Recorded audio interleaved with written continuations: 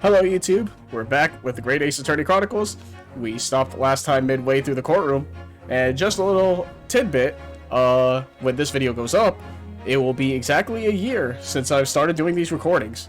And I know it's not been the most consistent schedule, because this is just my hobby that I do while working and everything else in life, but I'm amazed with myself that I've done it this far, and thank you for all the continued support. Even though it's few views now, it means a lot to me, honestly. So, without further ado, though, let's try to get this done. Otherwise, it'll be really awkward that the finale is not for the year anniversary. Let's go. Last we left off, we were calling in Eggert Benedict, so... And that was 8 hours. Hopefully this is not another 8 hours. 17th of April, 12:41 p.m., Old Bailey, Defendant's Antechamber. Ah, Gina, how are you holding up? Starting to feel quite warmly towards her frequent cold shoulders now. Ginny, are you alright? Why aren't you saying anything? Words are hard still. What's the point, eh? Why go to all this trouble and fight so hard for the likes of me? What? Well, you saw it. That picture. What picture? Ah, you mean this? The photograph taken by Hurley's red-handed recorder.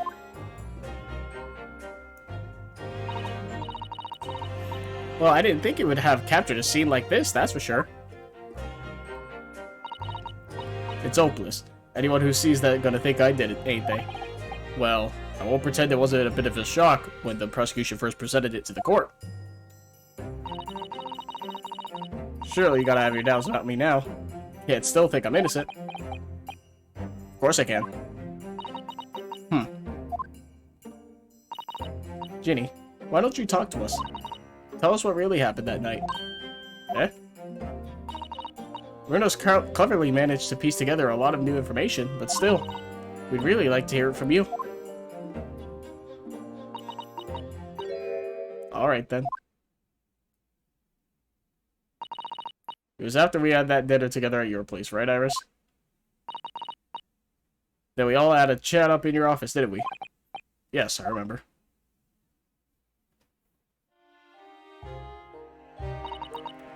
After that, I just couldn't get to sleep. So I slipped out and went down to the street to the 221, to Windibake's place. I had to know if Iris' story was there or not. The Hound of the Baskervilles. I don't know what it's about or nothing. But if you ask me, there's something in it that Sholmes don't like. Something what he don't want people reading. So that's why he lied to Iris about sticking it in the lug with Windobake for safekeeping. At least, that's what I thought at the time. So you broke into Windibake's? I just had to know if it was there or not. I mean, I had no idea all that was going to kick off, did I?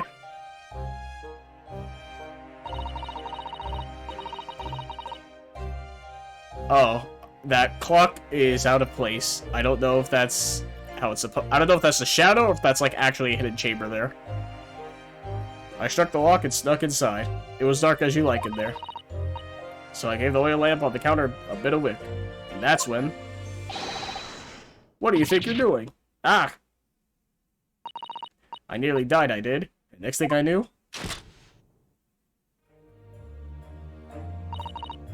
I'd grabbed the gun off the counter and was waving it in the air, like, I don't know what.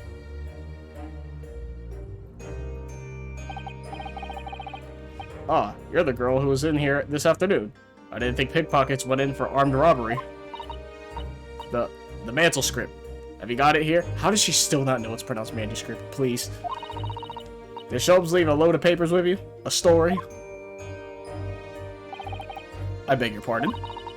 The Hound of the something or other. If it's here, I want to see it. I'm sorry, young lady, but I'd sooner die than relinquish an article belonging to one of my customers. I don't want it. What would I do with it anyways? I just want to see it's here. That's all. Oh, you want to see it, do you? I want to know if Sholmes really pawned it or not. Please, just let me see it and I'll go. Oh, very well then. But for pity's sake, stop waving my gun around, would you? So then the old cove unlocked the storeroom door, and we both went inside. And it was there, alright. The mantle script. Sholmes weren't lying after all. You did all that just to check for me, Ginny? Yeah, you got him killed. Anyway, then there was a bit of a kick-up out in the main bit of the shop. Skulkin brothers arriving on the scene, yes. What was that noise? Someone's breaking in. Dear me, is there some burglars convention here tonight that I don't know about? I think I forgot to shut the door behind me. Sorry. I better go and take care of it. Could I possibly have my gun back? Oh, well, I'll come with you, and... Now, don't be foolish, young girl. You must stay right here. Don't leave this room under any circumstances. And with that, he took the gun out of my hands and walked back out into the shop. Back in the storeroom, like he said, straight in my ears in the dark to hear what was going on. It sounded like they got into a bit of a scrap. I started to think I should help, see? So I was just about to go out the storeroom myself when... Oh, 2 shots rang out. I heard a couple of shots go off. 2, I think. Almost at the same time. Oh, that's right, because there's the one on the wall with the calendar. And then there he was, right at my feet, lying face down on the floor. I was right next to the storeroom door, so I slammed it shut and locked it quick as you like. Because you thought whoever had shot Mr. Windibank might come for you. Yeah. So I went to grab the old cove's gun. I figured I'd put up a fight at least. But when I got a better look at him, I knew.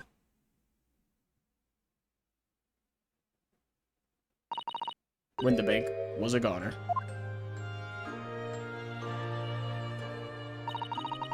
I felt funny in my head all of a sudden. Kinda dizzy. And after that, I don't remember nothing. So she passed out from shock. Okay, that explains that. Yeah, that must be when you passed out, Gina. If I hadn't done what I'd done, the old cove might still be alive.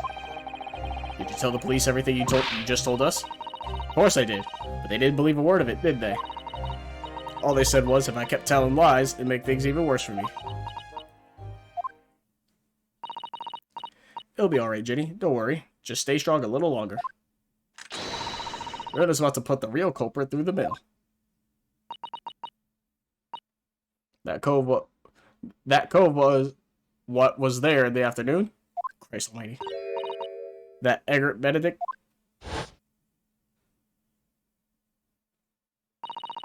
I still remember how he looked at me, like I was nothing.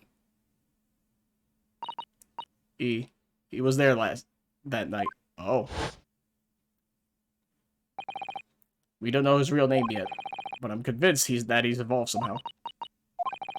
Anyway, thank you for telling us what happened, Gina. I appreciate your honesty. You what? You can leave it all in Runo's capable hands now, Ginny.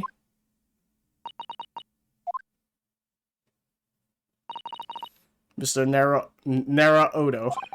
Yes? How come you trust me? I don't get it. I mean, have you forgotten what happened here before?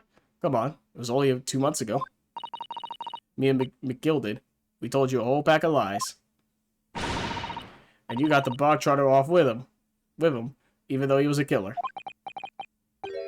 No, I can never forget that.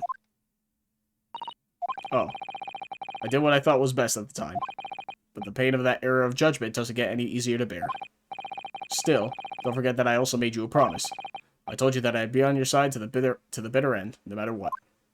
But what if I'm lying? You could be working to get another killer off the hook, for all you know. I was once in your position, Gina. I was the accused at a trial. You were? Before I left Japan, I was accused of murder. And strange as it might sound, the circumstances of the crime were pretty damning. I was sure that no one would believe it wasn't me who'd done it. Oh, Runo.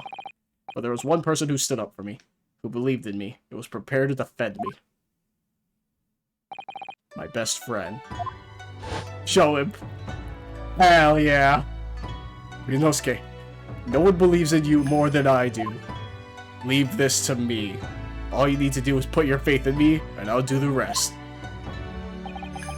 I was so happy I cried. But even then, somewhere inside me, I couldn't help thinking, surely he doesn't really believe in me. Not completely. But I was wrong.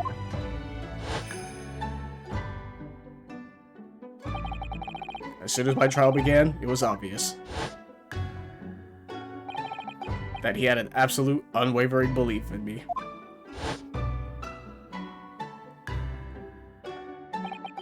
And in turn, I developed an absolute, unwavering belief in him. I miss you, Kazuma. Since then, I came to realize, if you want someone to believe in you, you have to believe in the other person first. What are you saying? I promise you, Gina, that no matter what happens, I'll keep believing in you. So you don't need to worry. I won't let you down. Even though I'm a diver and a no-good liar, you're not like McGilden. I know that. Eh? That's right. You're our friend, Ginny. Iris. We know you better than you think. And we've come to the conclusion that you're someone we could trust. Yes. That's really all we need to know. Exactly. Mr. Naruto,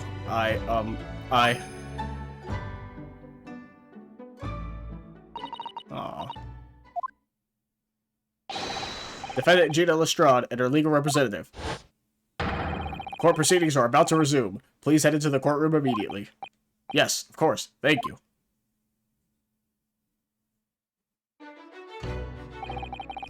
I've been both a defendant and a defending lawyer in my time, so I knew only too well just how hard it was to put all your faith in another. And I also knew just how hard it was to bear the burden of another putting all their faith in you. This is it at last, the final chapter, the final battle. Wish me luck, Susanoo-san. And I hope you're watching over me too, partner. Oh boy. 17th of April, 1:41 p.m., the Old Bailey courtroom. Also, sorry for the delay in putting this recording out. I was also getting a bit sick, so I didn't want to be reading a lot while sick. I hereby call this court to order as we resume the trial of Miss Gina Lestrade. Lord Van Zykes, have you successfully subpoenaed the witness? The subpoena was delivered to the communication station where the man works immediately, my lord. However, the heavy rain has delayed the arrival of his carriage, it would seem. I see. Then let us turn our attention to Inspector Gregson's presses of the case heard by the court this morning.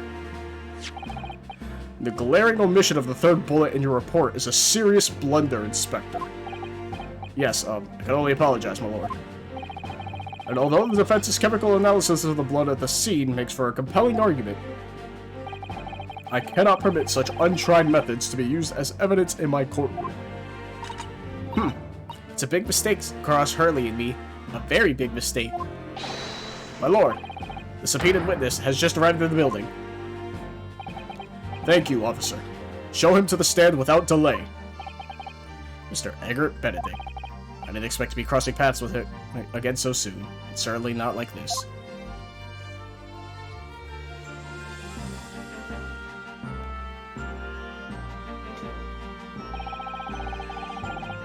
Thank you for complying with the court's subpoena at such short notice, sir. But of course, my lord. As an upstanding member of London society, it is my pleasure to oblige.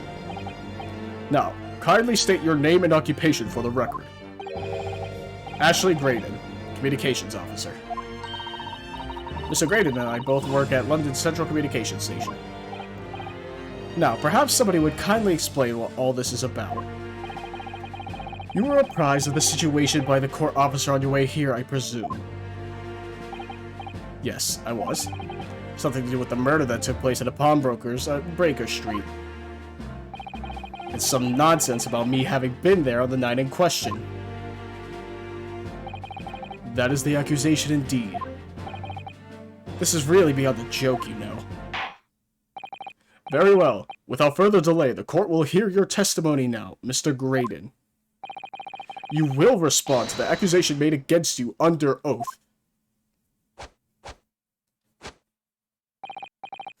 Gladly, my lord. Gladly.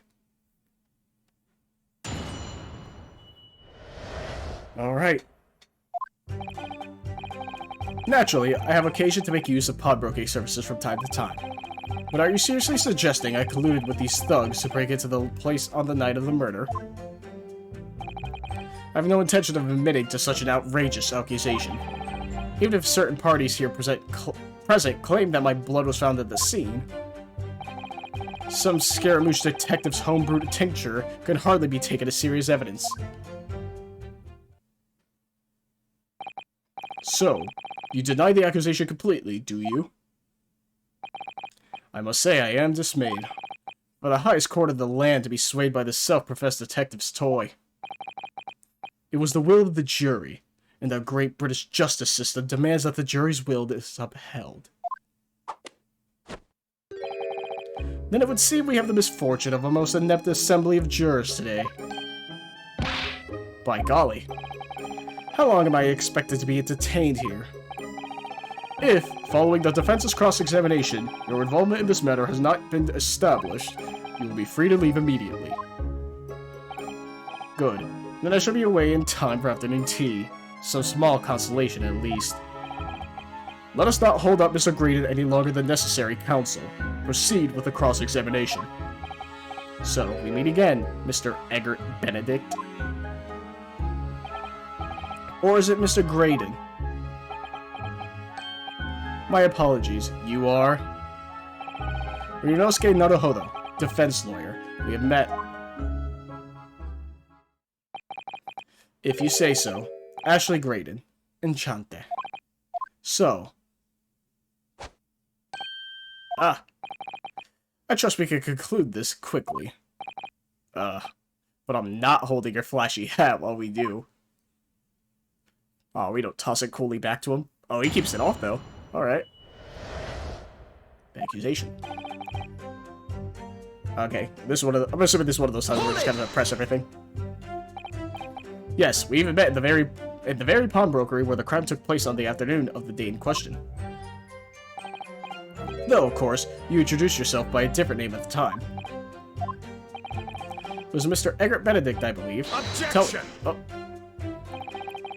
The witness is here to testify about events that took place that night. He is under no obligation to answer such unrelated questions. You can't be serious. Thank you, because I certainly do not feel inclined to answer such an inappropriate question. So he's going to be evasive, is he? In an effort to not give anything away. This could be tricky.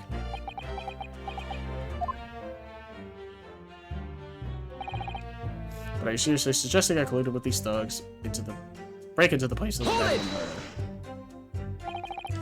Have you seen these two men before? This pair? No, I don't associate with criminals. Said by a man who introduced himself as Egbert Benedict. I'd like to know who I have to thank for this. Who made this outlandish accusation against me? The young lawyer there in the black. This is a farce. Whose idea was it to permit an outsider to work in a British court anyway? Well, needless to say, I have no intention of admitting to such an outrageous accusation. Where were you around the night? Where were you at around 1 in the morning on the night in question, sir? That is past the hour at which I would normally retire. Certainly. I was not in the company of these rapscallions. You're able to prove that? Objection! Listen carefully, my learned Nipponese friend, for you appear to be under a gross misapprehension on this point. What do you mean? The witness maintains he was not at the scene of the crime. He has no obligation to prove his absence. If your accusation is that the witness was present at the scene, the obligation lies with you to prove your assertion. You will fulfill that obligation before putting any more unreasonable questions to the witness.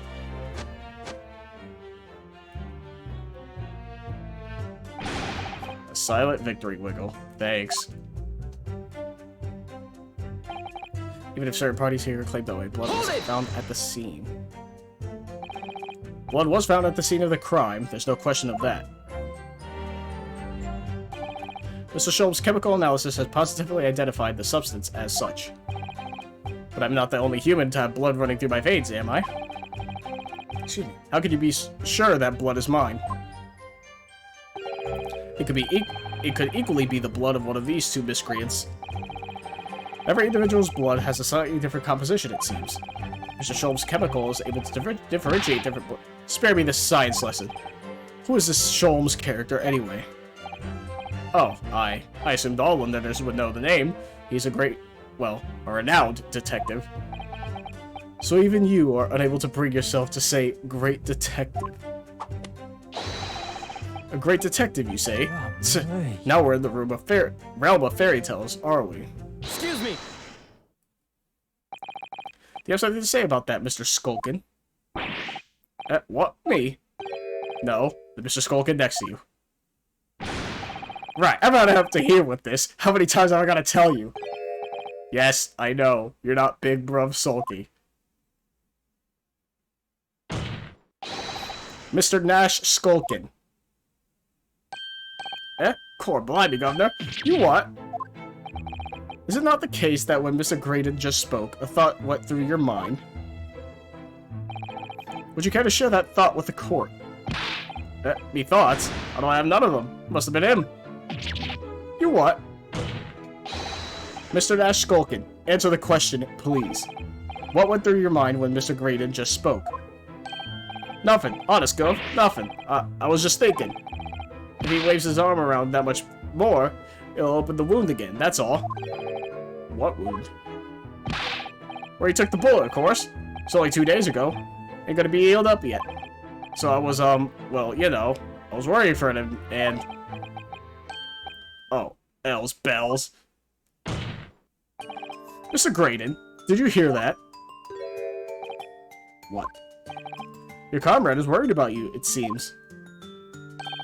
On account of your injured arm. My lord? Yes, Mr. Graydon. I have no idea what these two wretches are talking about. Certainly, I shouldn't be expected to answer anything in relation to their mindless insinuations. We know that someone other than the victim was hit by a bullet at the scene of the crime 2 nights ago. And from the height of the bullet hole in the wall, that person was likely hit in the upper arm or thereabouts. Perhaps you'd allow a court official to examine your arm, sir. The left arm that you're currently clasping with your right hand, as if in pain. No, I refuse. You have shown no evidence whatsoever that links me to these common thieves. Accordingly, I'm not obliged to permit any such invasion of my privacy. As I've already said, I'm completely uninvolved in all this. I've never had anything to do with the pawnbrokery where this fellow was killed whatsoever. I take offense at the insinuation that I was in any way involved. You claim to have had nothing whatsoever to do with Mr. Windibake's pawnbrokery. My lord, the defense would like that last statement to be added to Mr. Graydon's formal testimony. Very well, counsel. Continue with your testimony, Mr. Graydon. The bottom line is, I've never had anything to do with the pawnbroking establishment where the man was killed. So we present the disc, right? Objection! Have you ever seen this disc before, Mr. Graydon? Why? This is supposed to mean something. This disc was, until the day of his murder, in pawn in Mr. Windibank's shop. It was redeemed by the defendant, Miss Gina Lestrade, that afternoon. However, somebody mysteriously appeared to try to take it from her. And that somebody was you, of course. Wasn't it, Mr. Graydon? As I have reiterated numerous times now, you are mistaken. That was not me. I've never seen that disc before in my life. It may have escaped your notice, but there's a small smear of blood on the disc. Ah, yes, resulting from an abrasion of the thumb, perhaps. That's right. The surface of the disc is covered in hundreds of tiny metal bumps. In the skirmish to acquire the disc, the thumb of the person who tried to take it suffered minor lacerations. So, while the disc bears the remnants of that skirmish in the form of the smear of blood, the thumb of the person in question must bear the remnants also, in the form of scratch. Good gracious, indeed it must. Mr. Graydon, you refused to allow a court officer to examine your arm before. Are you now going to refuse to allow us to examine your thumb? Because I have no doubt that it bears a small scratch consistent with the smear of blood of this disc. Well, well. It would seem I underestimated you. What is the meaning of this? So we admit it now. You admit you have a scratch on your thumb when you attempted to take the disc for the defendant.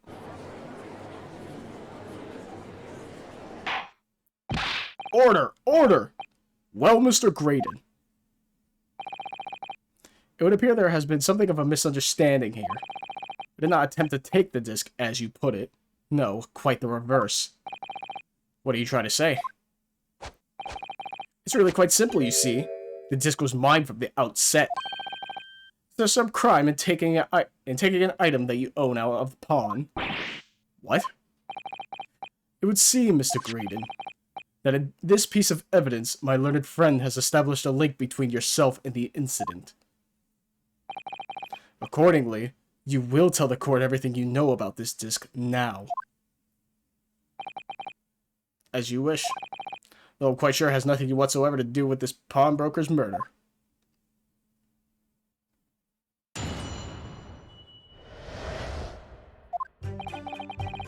There's a note on the disc saying from McGilded, but the item belongs to me. The redemption ticket was stolen from me by the accused, that filthy gutterling, on the day in question. I proceeded at once to the shop in order to explain my situation and redeem my article. In the end, of course, the disc was taken by the police. In other words, I had absolutely no reason to break into the shop later that same night. Did I hear you correctly, sir? McGilded, you say, the famous London philanthropist, who perished in this very courtroom 2 months ago after being acquitted of a distinctly messy murder. Yes, my lord, the one and the same. Good lord, Mr. Graydon! Are you saying that Mr. McGilded and yourself were acquainted? Yes, that's correct.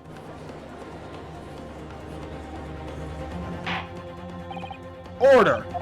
Well, I certainly didn't expect to hear that name uttered here in my courtroom again. According to what Gina told us, this disc was placed in pawn on that fateful night 2 months ago. McGilded himself gave instructions to deposit it at Windibanks. It's funny that Mr. Graydon here is claiming the disc belongs to him then, isn't it? In all likelihood, he's lying. Though he appeared that afternoon at Windibanks in order to get his hands on Mr. McGilded's disc for some reason. Counsel, you will commence your cross-examination, please.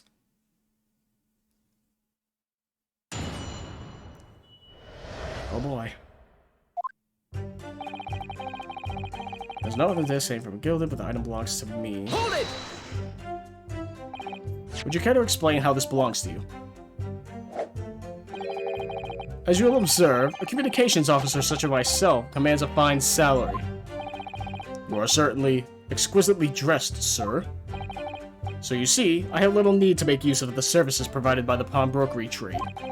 However, I did once find myself in difficulties having misplaced my purse whilst on an errand, which is why I pawned my fine black overcoat to the broker in question. You claim that was your overcoat? Obviously, and in my haste, I clean forgot that the music box disc was in its pocket. And yet, there's a note on it that reads for McGilded. I'm a collector of rare and unusual music box music. I first met Mr. McGilded at a gentleman's club in the city, and was interested to discover that he shared my penchant in that area. So, the disc in question. It's a pre-production sample. I promised to let Mr. McGilded hear it. But then you forgot that it was in the pocket of the overcoat you were forced to pawn. Yes, exactly. Gina didn't mention any of that in her testimony 2 months ago, did she? No, because Miss McGilded had threatened her to keep her mouth shut. Which means that if we dig too deeply here, it's going to expose Gina's perjury. Oh dear, this is complicated, isn't it? Let's leave it alone for the time being. The ticket was stolen from you by the accused. Hold it! So you're saying that Miss Lestrade lifted the ticket from your pocket or bag? That's right. Despite being mindful of danger when walking in salubrious areas, her kind frequent. Objection! Miss Lestrade did no such thing. Well, of course you would take that stance, but the girl is a regular offender. You came to the pawnbrokery that day prepared with all the information you needed to identify the defendant. You were looking for her. That's what brought you to Windibanks. To get your hands on Mr. McGilden's disc. Objection! My learned friend is a veritable font of nonsense. Nonsense? I concur with the prosecution. Counsel, you will refrain from conjecturing in this way. Is that clear? Yes, my lord. Then I will continue with my testimony for what possible use it could be. Proceeded at once. Hold it! Have you ever been to Windibanks before? Only once for the purposes of pawning something, but like many, I enjoy browsing in such establishments. So when you noticed that the pickpocket had taken your ticket, you chased after her. Is that correct? Yes, that's right. I didn't notice at first, of course, such is the art of the pick purse. But when I did, I headed to the pawnbrokery at once, in order to reclaim my coat before the thief could. I was merely trying to recover what was rightfully mine in the first place. Ah, he can say what he likes because he knows we have no evidence to contradict him on this. In the end, of course, the disc was taken by the police. Yes, it was taken by Inspector Gregson here, wasn't it? That's right. This was the very man. Apparently, the police are collecting anything that has a connection to Mr. McGilden as evidence. Excuse me. Is something wrong, Inspector? What do you mean?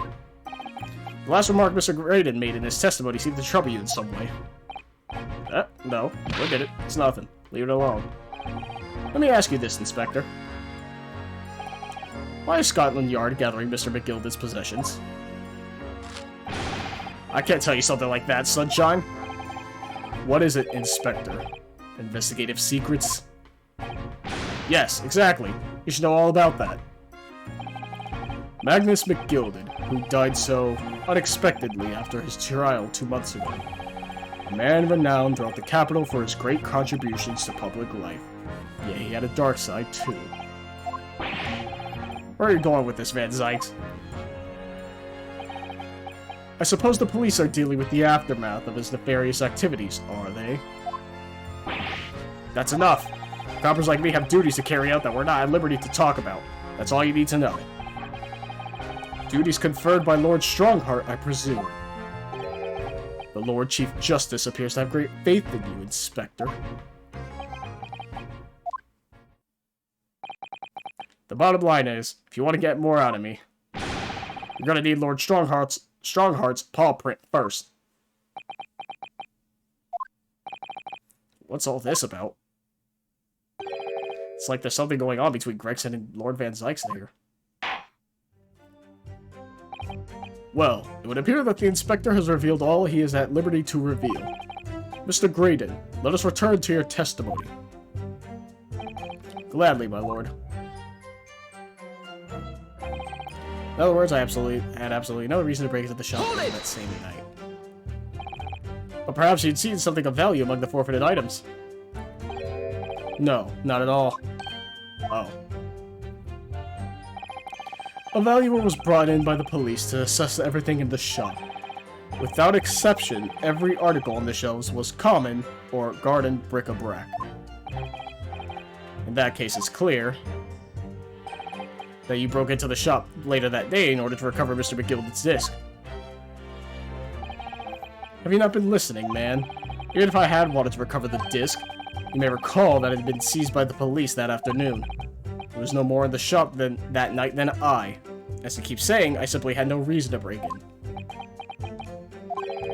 So there's nothing So there was nothing of McGilden's left in the shop that night. Nothing this man might have been after. I wonder if that's really true. Bruno, if you have some evidence, then let him have it. Yeah. Let me check that history. I don't know if she said. You have some evidence to let it have. I'm dying to see that. Okay, yeah.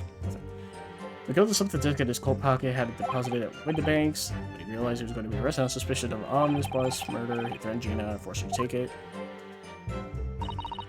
No doubt about it, witness lied through his teeth. Which were obviously after anything left behind by Mr. McGilded, so I Inspector Gregson ended up taking up the disc in custody. Being very strange, must be a reason. Okay.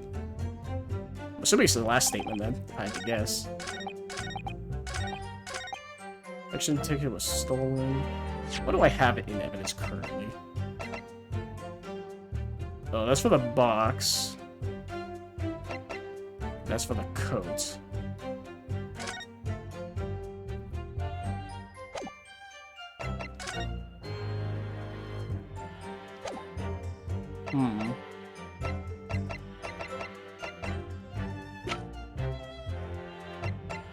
Autopsy report, no.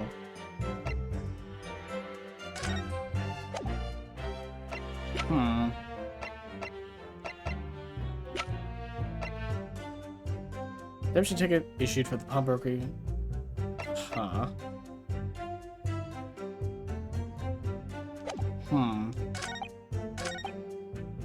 This was taken by the police.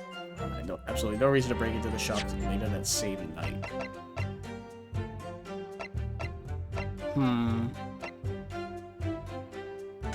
Oh yeah, what's in here? Nothing important, right?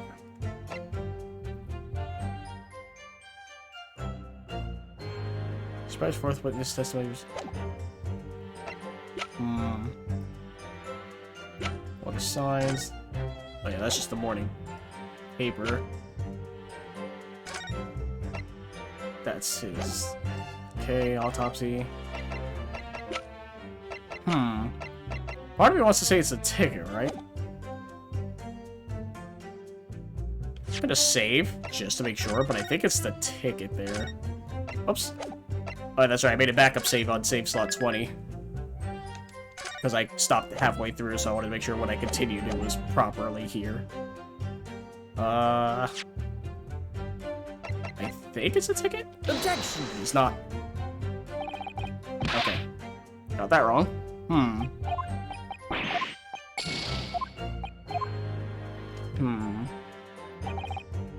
Absolutely no reason to break in. Just take him to the police. Was stolen from me by the accused. Wasn't it this one?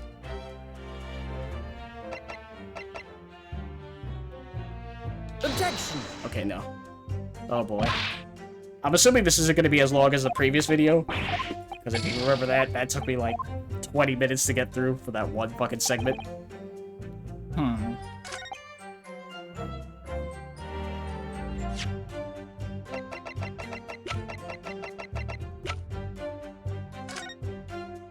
It says the note.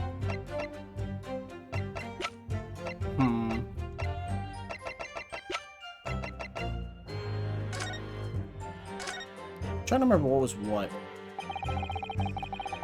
When Banks appears to use the back of this photograph to write a redemption ticket. Paper.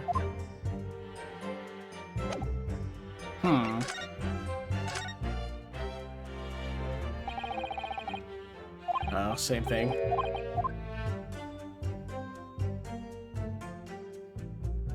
That's just the photo. Stolen from me. I went to the shop to explain my situation and redeem my article. And of course, this was taken by the police. I had no reason to break into the shop later that same night. Well, the blood sample's not gonna work because we can't prove that it's his, right?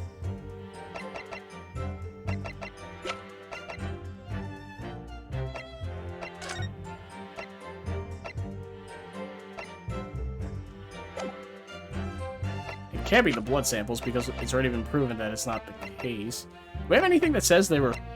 I was gonna say 3 bullets fired, but that wouldn't make any sense. Because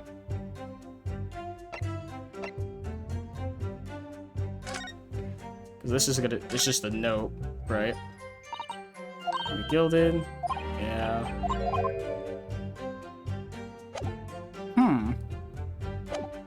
It's either the last statement or probably here in the third.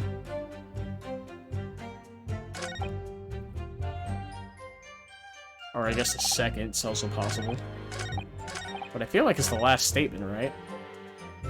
Absolutely never. Hold it! Let me press this again. Here's something of value. No.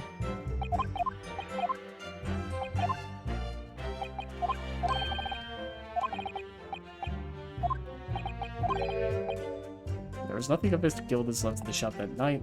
Might have been after. What if that's really true? Is it the other ticket then? Was the box? I don't remember what the box was. That's the issue. Because it's been so long. Fuck, I went too fast. I wanted to get to the last statement. Yeah.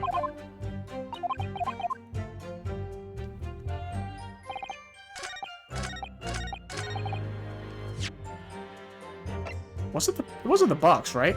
Objection! It was the box. Okay. That's right. Okay. Whew. I want to load, so I have all 5. I knew it was one of the tickets. I just could not remember for the life of me what the box was for. Remember, 8 hours, then almost a week later recording, so forgive me. Objection! This disc was deposited at Windibanks on Magnus McGilded's instruction.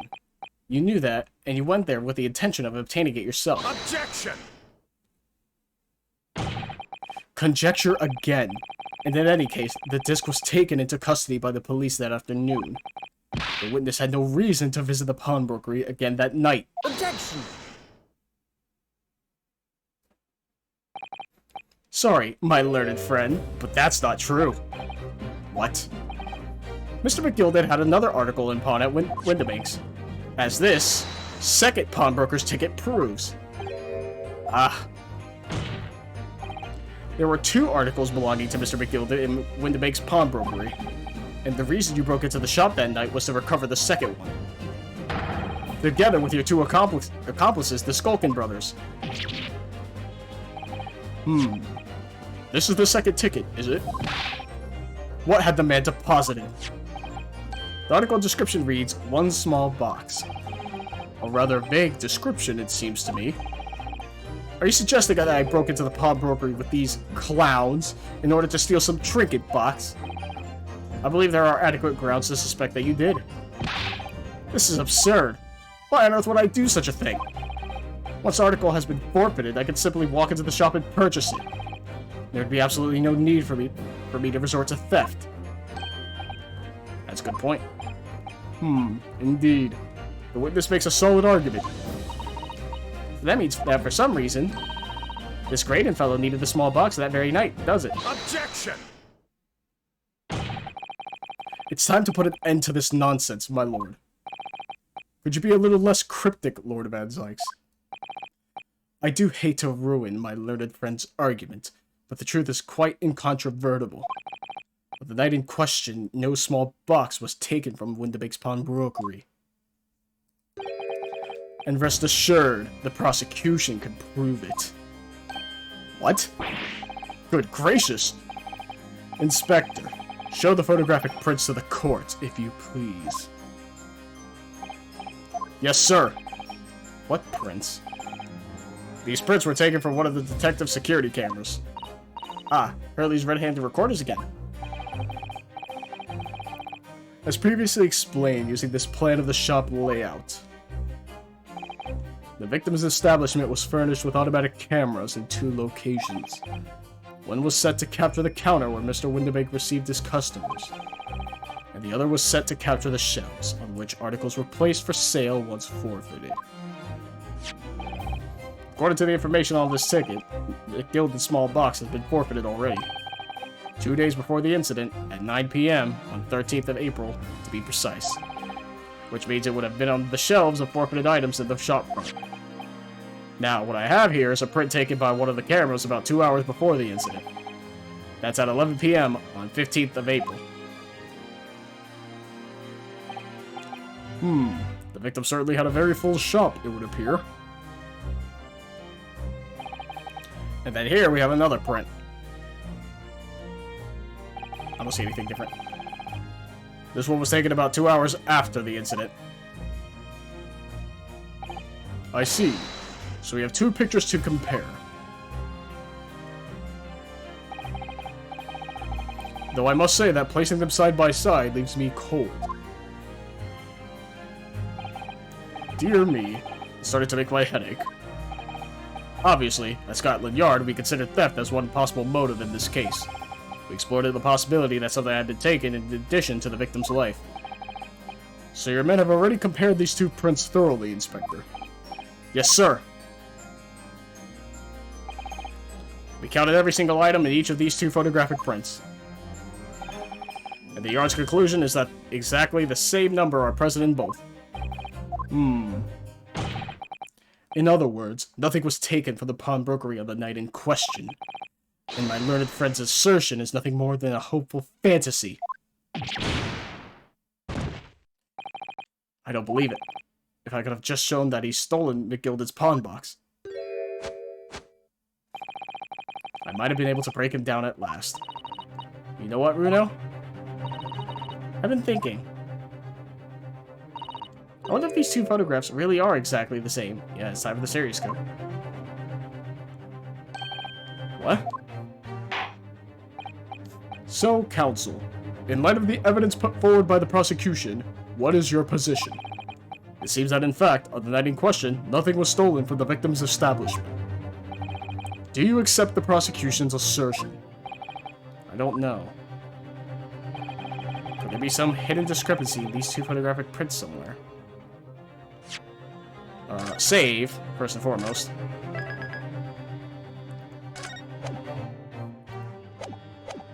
And then use a piece of evidence, because I'm assuming we had to use the stereoscope, right? Before I give my answer, my lord, I'd like to try something if I may. Try something? What do you mean, counsel? I'll need to use a certain piece of evidence for the court record to identify the discrepancy. I'm not entirely sure I follow. Which piece of evidence do you intend to use to help you identify a discrepancy between the two prints? Take that! I'd like to use this device, my lord, to view the two prints stereoscopically. Ooh! Yes! You've caught the bug at last! You can't resist it, can you? You've got the cross-eyed... I skipped too far. Cross-eyed compulsion. Juror number 3, what a surprise. Come on, Runo. Let's put the pictures in place and see what this wonderful contraption shows us. There we go. Now look through the eyepiece. Cool. I wasn't sure at first, but there's a clear discrepancy between these two prints. What? You must identify the location in question for the court, counsel. Indicate the precise location of the discrepancy of which you speak. Can you not see it glowing? What do you mean? Take that! It's right there. Granted, these two prints are almost identical. However, there is one minor discrepancy between them. What? When you view the two pictures stereoscopically,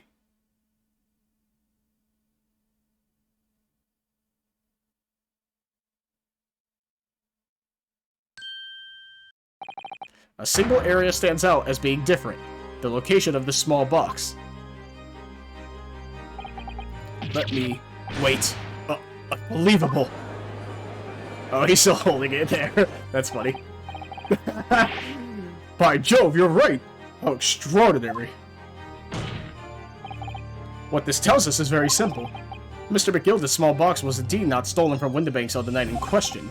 However, there can be no doubt that somebody picked up this particular box and then returned it to its place on the shelves. Are you suggesting that the small box originally deposited by Mr. McGilden is in fact... Yes, the very same small box I just identified in those photographic prints. Objection! Mindless guesswork. What if it was? So a box was moved on the shelf. Nothing was stolen. Which means quite simply that nothing has changed. That may be true, but... Alright. McGilden's box wasn't stolen then. But that doesn't change the fact but doesn't the fact that it was moved like that change things? Holy Christ, that sentence fucked me up. Changes everything. I believe this changes everything about the case. How can that possibly be? The crucial point is the fact that what was moved was a small box. In other words, we have to consider what might have been inside that box. What are you suggesting? I'm suggesting that we need to examine that box as soon as possible. A vital piece of evidence is sitting on the shelves at Windibanks as we speak. Objection! That won't be necessary. Some little box belonging to a man who died 2 months ago can't possibly be relevant to this trial. The court does not uphold your objection, Lord Van Zykes. Bailiff, arrange for an officer to go to Baker Street at once. Obtain the small box in question and bring it back here for further examination. She's going down.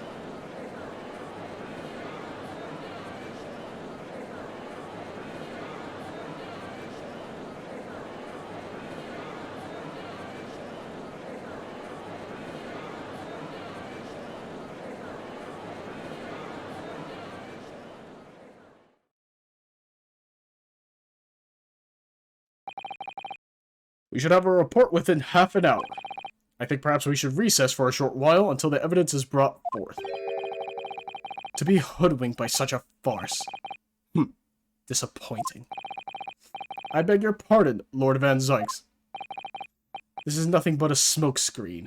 A Nipponese specialty, it would seem. What are you trying to say?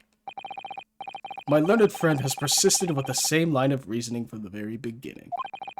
That this witness's intent was to steal an article belonging to Mr. McGilded from the pawnbrokery. Yet common sense tells us that none of the articles have value enough to be worth stealing in the first place. Exactly. It would be beyond absurd to break into a place for the purpose of stealing such commonplace property.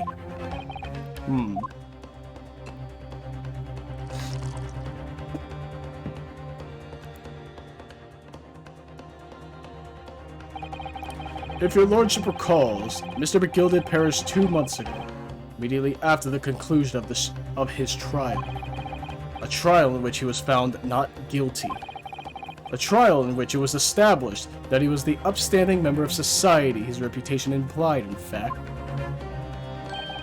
So I propose a toast to my learned friend and his most insightful defense. The articles this upstanding member of society pawned were entirely ordinary. Black overcoat that just happened to have a music box disc in one of its pockets and a small box. I assure you, I wouldn't accept even if the man tried to make a gift of such things to me. You know, that does make rather a lot of sense. It's not as if it was gold or jewels, is it? Though goodness knows McGilded was rich enough. But you can't deposit cash in a pawnbrokery, I'm quite certain of that. The prosecution's argument is undeniably compelling. It is incumbent on defense now to bolster its argument. To explain what possible significance these commonplace articles pawned by this fine citizen could have. Well, counsel, is your argument in fact demonstrable?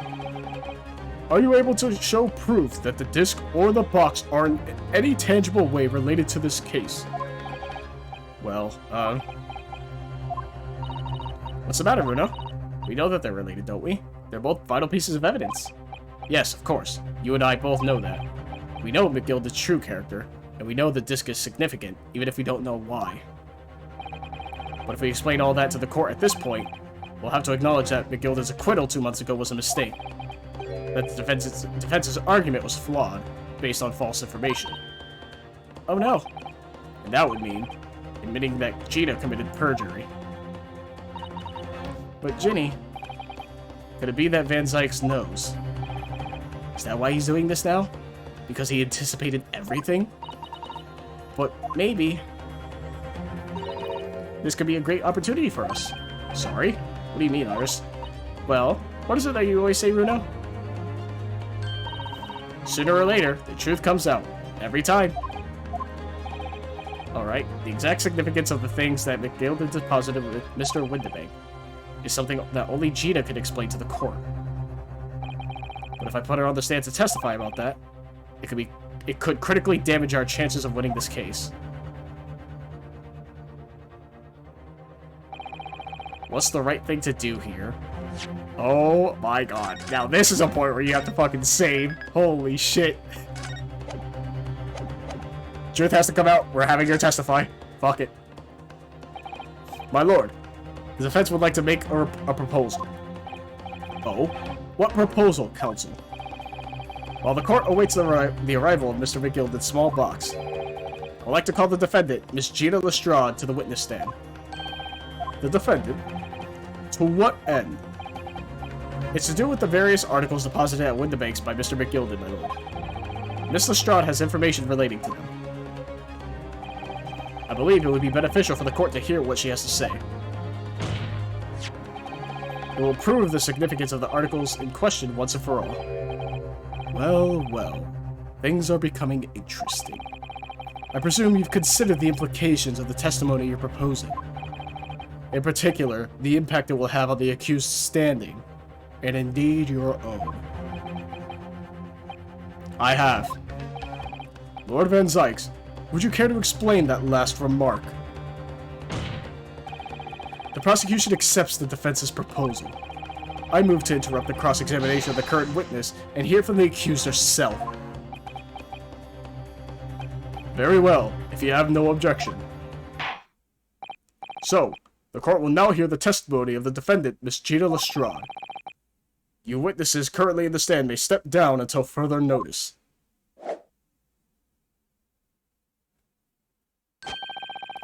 Then I shall bid you good day.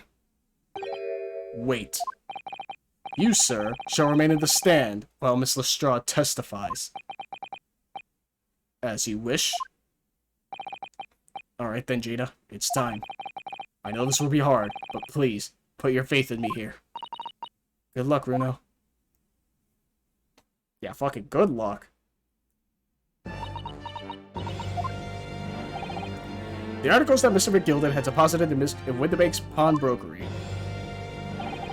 are intimately related with the omnibus case, the trial of which was heard in this courtroom 2 months ago. Yes, and I remember this young lady being brought before me in that trial as well.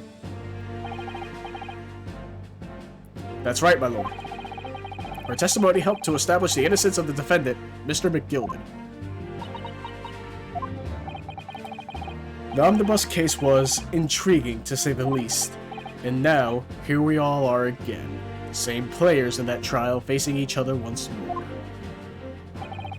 A twist of fate, perhaps, my Nipponese friend.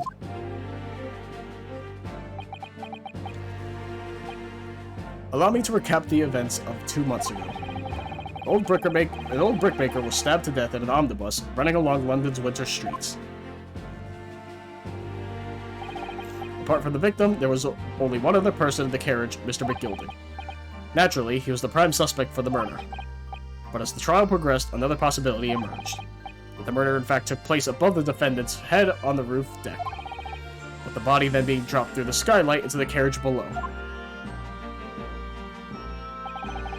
It was Miss Lestrade whose testimony brought that possibility to light. At the time of the incident, Miss Lestrade was concealed under a seat in the carriage, hoping to pick the pockets of unsuspecting passengers. Then, immediately after the trial, having been acquitted of the murder, Mr. McGilden died in this very courtroom in the most extraordinary of circumstances. A mystery that remains unsolved even now, 2 months on, as indeed does the omnibus murder itself. Be that as it may, I recall neither the disc nor the small box being mentioned in the course of those proceedings. Miss Lestrade, would you tell the court now, please, what really happened in the omnibus 2 months ago, I mean? I don't know what you mean. I already said all of what I know.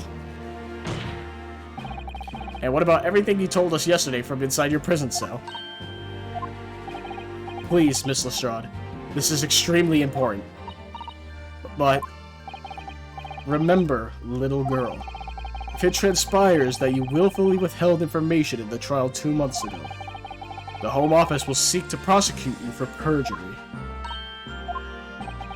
And naturally, you lose all credibility as a witness. Although, let's face facts, you have little credibility to lose. Ginny, don't listen to him. Please, you have to trust Runo now. Iris, we're on your side. Alright then, I'll talk. It's the right choice, Gina. Well, it would seem that my learned friend is hell-bent on bringing the entire courtroom down about his ears. So be it. I must confess that I'm struggling to understand what on earth is happening here. However, it would appear that Mr. McGilden's pawn articles in that extraordinary case of the omnibus harbor secrets of which we have been hitherto unaware. So, Miss Lestrade, you will now give your testimony before the court about the events of 2 months ago. You will reveal the truth, a commodity sorely lacking in your original statements. This is it, then. Everything's going to come out. Like Van Syke said, this could bring the whole courtroom down about my ears, but as a lawyer, I'm prepared to take that risk. Oh boy. The real truth of the omnibus case. Truth is, that Brickmaker Cove was in the cabin of the omnibus the whole time. When the Irishman dragged me out from under the seat, I saw that disc on the floor. All of a sudden, I heard a scream from over me head, and that pair on the roof deck went off to call the slops. That's when McGilden slipped the driver some tin to do a run to the pawn shop roundabout. He threatened me not to snitch, not to say nothing to no one about what I seen or heard. Good grief, this is outrageous. What you've just told the court bears almost no resemblance to your testimony 2 months ago. As you say, my lord. Then there's every chance I may have adjudicated an error in McGilden's trial. It sounds very much to me as if the man deliberately deceived this court in an effort to cover up the most wicked of schemes. Without doubt, your lordship is correct. A great injustice was done in this courtroom 2 months ago. The actions of the accused in that trial, of this witness, and of my learned friend are entirely inexcusable. I don't believe it. The whole trial was a farce? It was all lies? And the Gilded fellow was rotten to the core, just like that pickpocket. Don't forget that lawyer from the East. They were all in it together. You're wrong, the lot of you. Mr. Nara Odo, the lawyer there, he didn't know nothing about it. Humbug. I don't think so. Are we really expected to believe that? He really stitched everyone up, didn't he? What an operation to get the man off scot-free. Unforgivable, stop. The lies have to stop. Stop. Yes, the defense made a terrible error of judgment. I intend to take full responsibility and suffer whatever consequences are deemed appropriate. However, it's imperative that the court allows the witness to elaborate on her testimony, because the true significance of McGilden's pawn articles must be brought to light. Very well, my learned student friend. Given the depths of calamity you have just plunged yourself into, this may well be worth hearing. Words fail me. This situation is utterly deplorable. Mr. Naruhodo. Yes, my lord. I will decide upon your fate following the conclusion of this trial. Of course, my lord. Blimey, Mr. Naruhodo. Now, counsel, proceed with the cross-examination. Oh, he's looking away. Interesting.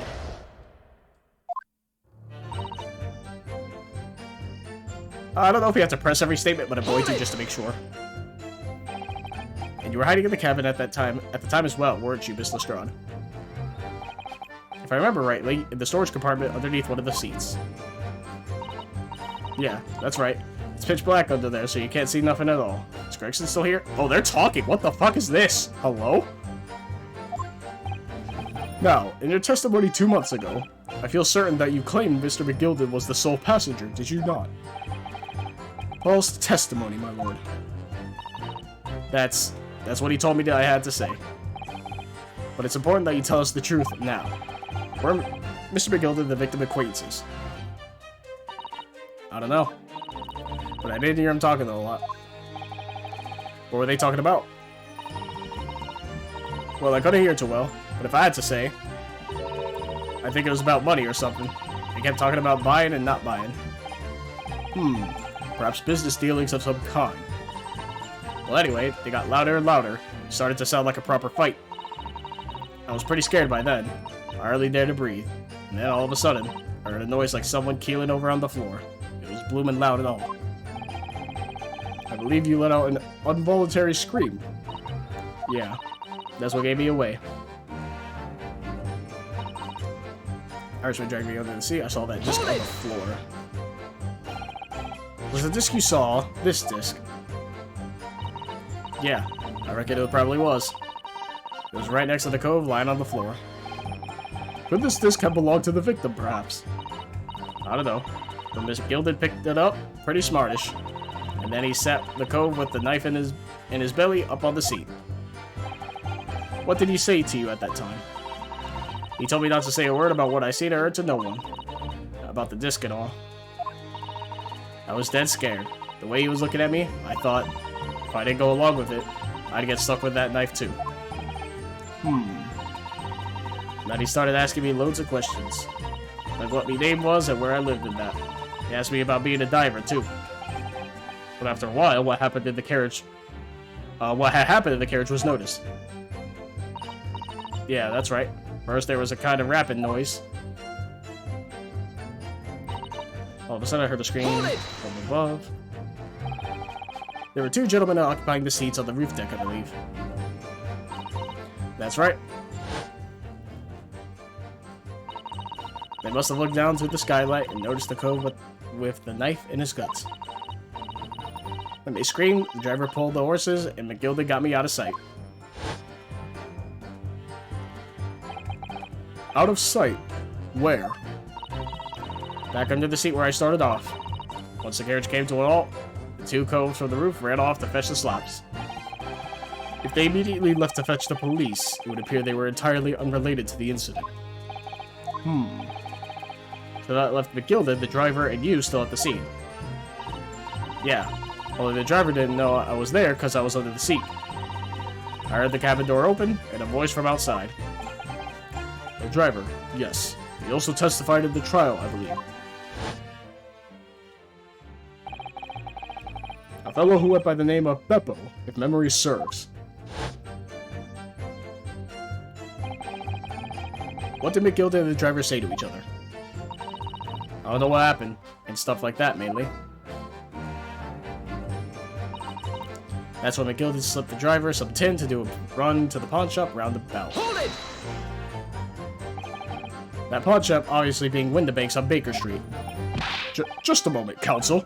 Do you mean to tell me that the driver gave false testimony in that trial as well? Perhaps the excursion to the pawnbrokery slipped his mind when he was in the stand. Indeed, Lord Van Zykes. McGilded took off his coat and gave it to the driver. He folded it up, all careful-like, before handing it over. When I saw him do that, I remember thinking, that coat and what's in it has got to be worth a few bob. Yes, Gina was sure the disc must be worth more than Mr. Windibank was suggesting, wasn't she? I remember her quibbling with him over the price that afternoon at the pawnbrokery. The driver looked pretty happy when McGilded flashed some brass in his face. He went running off at a lick. Then the bog trotter called to me and told me to come out from the drag's cabin. He threatened me not to stitch, nothing to say. Threatened you how exactly? Told me I'd only be able to scarper if I did exactly what he said. Which included giving false testimony in court 2 months ago. Yeah, that's it. And there was one other thing he said. Which was... He told me I'd have to hang on to the ticket from the pawn shop and make sure not to lose it. The ticket? Well, I never. Said that if he didn't show up to get the ticket off me before 2 months passed, I had to go to the pawn shop and pay the money to keep it in lug, to stop it being forfeited. He left me with some brass to pay for it. But really, why on earth would Mr. McGilden have done such a thing? Depositing his overcoat with the pawnbroker before the arrival of the police. It makes no sense at all. There would seem to be only one logical explanation, my lord. What McGilden had the driver deposit at Windibanks was something he didn't want the police to see. Something very important that he needed to hide at all costs. Anyway, after that, he let me go, so I legged it before the coppers showed up. Well done, Gina. It can't have been easy to tell the truth like that. Gina's really put her faith in you, Bruno. Thank her. So I need to use the time we have now to get as much information out of her as possible. So I have to really go for her, press her on every statement. I suppose I should. Oh, and another thing. What's that? Take a look at those two. Isn't it strange that they've been whispering to each other the entire time? Yes, that is strange. It's like they're having a secret discussion about something. I'm not sure I'm completely comfortable with that, whether there's anything I can do about it. Hold it! I see. So am I supposed to just press and then, like, try to talk to them, I guess?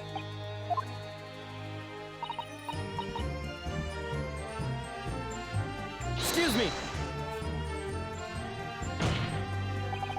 Is there something you'd like to share with the court, Inspector Gregson and Mr. Graydon?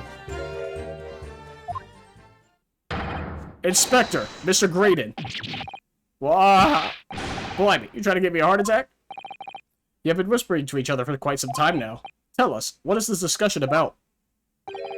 Discussion? This fella? Pull the other one, Sunshine. You think I've got anything to talk about with a shady jet like this?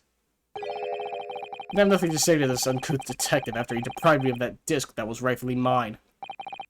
But they've clearly been talking the entire time I've been cross-examining Gina. It's as if they've been negotiating.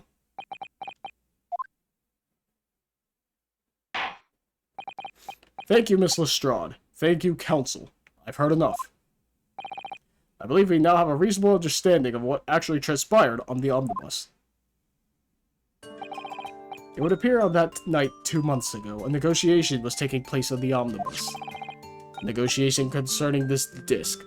However, matters did not run smoothly. When the parties involved began to quarrel over price, McGilden took what he wanted by force, at the expense of the other man's life. Which proves my point. The disc is clearly extremely valuable in some way, although I don't understand why as yet. And 2 days ago, precisely 2 months after the omnibus incident, McGilden's coat and its contents were due to be forfeited. I didn't know what I should do with the ticket. I mean, the Cove died right after his trial. I knew that. So you decided you would try to claim the articles as your own. Well, why not, eh? They were only going to be forfeited. Why shouldn't I have got them? Anyway, you can't blame me for thinking about it. Thinking ain't no crime. Miss Lestrade, it would appear Mr. McGilden was prepared to kill in order to take possession of this disc. Do you know why that would be? Eh? I ain't got a clue. But I reckon it must be worth a fair bit of brass. He was probably gonna sell it. And you can't blame me for thinking that. Thinking ain't no crime. My lord. The evidence your lordship requested has been located and is ready for the court's inspection, sir.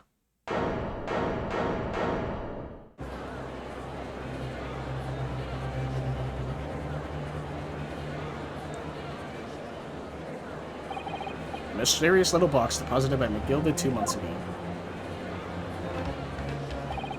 There's no doubt in my mind that it's a key piece of this far-reaching puzzle. We're gonna hit intermission? Yep. Cool. God, please, I did 8 hours last time, man. This trial has to end soon.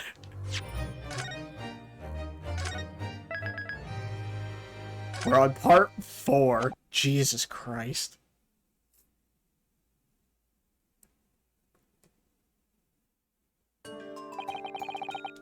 So this is the article in question, is it? The small box deposited with the pawnbroker by Mr. McGilden 2 months ago. And on the night of Mr. Windibank's murder, the only item on the shelves that was touched by whoever broke into the shop. Quick, quick, let's open it and see what's inside.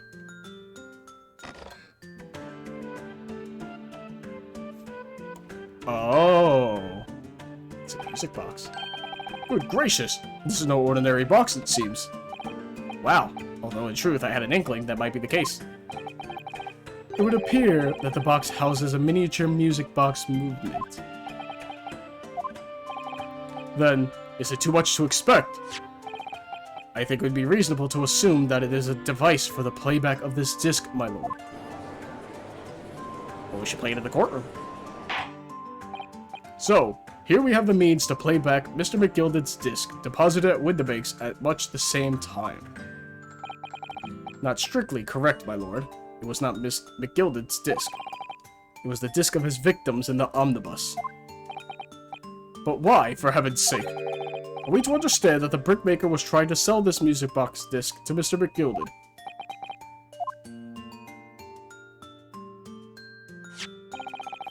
I believe the answer will become clear if we listen to the music on the disc, my lord. Yes, very well. Let the court now listen to this curious disc at last. Hold it! Wait, my lord. Good grief! What is the meaning of this, Inspector? The music box disc and the disc are, well, they're unrelated to the case. No need to spoil the somber atmosphere in the courtroom with some silly bit of music. Objection! This disc may very well have motivated the culprit in this case to commit murder. Clearly, there's every chance that it's fundamentally important to understanding what happened. The prosecution has no objection. But no, that piece of evidence is police property. Clearly, Scotland Yard has some vested interest here. But it is policy of this prosecutor to leave no avenues unexplored. And you, Inspector, have no jurisdiction here to prevent that from happening. No further delays, please. Play the disc.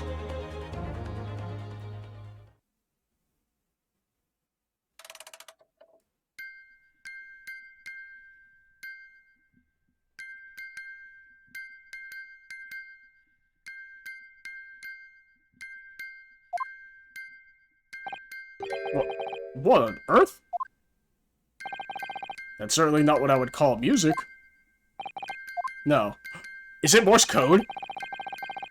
Oh my god, it's Morse code and we have to ask like juror number 5, I think? It's just the same note playing over and over again in the irregular sequence. And he's a communications officer! That makes sense! Mr. Graydon? This really is priceless. After all that, the music box is broken. Broken? It can't be, can it? Well, obviously. In fact, I wouldn't be surprised if the officer sent to fetch it didn't drop it on the way back to the courtroom. Well, with much regret, I feel the court must accept that this music box offers little in the way of clues. Are you ready to move on, counsel? Come on. Yes, alright. It does sound as though it's completely broken, but is it? Could this music emanating from the music box possibly be a new clue? Yeah, it could be. I'm telling you, it's Morse code. I believe that it could be relevant, my lord. Good lord, but how could it be? It's an abomination, counsel. Mere noise. I fail to see how it could have any meaning whatsoever. It does sound strange, I agree, but there's one thing bothering me. While Graydon stands there chortling victoriously, the inspector beside him has a rather telling expression on his face. It's as if Gregson recognizes the sound, as if he's familiar with it somehow. And that's making him appear extremely on edge. If that's the stance of the defense, my Nipponese friend, answer me this. Oh?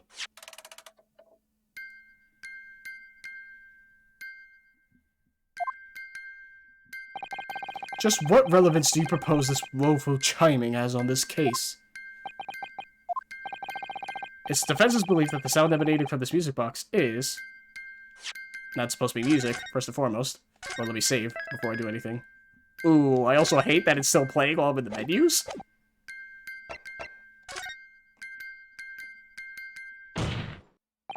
Just because this is a music box, it doesn't necessarily mean the sounds we're hearing are music. Look at that. The smile vanished from Graydon's lips as soon as I said it. I'm on the right lines here. It must be. making deductions based on how people react to what you say. You're acting just like Hurley, Runo. Objection! The sounds we're hearing aren't necessarily music. Well, now that you've told us what they are not, I'm sure the court would like to hear what they are. Do enlighten us, my Nipponese friend. Well, surely you have an idea in mind, because if not, it will be the death of your ill-formed argument. Exactly. The music box is clearly broken. Refusing to accept that fact is pure foolishness. They've got me. I don't know what the answer is yet. Runo? I've just examined the music box very thoroughly, and I'm fairly certain that it's not broken at all. Really? Really? The way it's been made, it can only produce a single note anyway. Excuse me. Thank you, Iris. Alright, do we have to keep hearing it though, please? Alright, well if the music box isn't broken, it must mean that the sounds it's producing have some significance that isn't musical.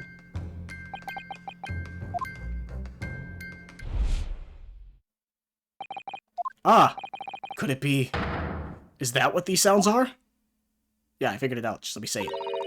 Something just struck me, Runo. I feel like recently, in the past few hours even, I've heard another sound very much like the one this music box makes. Yes, it's a familiar sound. Actually, Iris, I was just thinking exactly the same thing. I'm going to have to press the defense for an answer. If your assertion is that the sound produced by this music box is not in fact music at all, then what the devil is it, counsel? All the evidence we've seen so far, all the testimony we've heard, it's all pointing to one single answer now. The prosecution demands that my learned Nipponese friend presents proof now. Tangible proof of this latest wild speculation. Alright then. This could be the best chance I'm going to get to fight back in this trial. And if I'm right, it's going to join all the dots together. The evidence that explains the true nature of the sounds of this music box is... Huh. I'm gonna save the game first and foremost before I do anything.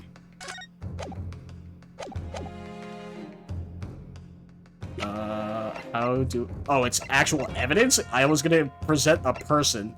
I cannot do that. Huh. The evidence that explains the true nature of the sounds on this music box is... Is it today's paper? Take that! Oh, it is, huh?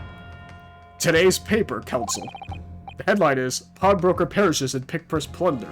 Hardly supportive of your case. No, my lord. I was hoping you'd look a little further down the page. Further down? Ministry Mole. Classified secrets may have been leaked overseas from Ministry of Justice. Yes, this is a very serious matter, being investigated at the highest level, I understand. I have heard that international transmissions along supposedly secure lines are somehow being intercepted and leaked to various other countries. And presumably, those transmissions are in the form of wired telegrams. Of course. Juror number 5, your input, please. Stop. Oh, me, sir? Whatever is the matter? You told the court before that you worked at the same communications station as Mr. Graydon, did you not? Yes, that's correct. At the particular station where you work deals with government communications and newspaper reports? Oh, yes. We're not your run-of-the-mill communication station at all. Our work is extremely important. Then tell me, is this not a very familiar sound? You don't mean to say, is it? That's right, madam. It bears more than a passing resemblance to the sound made by your telegraph machine as you tap it. I believe it's called Morse code. But I don't believe it. Now, correct me if I'm wrong, but when it comes to leaking telegrams from government departments, there could be nobody more perfectly placed than a highly skilled communications officer. Are you suggesting that the music box disc contains stolen government secrets in Morse code?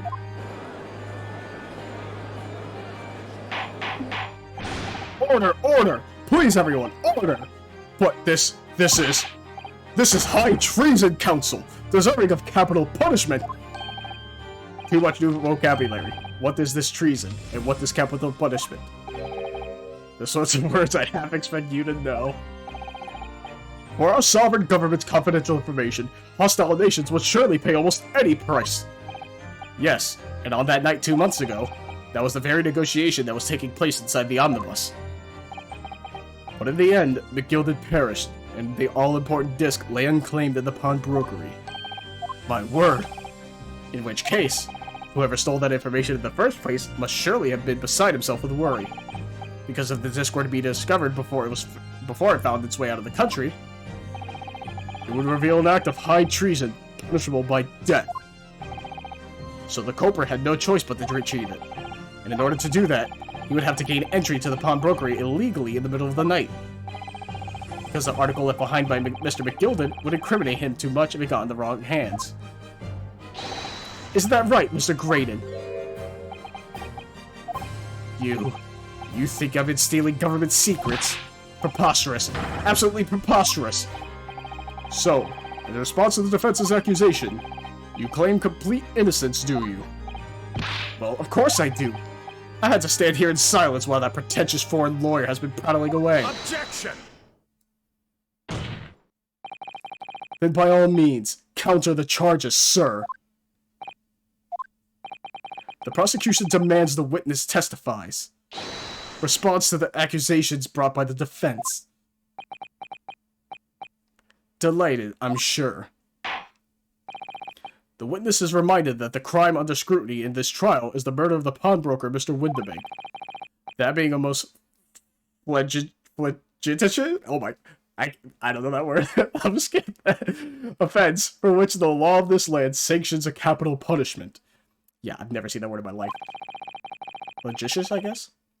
But the heinous act of high treason is no less a serious crime. Or no less serious a crime. I urge you to bear that in mind as you testify, Mr. Graydon. So then, let us proceed. Why are they back? Fuck them. I hate these two. You gotta let us have a rabbit and pork here, Governor. You got things to say. I beg your pardon? Who do you think you are? Name's Nash Skulkin. Occupation is professional baddie. Name's Ringo Skulkin. We ain't baddies enough to sell our motherland. That's right. We're what they call the Three Skulkin Brothers. Bad timing, fellas. Very bad timing.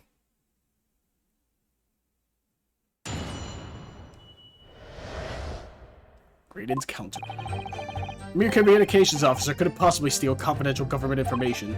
Besides, the sounds produced by that music box are even Morse code. It was some low-class brickmaker negotiating with McGilded anyway, was it not? I have no relation to that man. Look, all we done is break into the gaff the other night like you told us to do. If we'd known there was dodgy government secrets involved, we wouldn't have touched it.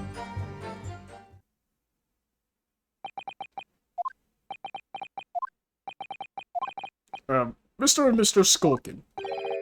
One Mr. will do, Governor. What's up? Do I take it that you now admit to the crime? That on the night in question, you did indeed gain entry to the premises illegally? And moreover, you did so as a party of 3 in collaboration with Mr. Graydon here.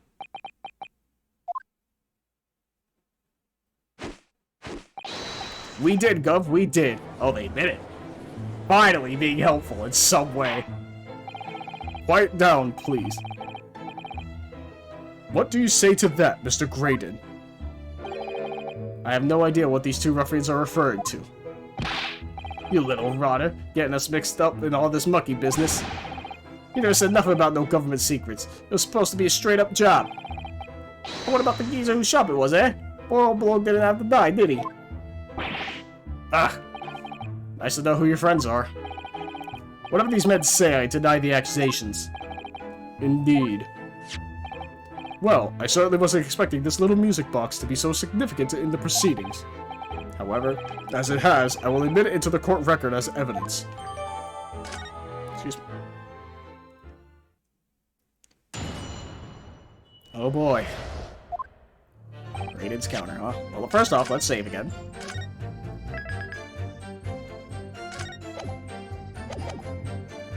And then let's observe this. What's this?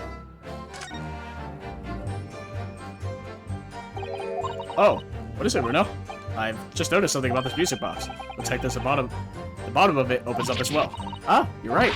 Well, come on then. What are you waiting for? Let's open it. All right then. Here goes. Look at that. There's another movement on the other underside. So does that mean you can set another disc to play back on this side? Yes, I think so. It looks like there are two. The two movements are linked together. They're linked? So if you had two discs, they would play back at the same time. Oh, so it would be true Morse code at that point. I see. Does it? Who'd have thought there would have been a second movement on just on the other side of the box? This movement is like the other one. The comb's teeth are all the same length. So this movement also only produces a single tone, like the other one? Yes, must do. Except that the length of the teeth on the two combs isn't the same. So the single tone produced by this movement will be different to the single tone we've already heard. What? Basically, each movement can only produce a single note, but the notes they produce are different. Music box that can only play two tones. All right. Good to know. How could it possibly steal government information? Aren't even Morse code. Hold it! They're not? To anyone with a brain, that would be blatantly apparent on listening to that music box for even a few seconds. Of course, of course. Surely it can't be that my learned friend is unfamiliar with Morse code. Ouch. He looks genuinely shocked at my ignorance. Ha ha ha. I would be more than happy to demonstrate the basics for you, sir. Please do. I actually don't know. Genuinely. A lesson here in court? Like, I understand it's like longs and shorts, but... yeah, okay. Morse code is a continuous series of two distinct tones. Tones, you say? Yes, a short dot and a long dash. Yeah, okay, yeah, that much I know. I just don't know, like, the actual letters. Or numbers. By combining those in different ways, you construct letters. I see. For example, this is A. This is B. But when you listen to the sound produced by this music box, you only hear one tone, don't you? But it sounds so similar. The rhythm of it is the same in everything. But there's no discernible meaning to this apparently random sequence of sounds. So your assertion is fundamentally flawed. This is not Morse code. No! Ha ha ha ha. Really, you shouldn't be so surprised. What did I tell you? That music box is nothing but a worthless piece of scrap. Perhaps you might consider studying your subject matter before casting aspersions in future. Ugh, stop. Nothing to say but stop. Oh, it's so frustrating, isn't it? Iris? I mean, if the government secrets were somehow being leaked using the music box, so many other things would slide into place so nicely. But there still be something I haven't considered. Would it really be impossible to use this music box to somehow... try. There's still every possibility that this music box was instrumental in the leaking of government secrets. That's the belief of the defense, at least. Objection! Does it please you in some way, my Nipponese friend, to repeat the same line of argument ad infinitum? It's already been established that to be Morse code, two tones are required. Dots and dashes. Yes, I'm well aware of that. Then what? Well, it would appear that the defense has a hypothesis to put forward. You had better present your idea at once, counsel. How do you propose that this music box, which appears to produce only a single tone, could have been used to cipher secret messages into Morse code? Oh, well, I already figured it out, so... kaboom. Oh, whoops. Oh, what is it, Bruno? Oh, okay. So we can open it. Alright, cool. Right Got here. it! Good gracious! What am I looking at here? Another movement on the other side of the music box? What? It appears, my lord, that the two movements are linked together. In other words, you can put two discs in this music box, and the sounds of them both will play back at the same time. Good heavens! As the court has heard, Morse code comprises of two tones, a short dot and a long dash. With a second disc in place, this music box could be used to generate Morse code and convey a message.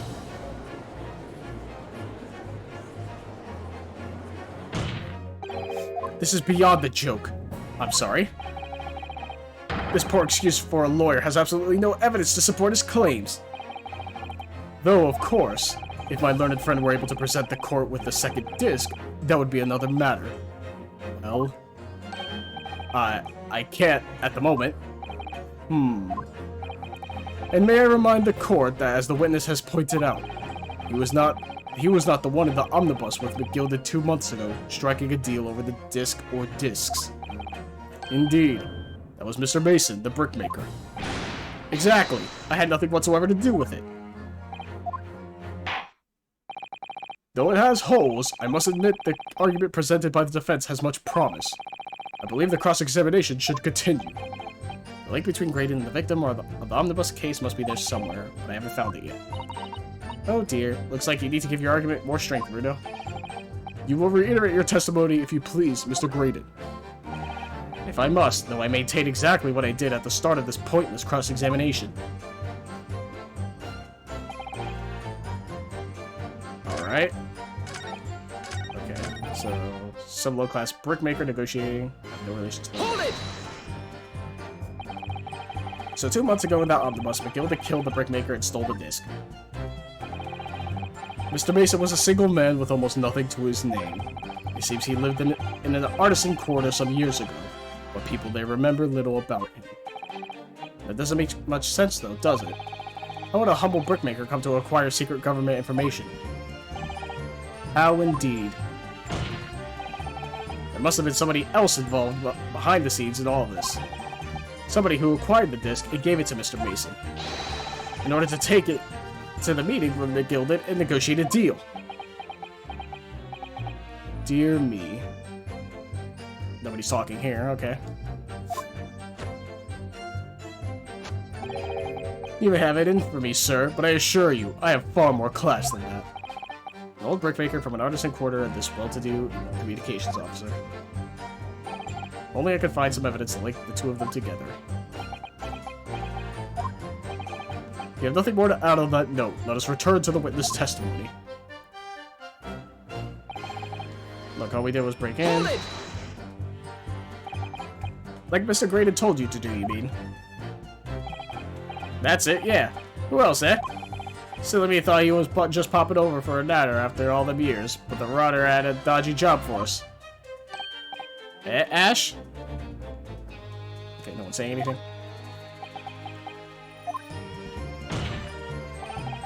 Let me stop you there, Mr. Skulkin. After all them years, you say? Do you mean to tell me that Mr. Graydon is an acquaintance of yours? We're the sociable kind of baddies, you know? Sure, let's say Graydon's an old China. Excuse me. Is something wrong, Mr. Skulkin? Eh? No, the other Mr. Skulkin. What? Who, me? When your brother was testifying just now, he said something that seemed to cause you to react. Oh, I was just remembering the old days, that's all. We used to have a right old laugh together way back when. Together? With Mr. Graydon, you mean? Yeah, with Ash. I mean, you look at him now and his fancy whistle and flute, and you wouldn't add him even. But when he was younger, he was from the poor part of town, just like us. Is that so? But he was always a leery one. He had the brains, he had the savvy. Always coming up with smart ideas like what would never have gone through our heads. Or blimey, ain't that the truth? Remember when Milverton and Skulkin's milk run? That was a corker, eh? Save it until after the trial. Your reminiscing has no place in this courtroom. And neither does your fruit. Oi! The geezer asked us a question, didn't he? And we was answering. Yeah, we ain't done nothing wrong. Nevertheless, the court is not prepared to accompany you on your trip down memory lane. Counsel, can we turn our attention back to the testimony, please? I don't know. Could that sentimental story be relevant somehow? I'm gonna save just to make sure. I doubt it.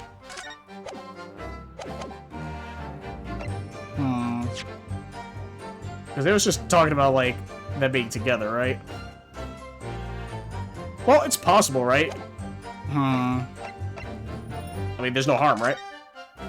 Find out. My lord. Yes, counsel. The brother's last sentimental statement could hold vital information relating to this case. Very well, counsel. I will permit the brothers to supplement their testimony with that detail. Briefly, I hasten to add. Say no more, a skulkin's never skulkin'. Milverton and Skulkin's milk run, or them were the days. Hold it! I'm sure I'm going to regret asking, but what exactly was that? Some kind of business? Just a little scheme we had going back when we was youngsters. Bit of fun, really. Delivering fresh milk to the locals, that's what it was all about. Okay, they're not having a secret conversation. That sounds alarmingly legitimate. There must be a catch. I suppose since we're here, I should ask them to elaborate, but on what? The name, I would assume. So this business was just a bit of fun, you say? And it was just yourselves and Mr. Graydon involved? Yeah, that's it. Milverton and Skulkin's milk run, was it? Yeah, that's it. And where did the Milverton part come from? Oh, right. I thought a clever clogs like you... Enough of this. How much longer are we expected to listen to this drivel? Let me guess. You don't accept anything these two witnesses are saying. Tell me, why is it that it was only at the mention of the name Milverton that you decided to interject? Because well... It weren't the happiest of homes that one came from. Yeah. His old man was struggling for money so much, his wife walked out on him. She took the name Graydon then, see? But Ash will always be a Milverton to us. Milverton. So that used to be your surname, did it? Of course not. This is all buncombe. I've been a Graydon ever since I was born. Do you really think you can rely on the testimony of these two thieves, You're a communications officer attached to the civil service. As such, your personal details will have been thoroughly checked at the time of your appointment. It would be a very simple matter indeed to subpoena those records, Mr. Graydon. Well, it would appear that Mr. and Mr. Skulkin's testimony has been reliable, for once. You were born Ashley Milverton, then. Is that correct? Very well, yes. So Ashley Graydon was once Ashley Milverton. That information could change things. It could turn out to be extremely important. Interesting.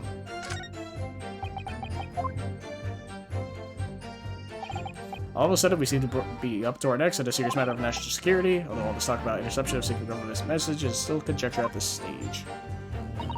Would explain a number of things, wouldn't it? The negotiation Ginny overheard on the omnibus months ago, breaking the bakes.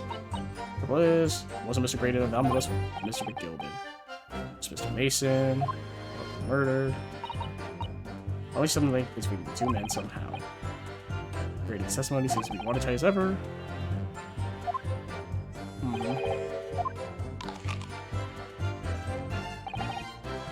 Could possibly steal that information. Morse code. No relation to the man. Can I not see profiles? What are we doing? I don't remember how to see profiles, and that's the unfortunate thing.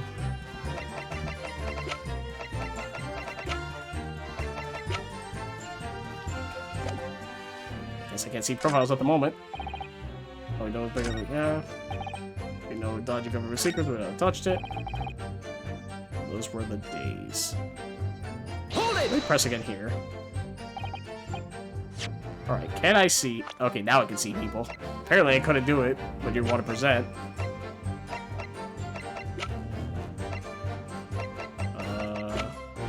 Oh, okay, we don't have Mason's name in here. I thought we did. Maybe it's in here? Mason Milverton, right there. Boom.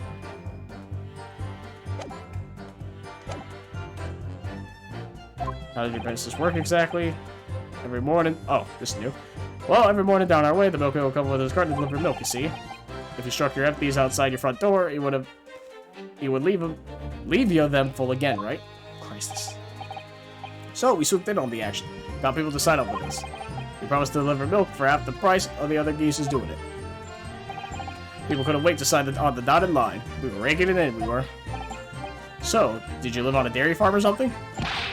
Gordon Bennett, you off your rocker? We had nothing. We were too poor to have a farm. Right. Nah. What we had going on was a simple once you had the idea. We just switch them over, see? Our customers empties with the full ones from anyone who wasn't on our books. A doddle, right? I think you mean to say a diddle. And that's a crime. It was just a harmless bit of fun, that's all. Milking the general public in such a fashion is most certainly not harmless, as you put it. Well, it was him that came up with the idea. Ash is the evil genius. You mean Mr. Graydon? Mr. Graydon was once Ashley Milverton. Okay, we're at the last statement, alright, so I know where to object. Susanoo Sound's book coming in clutch. Is it Mark's code?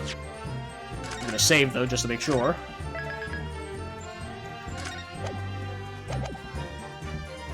And we present the book. Objection! Mr. Ashley Milverton. Tell me, why did you try to hide your former name from the court?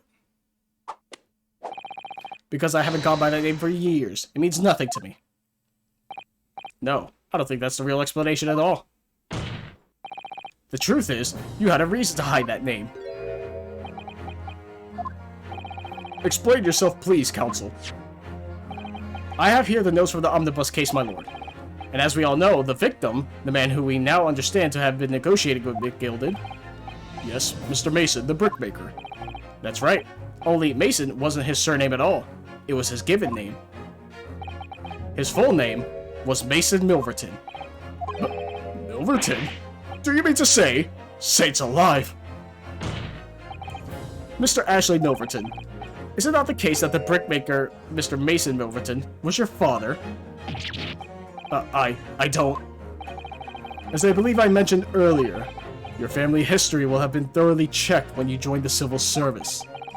And it really would take no time at all for the court to subpoena those records.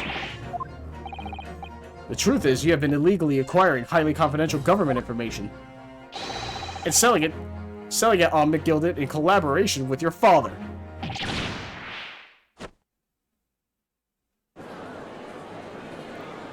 Wild.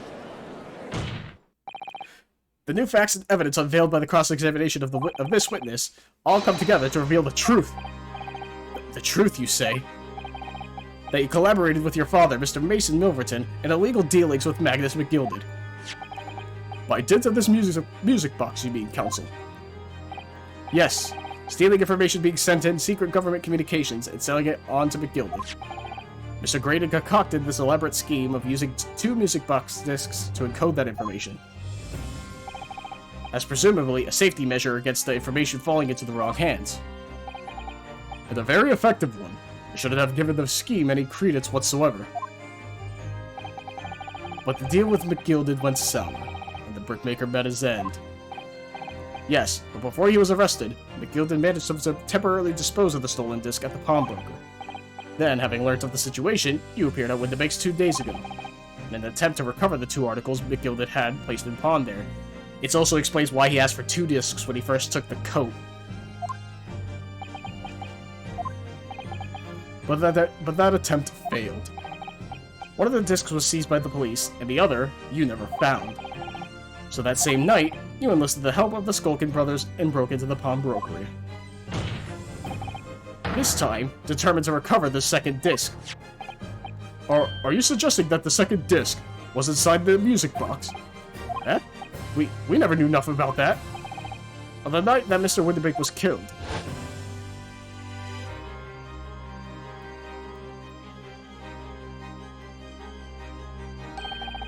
The intruder to the pawnbrokery touched 1 item, and 1 item alone, the music box.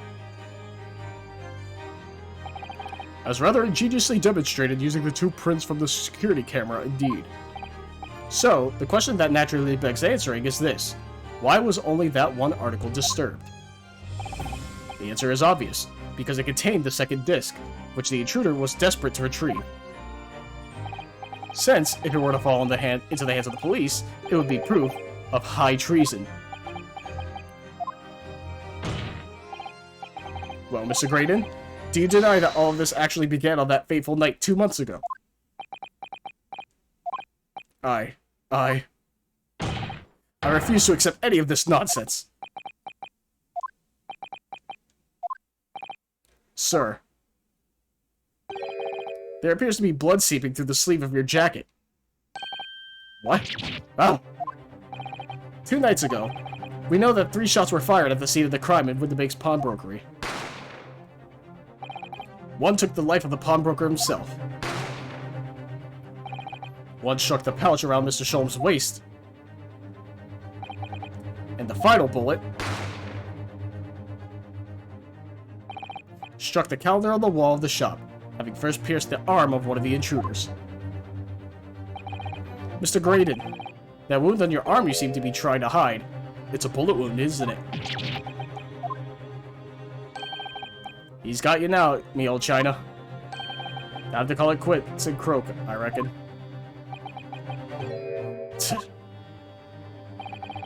Don't acknowledge my presence there under any circumstances whatsoever.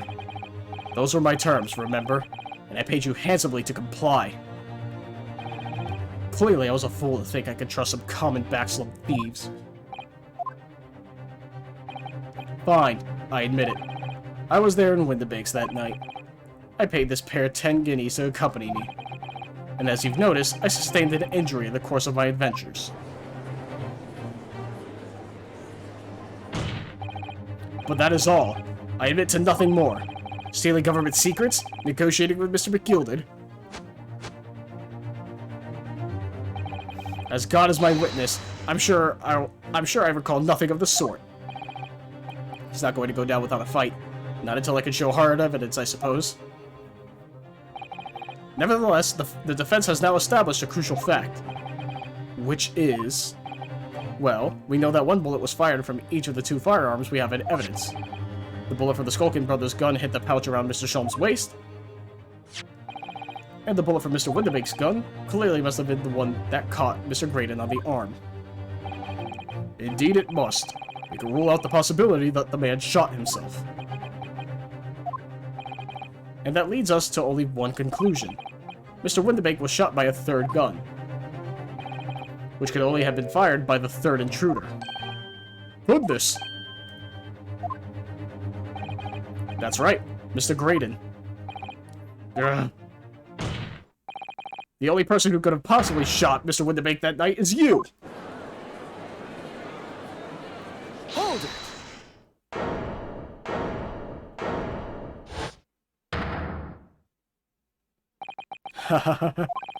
You little upstart. You made a grave mistake when you summoned me here. What? What's that supposed to mean? Yes, as you rightly say, I was there at the pawnbroker's. I did my best to hide the fact, naturally. I had no intention of ruining the distinguished career I built for myself at the communications station. But did the thought never cross your mind? Did you never consider the possibility? What? What do you mean? What thought? What possibility? Well, I'm a 4th intruder? The possibility that if I were there at the scene of the scene, I may have witnessed the crucial moment. You see, this makes me a key witness in this case, and I have my hands firmly around the neck of your client. What? Oh, I see what he means. Are you suggesting? I saw it all. I saw the very moment that pickpocket girl pointed the gun at that poor defenseless pawnbroker and shot him. You... What? Yeah, what a fucking liar, first and foremost. Order! Order! Order! Well, it would seem we are finally entering the last act of this theatrical trial. Thank God, please. Mr. Graydon. Yes? I trust you are fully aware of the implications here. If it is shown that your claim is false, you will have incriminated yourself as the killer. Oh, I understand fully. Then I must ask you to give your formal testimony once more. You will explain to the court precisely what you saw at the moment the defendant allegedly shot the victim. Nothing would give me greater pleasure. What, I was gonna say she shot twice, despite the fact that the gun only ever had one bullet loaded? Moment of the shooting. While these ruffians were jostling with the broker, I was still near the entrance to the shop. When Windibank threw Nash over the counter, I felt a sharp pain in my arm. I pursued the man, but he shut himself in the storeroom. I could see him through the peephole in the door, though. The accused, in a black coat, shot the man in the back as he was trying to flee to safety. I saw the blood spatter all over that wretched girl. Then she tossed the gun out of the peephole, so I picked it up and made my escape. Oh, I see. Good gracious! This is quite extraordinary testimony. You claim, sir, under oath, to have clearly seen the defendant pulling the trigger. Order! Order! Order! It wasn't my intention to testify in this way. But neither is it my intention to be found guilty of a murder I didn't commit. So you see, my hand has been forced. I tell the truth now as an act of self-preservation. The truth? Until now, the prosecution was completely unaware of these details. Yes, well, sorry about that. Having shot me in the arm, the pawnbroker was then shot in the back by the accused. And as I said, she was showered in his blood. You say the blood spattered over the accused's coat. Are you sure on that point? Oh yes, quite sure. All over the black overcoat that pickpocket girl was wearing at the time. Really? Her coat could somehow be shown to harbor vestiges of blood. That would be conclusive evidence here.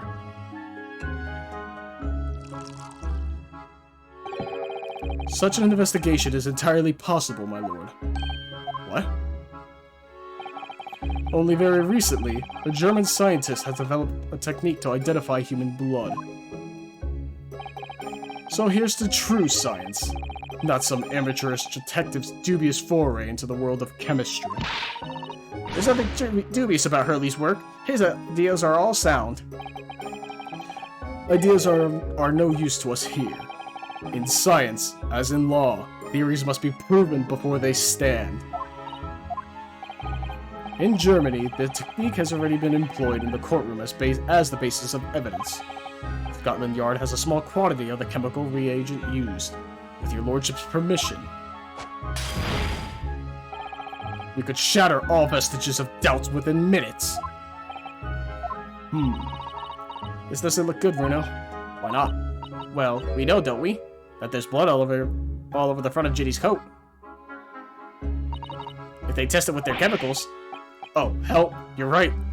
I was forgetting what happened yesterday. Yeah, but didn't we identify it as Mason's blood, right? Don't move, Ginny. I'm going to shoot.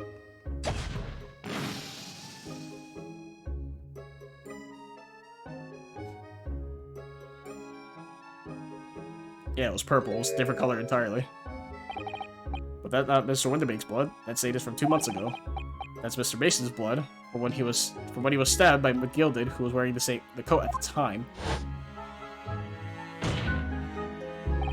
My lord, the defense objects to the test proposed by the prosecution. Overruled. Lord Van Zykes, make it so at once. With pleasure, my lord. And while we await the results, the defense may proceed with the cross-examination. Once they find that blood on the overcoat, Gina will be... Counsel! Yes, my lord. Your cross-examination. Of course, my lord. If this cross-examination doesn't go well, I don't manage to uncover some decisive evidence or a really compelling clue now. I have a very bad feeling about the outcome of this trial.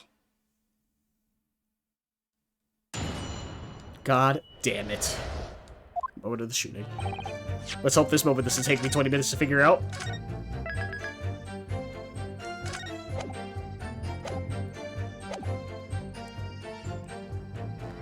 to press every statement. Mr. Windibank emerged from the storeroom, I believe. Ringo and Nash were scouring the counter when he suddenly appeared and flew at them. He already had the revolver in his hand. Fortunately, I wasn't too close. I've never been so scared in all my life. Yeah, we were just your regular mild man of burglars. That's all. We don't like violence. Says the pair who carry a gun. What do you mean when you say you were near the entrance to the shop? I was in the doorway, running my eyes over the shelves of forfeited items. Looking for the music box, of course. The broker went for Nash in the first place. Then Ringo joined in, making it 2 against 1, so I assumed they could handle the situation. But I was wrong. I was trying to help me little bro, but the old geezer chucked me over the blooming counter. So I pulled me gun on the old fella, and that soon made him scarper. The pair of you setting upon the poor defenseless pawnbroker together, shame on you! Sorry, Gov. When I went to make through Nash over the counter, I felt a sharp pain in my arm. Hold it! You mean that's the moment you were shot? Yes, though I didn't immediately realize what had happened, of course. Things crashed to the floor of the counter as the 3 men were brawling. It was exactly at that moment that it happened, so I didn't hear the gunshot. And the bullet went on to strike the calendar on the wall behind you. So it appeared. When I looked at my arm, I saw it was bleeding badly, so I wrapped my handkerchief around it. Being as I couldn't explain what had happened to a doctor, I had no choice but to wait for it to heal. I didn't imagine it would still be bleeding 2 days later. Did Mr. Windibank intend to shoot you, do you think? Well, now, I don't imagine he even noticed I was there, to be honest. Perhaps the gun went off accidentally. Anyway, it didn't quite strike home. When I pulled my gun on him, he tried to shove me out of the way. And then he scarpered through that door out back. At which point, what did you do? Pursued the man, but he shut himself in the storeroom. You mean you chased after him? I don't recall the reason why, but I ran after him to the back of the shop. And what about this peephole in the door you mentioned? Well, unsurprisingly, the storeroom's door is a solid job, made of stout wood. There's a small opening in it about head height that lets you see what's what in there from the outside. Actually, I should know that, shouldn't I? I looked through it myself that night.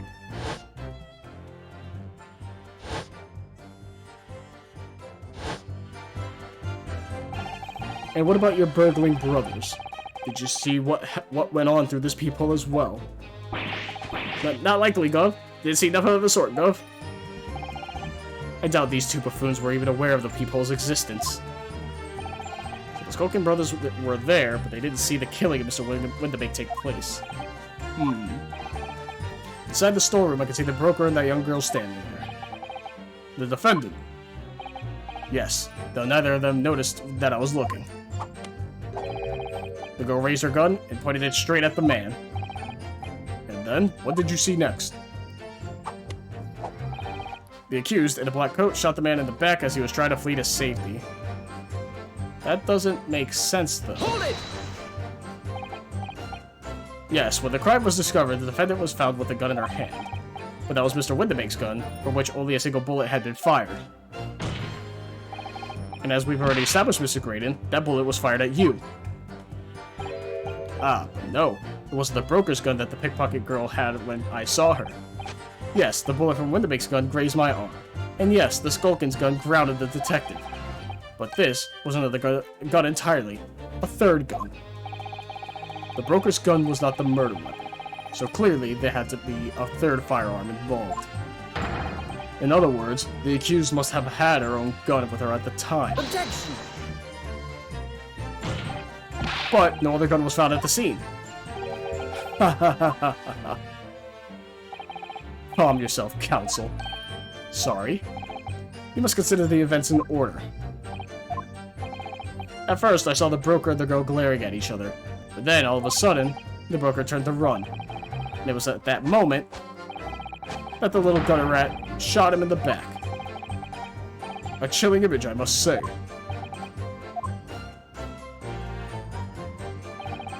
I saw the blood spatter all over that wretched girl.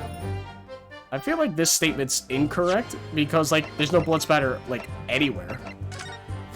Oh, that's the register. I'm looking for the autopsy.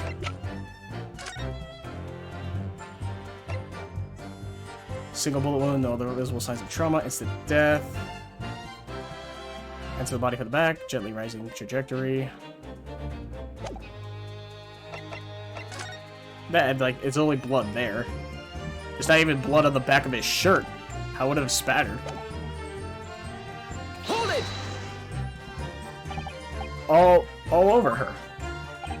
Yes, through the peephole. I saw it clearly. Of course, the stains are invisible now. Well, with that coat being such a dark color. But I assure you, that garment is sullied with the victim's blood. Well, it is sullied with blood, that's for sure. But it's not Mr. Windibake's blood, is it? No, that's right. It's Mr. Mason Milverton's blood from when Big... Oh my god. It's Mr. Mason Milverton's blood from when the Gilded stabbed him 2 months ago. There's too many M's. It's so annoying. If they'd only accept Hurley's chemical analysis, we could prove that. But they won't. So unfortunately, we can't use it as evidence to support our case. Bother. Then she tossed the gun out of the peephole, so I picked it up and made my escape. Did I hear you correctly? She threw the gun out of the room. That's right. After the broker fell to the floor, she started walking over. Over where exactly? The direction of the storeroom door, where I was watching. Of course, I quickly retreated, and then the girl dropped the gun through the peephole onto the floor on my side of the door. Well, why on earth would she do such a thing? I couldn't tell you. Perhaps she was hoping to distance herself from the murder weapon. Without thinking, I went and picked it up. I suppose I was worried about just leaving it there, in case any more tragedies took place. So it was you, in fact, who took the third gun from the scene of the crime. Yes, it was yours truly. I left the clear up to my lackeys and left. Clear up? We made a bit of a mess around the counter, so Mr. Whistle and Flute here told us to tidy up. He thinks he's our bloomin' mum sometimes. Well, I was paying you enough, by God. Tell me, Mr. Graydon, when you left the pawnbrokery that night, was it by any chance with the second disc in your jacket pocket? You little toe rag! You're like a bull at a gate, aren't you? Oh, hello? Excuse me! Wait, what? Oh, okay. Music is still going. Gentlemen!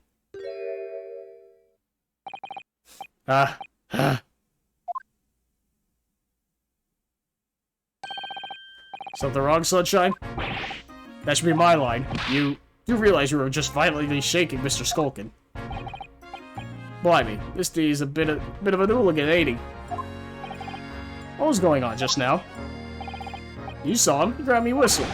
Why the blazes, he said. Didn't you mention the third gun when you got down to the station? And why didn't you? Cause we didn't know nothing about it. Or that flaming people at the door. Sorry about that. I can be prone to losing my rag sometimes. Not her, are you? Poor blimey, see the way he's looking at me? I'm telling you, this D gives me the willies. That was strange. The inspector doesn't normally get quite worked up as that. Wouldn't normally grab someone. No, that wasn't like Gregsy at all. He's normally all sweetness and light, no matter what I say to him. Yes, well, I think you might be a special case, Iris. Well, anyway, that was definitely out of character.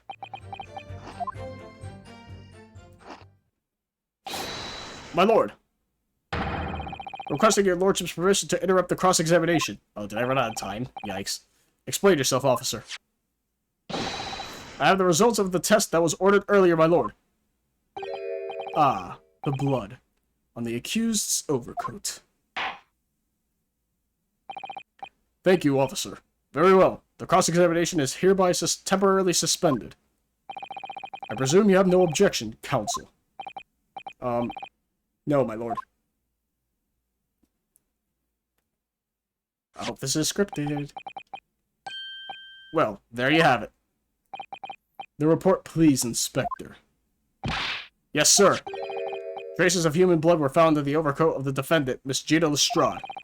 The extent of the stains, it would appear that they were the result of spattering following a gunshot. End of report. Goodness me!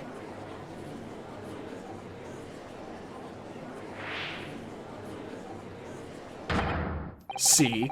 What did I tell you? Objection! No, the blood on that coat is not Mr. Windibake's. What on earth makes you say that, Counsel? The coat originally belonged to Magnus McGilded. Just before his coat was deposited at Windibake's, McGilded had fatally stabbed Mr. Mason Milverton. So the blood of that overcoat is the blood of the brickmaker from the omnibus case. Objection!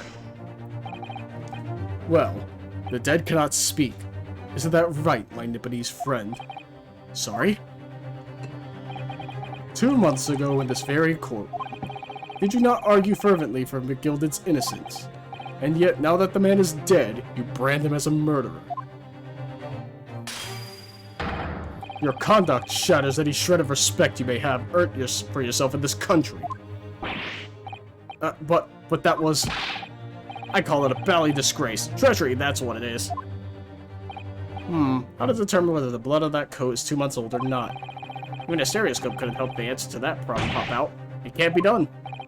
But, we use Mr. Sholmes. Mr. Sholmes is a detective, not a chemist. Would you put such faith in a chemical formula devised by me, for example, when I'm a communications officer? I held out Perlowski to a starving boy, and he ran away crying. Herlock Sholmes is barely more than a figment of the public's imagination. His name carries no weight in this courtroom. No weight at all. How could you say that? Victory is sweet indeed. This proves that my testimony is the whole truth from start to finish. How do you arrive at such a conclusion, sir? As the witness said, the accused's coat was spattered with the blood of the victim. The only way Mr. Graydon could have possibly have known that fact is if he saw it happen. In other words, his testimony is solid, and the conclusion is singular. It was the accused who shot the victim in this case. That is the whole truth. Did I run out of time, actually? Please tell me this is all scripted. Please tell me I didn't fuck up. My lord. Been a long battle, this one, but this old warhorse has something to say now, if you please. Mr. Foreman? As of this moment, sir, the squadron has reached its final decision. Ready, men? All for one now. Sir. Guilty. Guilty. Guilty. Guilty. Guilty. Guilty. Oh my god, now we have another summation examination and another cross-examination. It's gonna be another 2 hours. Well, it would appear the ladies and gentlemen of the jury have reached a unanimous verdict.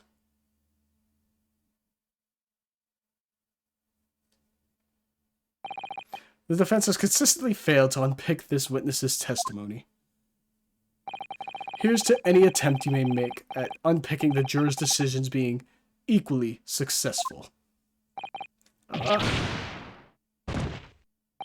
don't believe it. After I've come so far, how is it all unraveling on me so fast?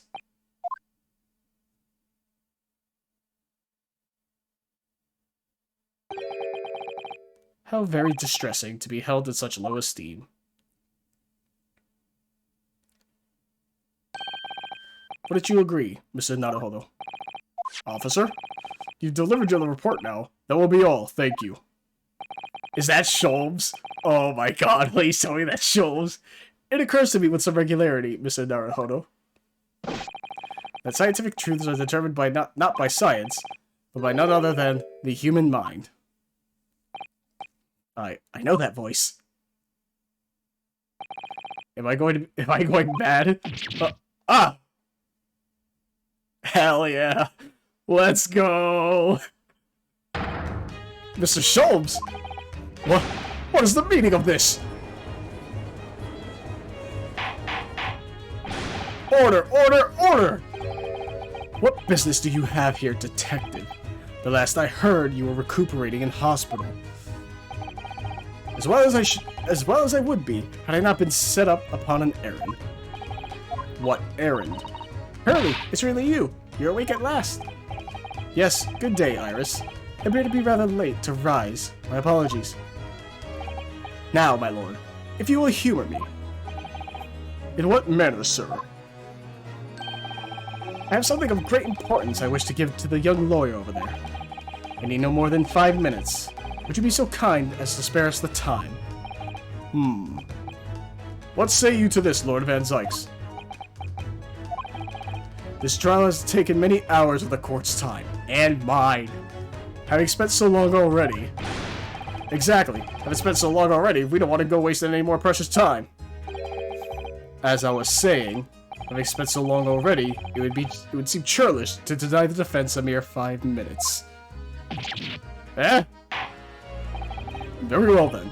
Counsel, you have 5 minutes. My dear fellow, I apologize for my tardy arrival. Mr. Sholmes, are you alright now? Alright, I'm all wrong. Sorry. I've only just managed to summon the strength to stand, man. I asked the judge for 5 minutes. But I fear even that may prove too much for me. Pray forgive me should I pass out. Let's make this discussion as short as possible. Early, this place is full of idiots. None of them can see how wonderful your chemical blood analysis is. Ah, well, that concoction of mine was really just a bit of sport to assist me in my investigations. I never took the trouble to refine it for appraisal by the scientific community. An oversight on my part. Right. Modesty? Surely not. But enough of that. I'm here to give you this, my dear fellow.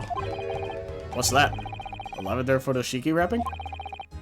A leaving present from Miss Susato. From Miss Susato? If possible, matters were to be settled without me giving you this. Those were her instructions when she asked me to do her this favor. I don't understand.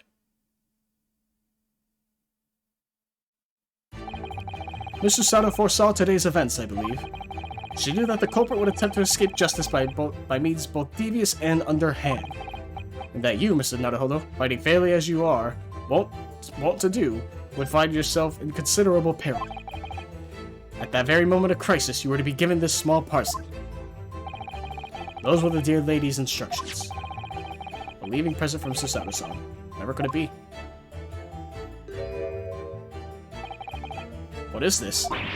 Oh! It's the machine I made. Ah. Oh, the trap door maker thing?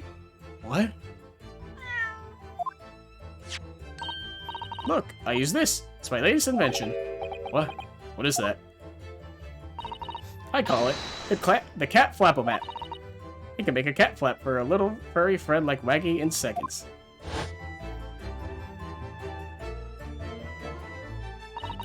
What's Susie up to? Mr. Sato muttered the following words before she left. I'm a failure. I don't deserve to be a judicial assistant. What? Didn't she say something like that? You really are the best judicial assistant in the world.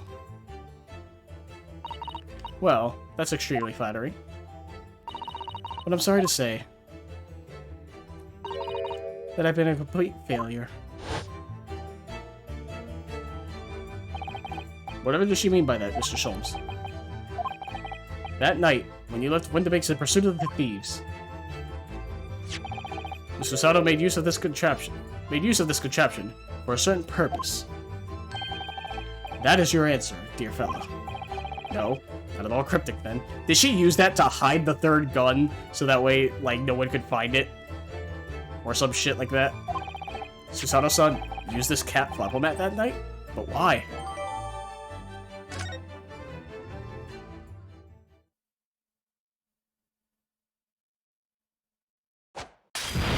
Alright, man. Your 5 minutes is over. We're out of time already? Yeah, you know, people could just fucking explain themselves instead of being cryptic all the fucking time. But then this case would have taken like 12 hours. I'm grateful to you for affording us that brief recess, my Mr. Reaper. I need no thanks, detective. After all, the die is cast. Is it really? The jurors are unanimous in their leanings. No doubt my learned friend will consider a summations examination. I'll also consider examining the cat Flapomat. Just to make sure. Woo! Those vicious teeth look like they could rip through almost anything. They're good, aren't they? They're made of a special alloy developed just for this job. It kind of rotates 10 times per second, so it can get through any kind of door in no time at all. And what are the other two parts at the top there? Ah, those are for attaching hinges to the section of door that gets cut out. Right, of course. Nothing can match this machine for power. It can make mincemeat of even the toughest doors. It sounds so charming and friendly when you say what it's for, but feels like the reality of the cat Flapomat is that it's a grim weapon of door destruction. Oh god, he's so adorable. There's nothing I want to do for him. Even developing deadly weapons. You probably should, like, not, though. It's a thought. It doesn't look like I can examine anything else. Alright.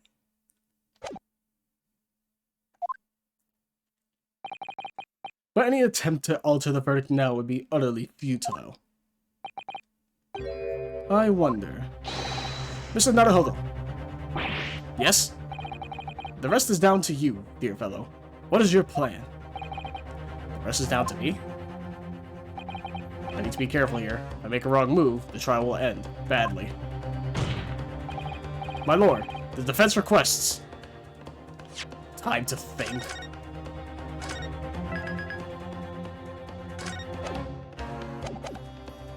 Summation examination, further cross-examination. I feel like it's further cross-examination or time to think.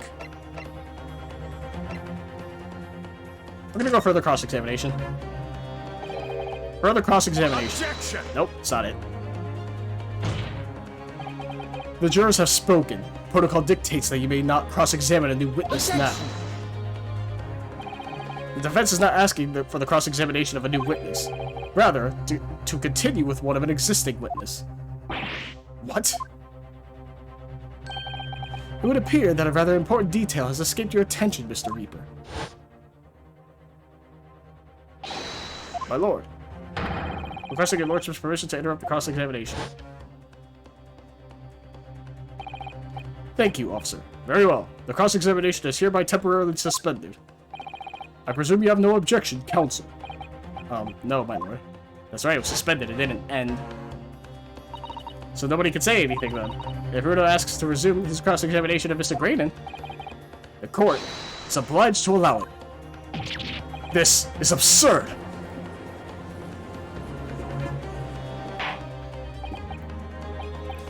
I would remind those present that this is my court.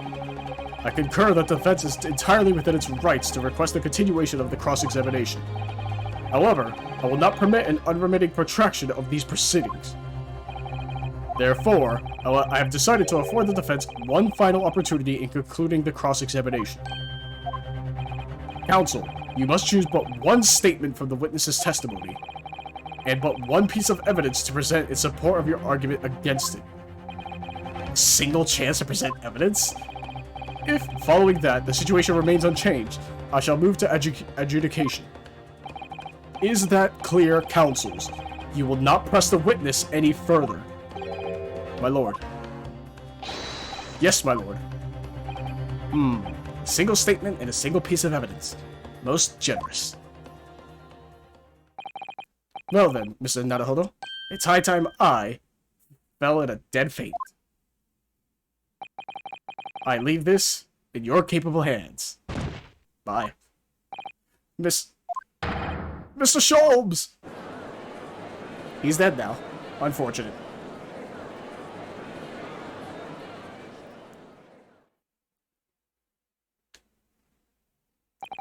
To stand so insouciantly before the court in a state of such high fever, either the man has extraordinary strength of mind, or an extraordinary lack of feeling. I imagine he's feeling very little now. The detective is sleeping soundly in one of the antechambers. Strike a man when he's down, why don't you? Well then, counsel, are you fully prepared? No? Yes. One statement, one piece of evidence. I won't let Mr. Sholmes down, or Iris. And I won't waste this final chance that Susanoo-san has given me. This is going to decide the entire outcome of the trial. Very well then. Under the terms I have outlined, you may resume the cross-examination.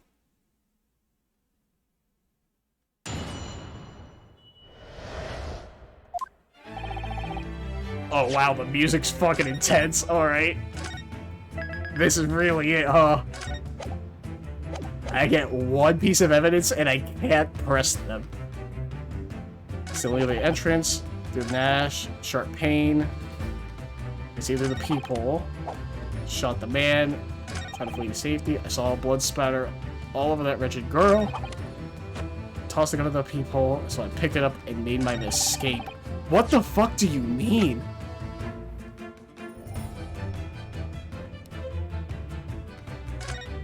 Well, I don't understand how this does anything. Hello? I'm so lost. Oh no. How do I figure this out? This is just gonna show the blades, right?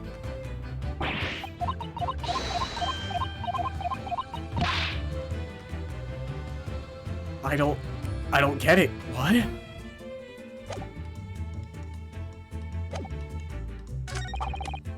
Blackcoat shot the man in the back as he was trying to flee to safety.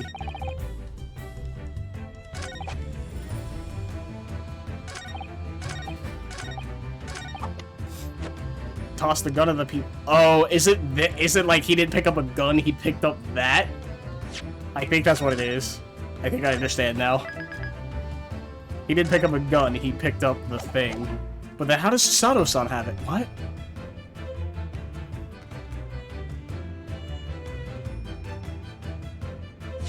That's my guess. I'm gonna get this so wrong. Objection!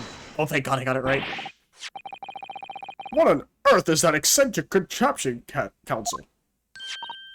Ooh, it's my cat flapomet, my lord. It makes a way for cats to get in and out of a room.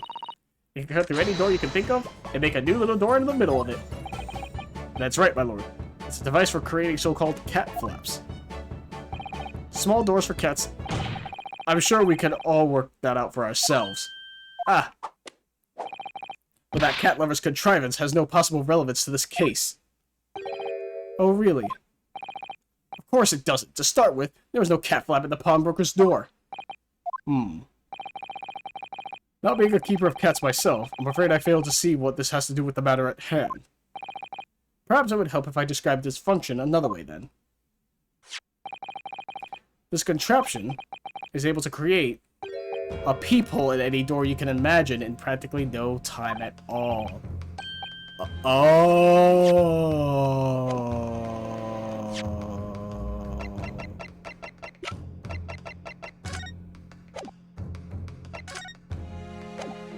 I never noticed. It wasn't there before.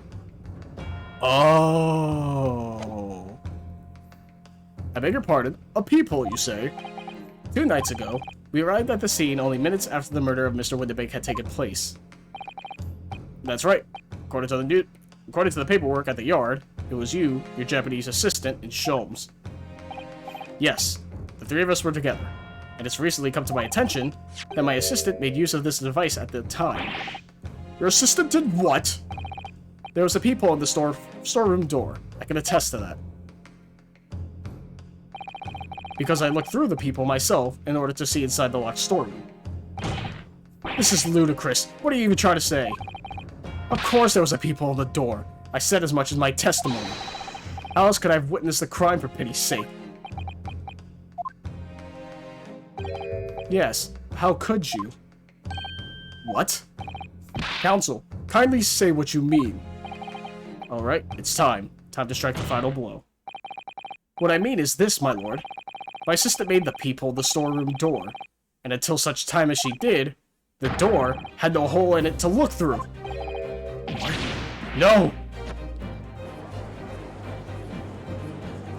Objection! This is a farce! Are you really suggesting that the peephole the door was? Yes, it was created only after the incident had taken place, by my judicial assistant using this device. Your assistant tampered with the crime scene, whilst being fully aware of the gravity of her actions. That is a most serious act of vandalism, for which I humbly apologize, my lord. It was in the few minutes that I left the scene in order to pursue the Skulkin brothers and alert the police. Nevertheless, in the light of this new information, it becomes apparent that Mr. Graydon's testimony is riddled with holes. Riddled with? Explain yourself, counsel. The majority of Mr. Graydon's testimony that appears to incriminate the defendant is based upon what he witnessed through the peephole of the storeroom door. Yes, that filthy girl shooting the man in the back. However, if at the time of the incident, that peephole did not yet exist in the door, there's no possible way that you could have seen what you claim to have seen. In short, your entire testimony is a pack of lies.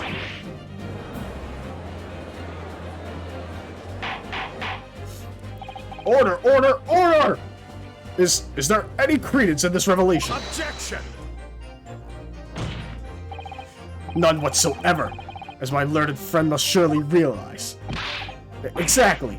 This is just some cheap trick designed to discredit me. I'm afraid not, sir. Of course it is. Do you seriously expect people to believe that plaything can cut through a solid wooden door? Oh yes, I designed it to be very powerful. It can cut through even the toughest of doors. That's absurd. I don't believe it for a second. Haha, I had a feeling you'd say that. What? Waggy, gooey, time for dinner.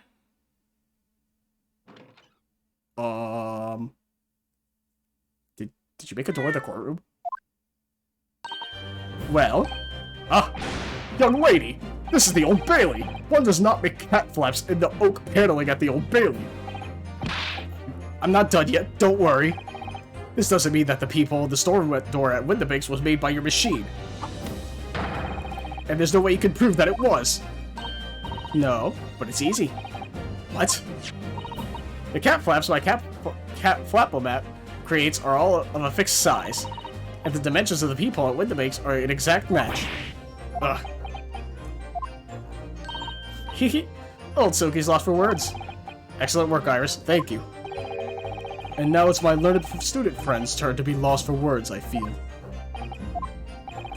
I believe your judicial assistant has already left the country for your Eastern Island home. Well, yes, that's true. Then you may have some difficulty in establishing all of the facts.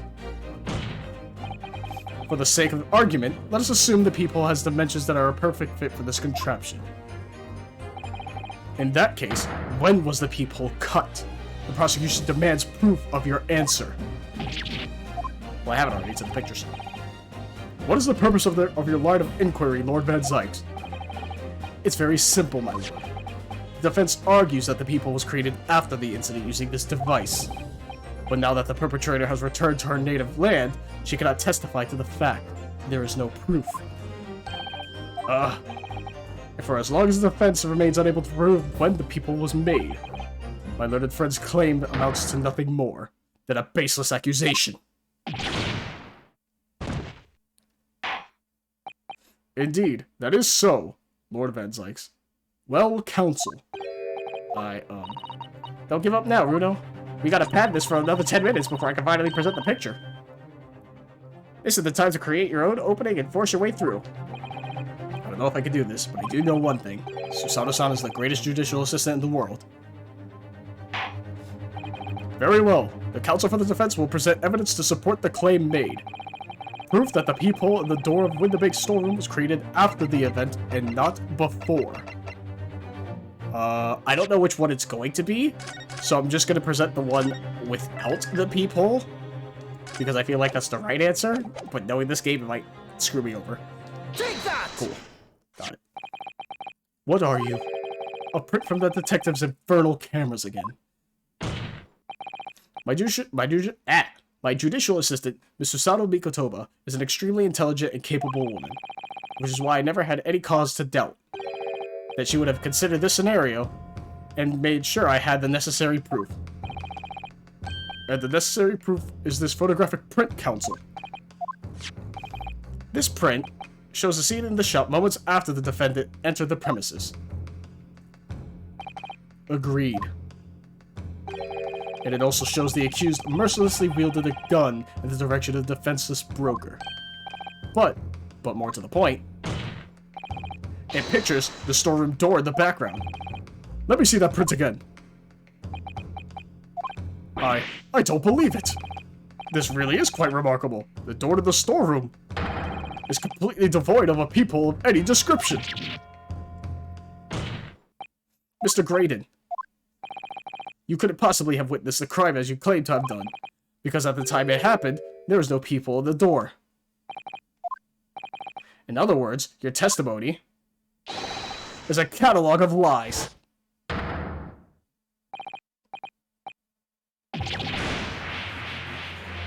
Did we finally get him? I know we're not done. It's probably like another 2 hours. Order! Order! Order! I am satisfied that the defense has substantiated its claim beyond all reasonable doubt. This witness's testimony was entirely fallacious.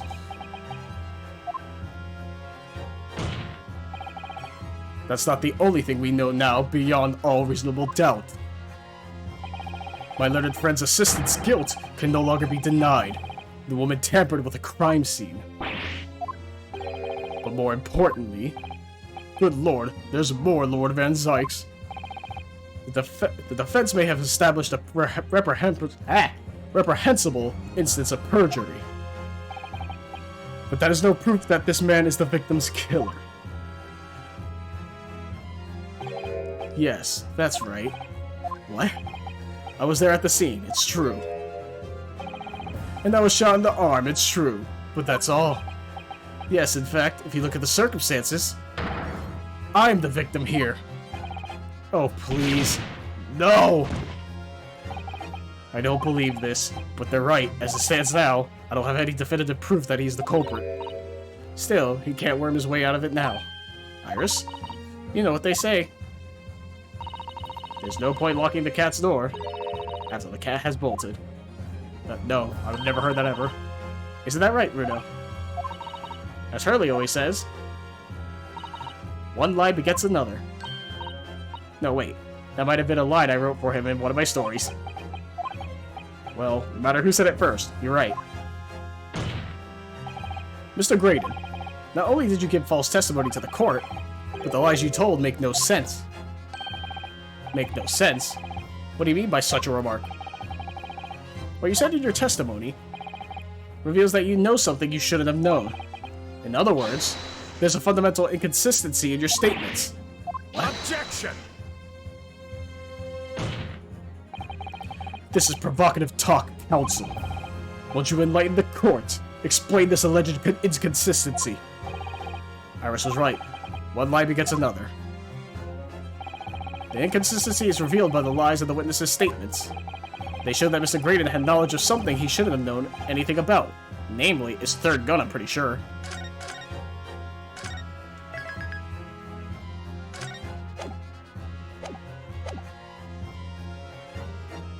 Well, it's either the third gun or the bloodstains. I would assume the bloodstains, right? Because then he couldn't have seen. Bloodstains on the coat, then. Right? The bloodstains that were present on Miss Lestrade's coat. That's right. The victim's blood spattered all over her when she shot him. But how could you possibly have known that? Obviously, because I saw her do it through the peephole in the... The point is not that you lied in your testimony, Mr. Graydon. It's the nature of the lie you concocted that is so revealing. You're not making any sense. Now let me ask you a simple question. How is it, Mr. Graydon, that you knew of the existence of the peephole in the storeroom door? What? Well, obviously, As a cock got your tongue, witness. The peephole on the door was made after the incident occurred. And once I returned to the shop having failed to catch the two burglars, Scotland Yard's investigators arrived immediately. Since that time, the police have been at Windibanks constantly carrying out their investigation. Isn't that right, Inspector Gregson? Well, yes, of course. The place is chock full of pawned articles and my lads have to thoroughly examine them all. So I gave the order to have officers working around the clock in shifts so we get through it all. And consequently, there's no way that you, Mr. Graydon, could have gained access to the shop. Therefore, you should have known nothing about the peephole in the storeroom door. So the fact that its existence forms the basis of your testimony is completely inexplicable. Objection! And yet, the fact remains that Mr. Graydon did maintain that he witnessed the crime take place through the people in the door. How on earth is that possible? Can I have a word, please, Lord Van Zykes? Speak, Inspector. It's just that I really ought to be getting back to the station now to put in my report. There's really nothing more I can add to this testimony, so if it's all the same to you. Permission denied. Oh. It's not at all the same to me, Inspector. Not at all. You will remain exactly where you are until this trial concludes. Of course, sir. Mr. Graydon. You should have known about the existence of that peephole. Which could only mean that you must have been informed about it by somebody else. Ugh. Objection! Stop there, my learned friend. You realize, I trust, that the words you've just uttered have extremely serious implications. Yes, but the defense believes that the details about the case of that Mr. Graydon claims to have seen must have been revealed to him by a certain person before his testimony. And in fact, considering a particular clue we have, there's really only one person that could be. Who was the person in question, counsel? Who gave this witness details of the crime scene to facilitate his false testimony? It's Gregson. Is Gregson actually a Skulkin brother? Like, unironically? He has the hair for it, after, like, looking closer. Take that! The truth is, it could only have been you, Inspector Gregson. Huh? Me? Objection! You had better have some proof to substantiate such a rash claim, my learned friend. Consider the fact that we have only been aware of Mr. Ashley Graydon's identity for the last few hours. We learned of it only during the course of the trial today. Indeed, preparations for his testimony were made with great urgency during our hour-long recess, while the police executed the subpoena and brought the man here from the communications station. And until that time, Mr. Graydon would have had no idea. No inkling that he would suddenly be required to appear in court. Are you suggesting that until such time as he was summoned? Yes, my lord. Until then, it's reasonable to assume he knew nothing of the people. It was only once Mr. Graydon was in the stand that he realized his position. That he would have to defend himself against the accusation that he was the third intruder. You're suggesting to the court that it was while this trial was in progress that he received the information, so that he could commit perjury in order to save his skin. Exactly. The only person with knowledge of the investigation that he had any contact with is you, Inspector Gregson. This is a bloomin' outrage. Why would I be giving away details of our investigations to this fella, eh? I was summoned to his lordship's chambers during the recess in any case. Had you forgotten that? Quite true. I had a number of questions regarding the events that transpired at the pawnbrokery. Which means the first time these two ever laid eyes on one another was after proceedings resumed following the recess. Since then, they've been in full view of in the stand, where such illicit discussions couldn't possibly have occurred. Ah. Oh, I've just remembered something, Runa. Like the illicit discussion they had while we were fucking cross-examining the Skulkin brothers. What is it, Iris? There was one time before, wasn't there? I think it was when Ginny was testifying. Oh, yeah, her. Never mind, not the Skulkin brothers. Oh yes, now that you mention it. When the bailiff was dispatched to retrieve a Gildan's music box from the scene of the crime. That's it. It was during that testimony. I remember finding it strange at the time. Mr. Graydon and the inspector seemed to be having some kind of secret discussion. It would have been possible for you to give Mr. Graydon that information he needed then. You little toe rag, you're making all this up. I'm a respectable Scotland Yard inspector, for crying out loud. Why would I do something like that? Why would I be giving away confidential details to the likes of this bloke? Admittedly, you wouldn't have had any reason to do something like that for no gain. But perhaps it was part of a deal of some kind. And then it starts to make more sense. What deal, counsel? I wonder if perhaps in exchange for details about the people at the scene at the crime scene, Mr. Graydon agreed to give a certain something to the inspector. I'm sure I need not remind the inspector that, if found to be true, striking a deal of any kind with a witness would be considered a gross case of malfeasance? I have no idea. Never seen that word. Well, Objection! It's becoming clear that jumping in with accusations is Zipponese's student's specialty. I don't do that. But with the stakes so high, the prosecution is not prepared to listen to baseless charges. It's incumbent on the defense now to present evidence in support of this diabolical claim. Evidence? Just what are you proposing that the inspector demanded of the witness in return? The court must see proof of this alleged deal. If Inspector Gregson really did strike a deal with Mr. Graydon, then logically, there's only one thing he could have asked for. That must be it. Bruno, do you think it could be? Yes. It's the missing link that would join all the dots together in this puzzle. They said dots, like the dots and dashes, because of Morse code and the disk. I must press you for an answer now, counsel. What evidence explains the nature of the alleged deal that Inspector Gregson made with the witness? Hey, but like, just in case I'm wrong about the disc, I'm just gonna save real quick. No, just don't worry about it. Take that! Got it. Inspector Gregson. Besides this murder, is it not true that you've been working on another very important case? What are you getting at now, Sunshine? Is it possible that this other top-secret case is what's alluded to in this newspaper article here?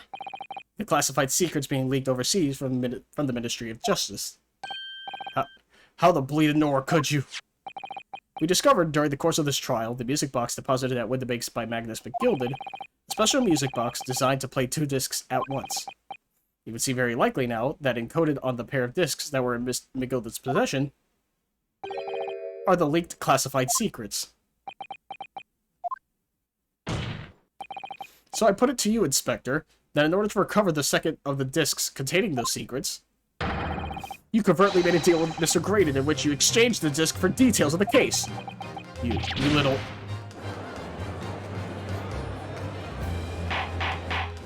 Order! Order! Order! On the day of the incident, when we met you at Windibanks, you said this. I'll be taking that whatever it is of McGilded's down to the yard, thank you very much. So hand it over.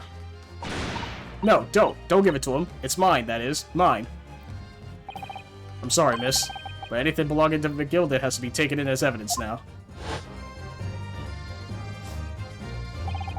Scotland Yard already knew at that time, isn't that right? That Magnus McGilded was involved in the stealing of government secrets. My orders were, recover the medium used to convey the secrets leaked from the Ministry. And do it on the QT, strictly hush-hush. And that explains why, when I presented this disc as evidence to the court, you objected so heavily, I presume. Because you knew that it contained highly confidential information. Well, I mean, not likely. I mean, I wasn't that sure of it myself. I realized there was a possibility, that's all. Inspector, surely you're not saying that in order to acquire the second of these music box discs, you did indeed reveal confidential details of this crime scene to the witness. To aid and abet this man in giving false testimony.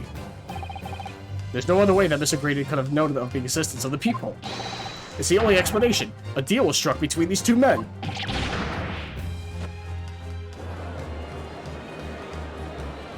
Objection!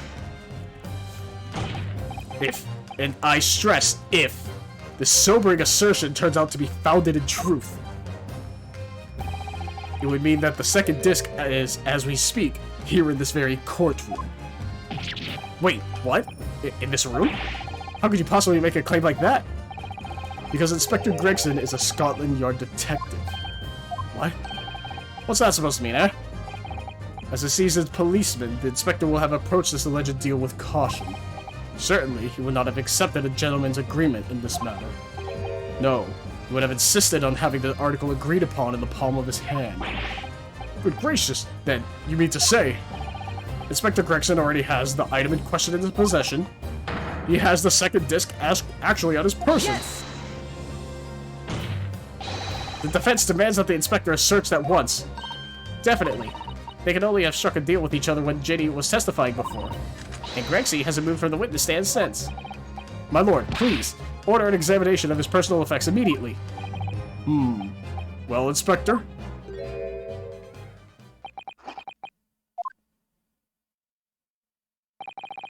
This young lad wants to tone down his imagination. He's insulted me and my profession quite enough. However, if he'll put this matter to bed and dispel any doubts about my involvement, then I'll happily submit to a body search. What? He's going to agree to it? I presume you're aware of the precipice on which you now teeter, my learned student friend.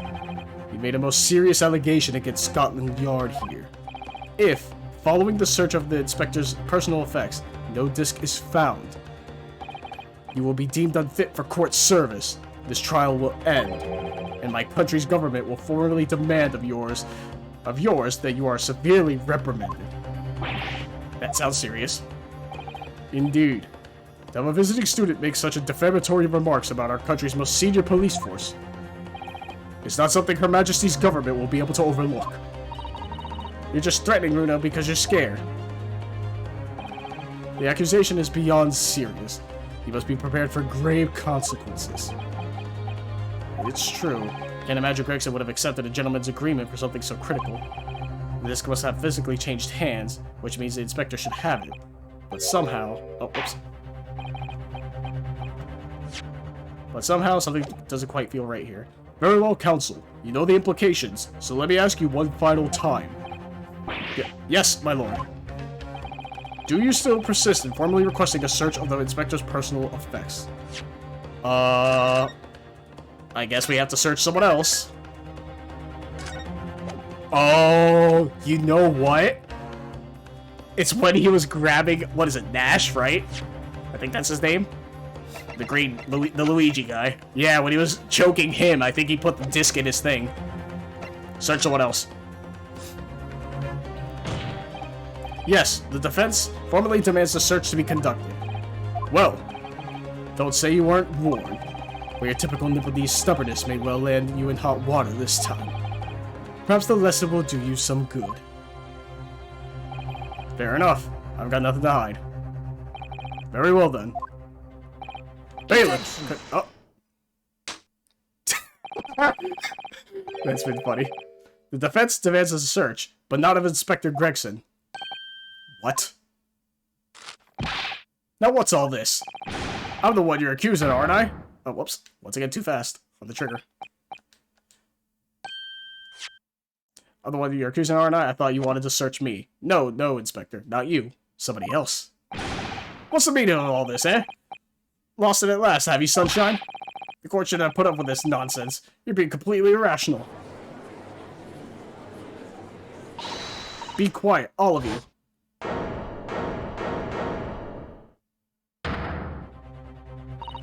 Runo knows what you all told him to do, and having the courage of his convictions. So you should respect that and listen to what he has to say in good faith. Because that's the British way. Well said, young lady. Indeed, this court is in awe of the Defense Counsel's conviction, and eagerly awaits his next words. You what? Now don't be hasty, my lord. If I'm not mistaken about things I've seen in court today, I'm fairly sure I know who has that disc at the moment. There's only one person it can be. Counsel, of whom do you request this search now? I'm assuming it's him, because he was chokeholding him, like... Take that! Yes! Okay. Whew! Oh, my lord. Mr. Nash Skulkin. Well, I never... Eh? Blimey. Me? Him? That's pretty funny. Very well then. Bailiff, restrain the witness and conduct a thorough search of his personal effects. Please, my lord. Inspector. Scotland Yard has to object to this search. Objection! Unfortunately for you, Inspector, your objections carry no weight here. Eh? In this courtroom, only the prosecution and the defense have the authority to object. But Lord Van Zykes, I have no idea what forces are in play that might influence your actions. But personally, I have no intention of obstructing the course of this trial. Bailiff, Carry out the search. Now, hold on, Mo. I don't know nothing. Nothing about no disc. Cut it out! Ah! Here, my lord. In the witness's pocket. I found this! Good lord! That's... another music box disc.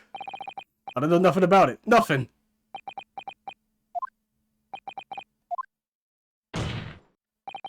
That is the second music box disc left behind Magnus McGilded. Is it not, Inspector Gregson?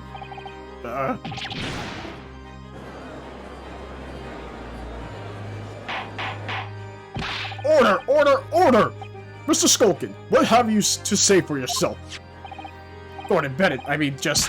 Gordon Flamin' Bennett. I swear I didn't know nothing about that disc. Honest to God. Counsel, would you please explain what exactly is going on here? The alleged deal that was struck between this witness and this detective, no? Without question, my lord. Then, for pity's sake, why on earth was this man in possession of the disc that the inspector traded for information? Inspector Gregson is a shrewd, calculating man who rarely loses his composure. But at one particular point in this trial, he exhibited some unusual behavior for a brief moment. I don't recall. What unusual behavior? Ah. It was, yes, during my cross-examination of Mr. Graydon. Tell me, Mr. Graydon, when you left the pawnbrokery that night, was it by any chance with the second disc in your jacket pocket? I admit to nothing of the sort. Yeah, and he was choking him out. While Mr. Graydon was answering my questions, the inspector appeared to have grabbed Nash Skulkin by his coat and shaking him violently. Yeah, he did it all. Thought me noggin was gonna fall clean off, I did. I was wishing I'd been born as me brother, I was. And what exactly happened to make the detective attack you like that? I ain't got a clue. He just suddenly turned to grab me whistle like that and started shaking me. Why the blazes didn't you mention the third gun when we got you down to the station? That's what he said. He only right down my ear hole, he did. Man's still throbbing now. The way the detective behaved then was extremely out of character. But looking back now, it must have been then that he did it. That was the opportunity Inspector Gregson created for himself in order to hide the disc. Well, bless my wig. He hid it? You... But I'm afraid I failed to comprehend the motive here. If the detective had acquired the disc he was after, why on earth would he then proceed to hide it in another man's pocket? This is a court of law. You could have submitted the item as evidence. It would appear, my lord, that the inspector was not at liberty to do that. Why ever not?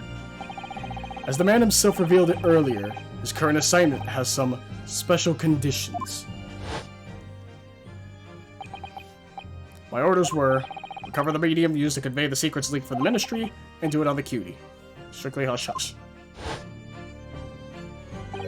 Hush-hush. A top-secret assignment, is it? As far as we're aware, the information stolen comes from confidential government communications. It would seem that if the information were to be revealed in court as evidence, it would be problematic.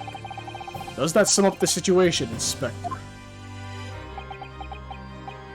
I'm operating under direct orders from the Ministry. I'm afraid I'm not at liberty to answer that question.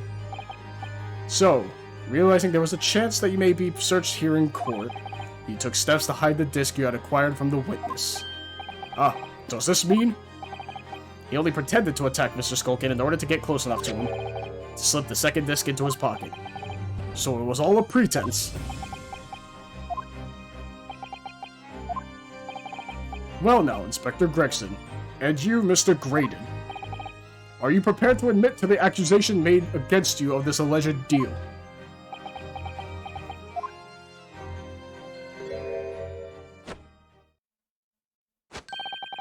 Admit to it? Yours truly, please. Mr. Graydon. Clearly our Eastern visitor has an uncommonly active imagination. However, there's no proof that I passed that disc to the inspector. Objection! But then, how do you explain the reason why you knew about the peephole? I'm under no obligation to explain. What? Yes, I lied in my testimony. That I admit, so sentence me accordingly. But that is all I admit. Murder, leaking government secrets, striking a deal with a detective. All of it is this young Eastern man's fancy.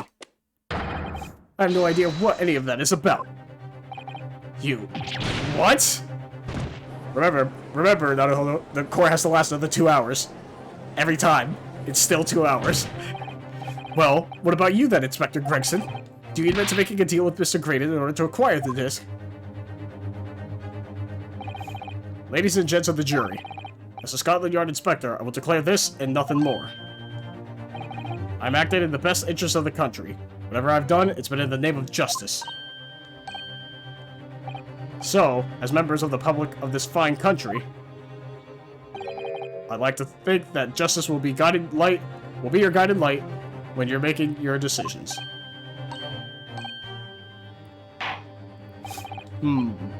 This is quite a quandary indeed. Rarely have I encountered such extraordinary tumultuousness in the concluding of a trial. Nevertheless, in the absence of any further evidence to be presented, I believe it is time that we put the matter to the jury for their final leadings. Well now, as a fellow servant of Queen and country, I must say I sympathize with the old inspector. Yes, he's a dependable man, I'm quite sure. In service, one becomes a good judge of character.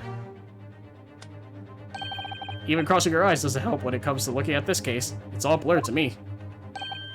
Well, as a fellow professional, I'd like to put my faith in the detective, really. Graydon is highly skilled operator. Stop. Currently in presence of idols. Stop.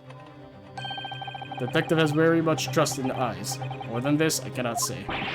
I don't believe it. These 6 jurors are... They're going to believe Gregson. If they declare the decision now.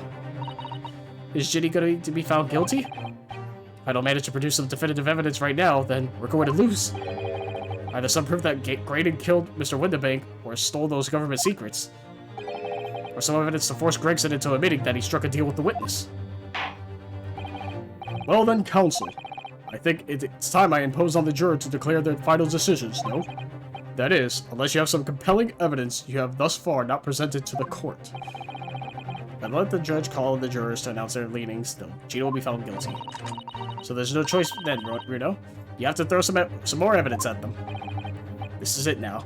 It all comes down to this. Who do I present evidence against? Gregson or Graydon? Oh, you've got to be fucking shitting me. Oh my god. What do I even have? It has to be the music box, right? It has to be the music box, and we have to present the discs, right? Like, to actually play the thing? It's the only thing I can think of. There's literally nothing else that I can think of.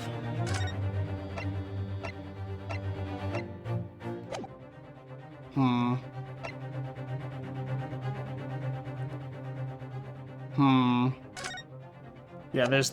I don't think it's this. That can't be that. Who do I present evidence against, Gregson or Graydon? I think it has to be Gregson, right? I'm gonna say it one more time, because I'm paranoid as hell. Alright, I'm going Gregson. Inspector Gregson, there's one final piece of evidence I would like you to see. Huh? What's that, then? If you refuse to acknowledge that you did in fact strike a deal with the witness here today, then you leave us no choice but to examine this piece of evidence thoroughly. Well, go on. This is my last chance. It looks like I'm going to have to force his hand here. One final piece of evidence to get this detective to admit to the deal he clearly struck with Graydon. There's no way it's the manuscript. It has to be the... It has to be the music box, right? I'm so scared. Because they said piece of evidence that hasn't been shown yet, right? Let me examine the manuscript, because I'm, like, so paranoid that it's this somehow. On the best. I just want to make sure.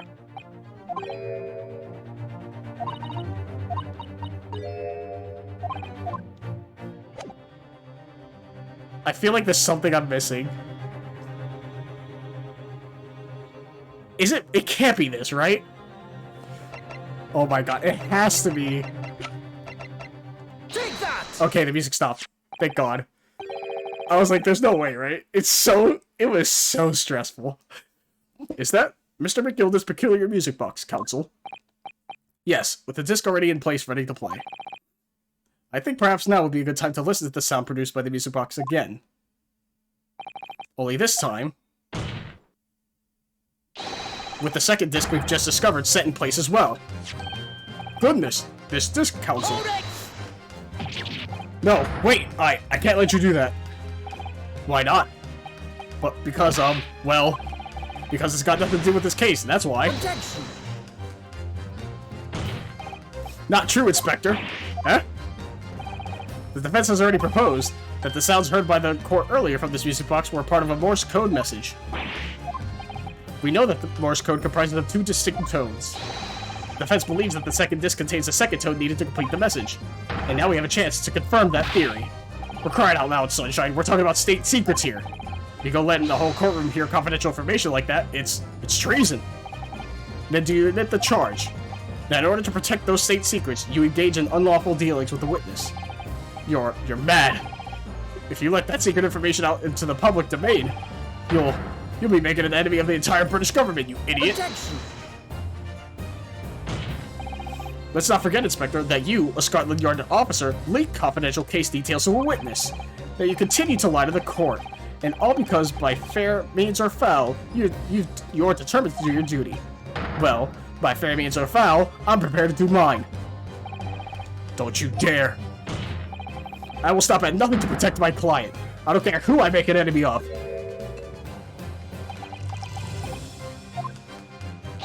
My lord, if you please, the court must hear the sounds made by that music box. Come on, Van Zykes, for Pete's sake, stop him! Objection. Inspector, you should know my methods by now. I'm a prosecutor. I'm no Scotland Yard puppet. In this courtroom, my duty is to the law.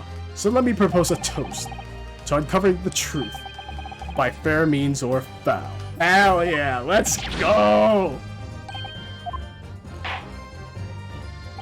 Very well. The defense's stance here and that of the prosecution has been made very clear, I feel. Therefore, in accordance with the defense's request, the court will now listen as this music box is set in operation once more. This time, with the second disc in place, and both discs playing simultaneously.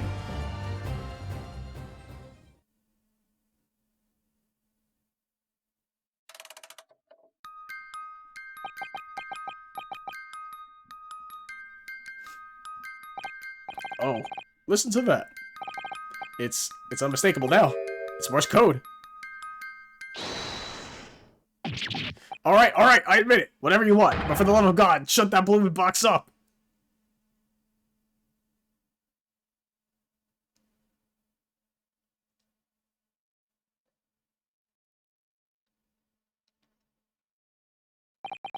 Let me ask you again then, Inspector Gregson.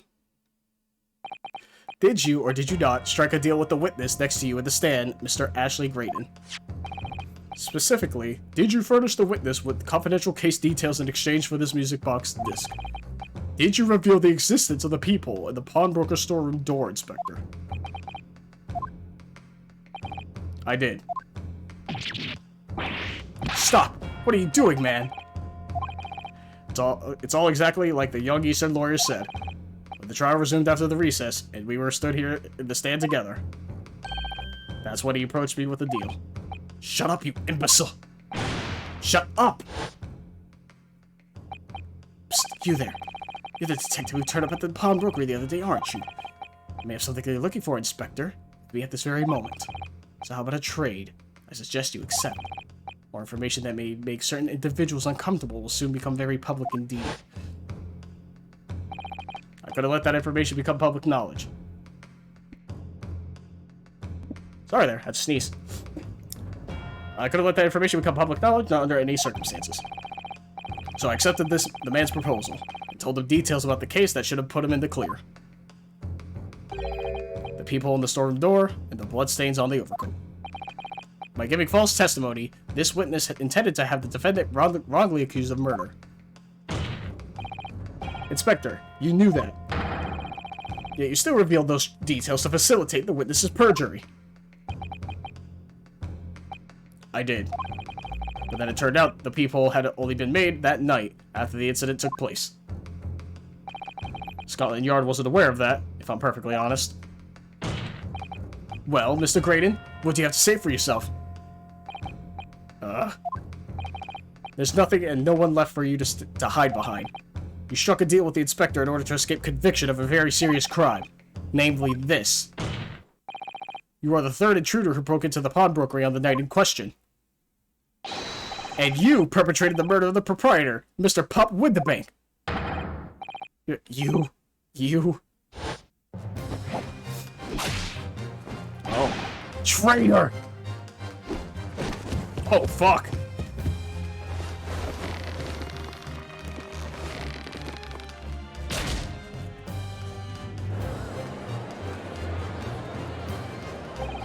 Bailiff! Bailiff! Restrain that man! At once!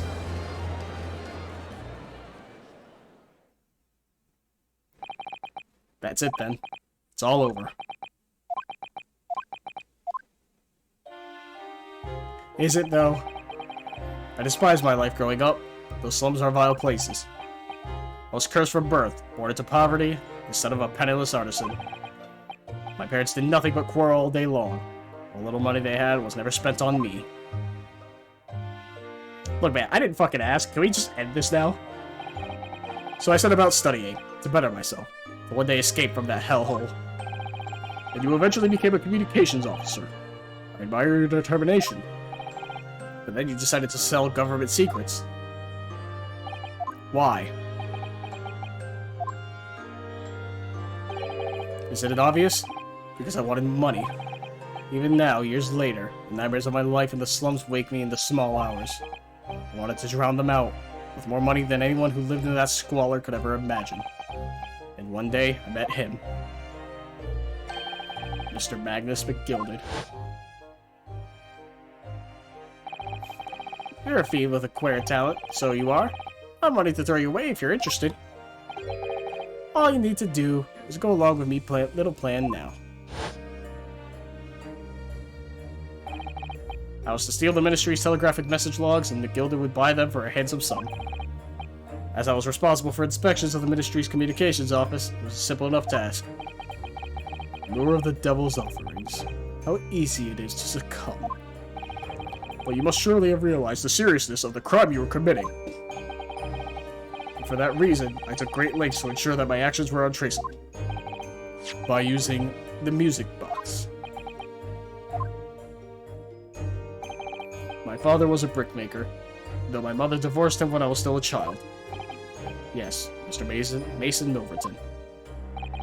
That's right. He was very skilled with his hands. Once been a music box maker's apprentice. Imagined his skills would be sufficient to create a machine that could generate Morse code. So I sought out my father again to employ his services. It was the first time I'd seen him since I left the slum 10 years earlier.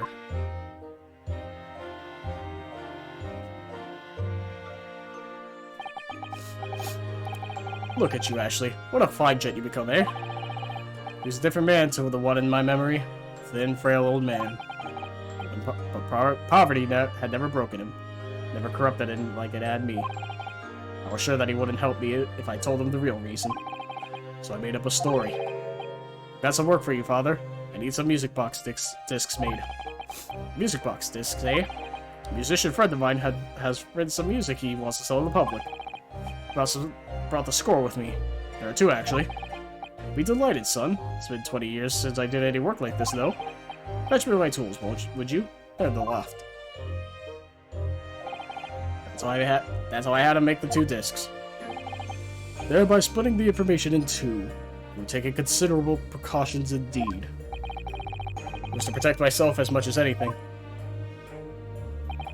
It meant that I could deal with Ms. McGilded in two separate transactions.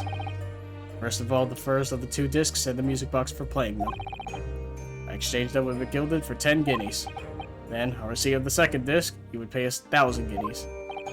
So, what happened on the omnibus 2 months ago was the second part of a deal? The exchange of the second disc? Yes. I'd sold the man information that way a number of times already. It seems he became reluctant to part with his money. But that doesn't quite make sense, Mr. Graydon. Or why was it that on the omnibus 2 months ago, your father, Mr. Milverton, was the one dealing with Mr. McGilden and not yourself? When I received the 1,000 guineas after my first completed dealings with McGilden, I decided to give 200 to my father for his troubles.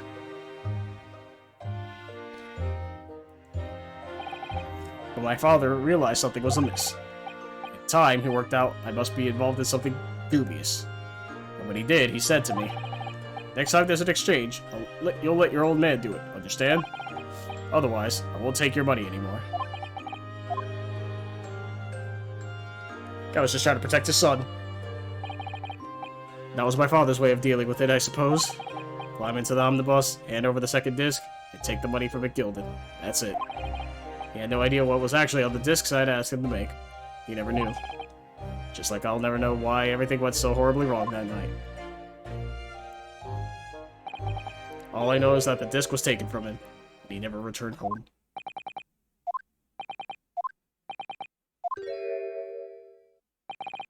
It was only then that I found out what sort of a monster McGilden really was.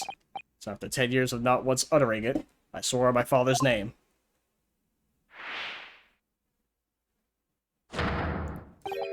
To exact revenge. Revenge?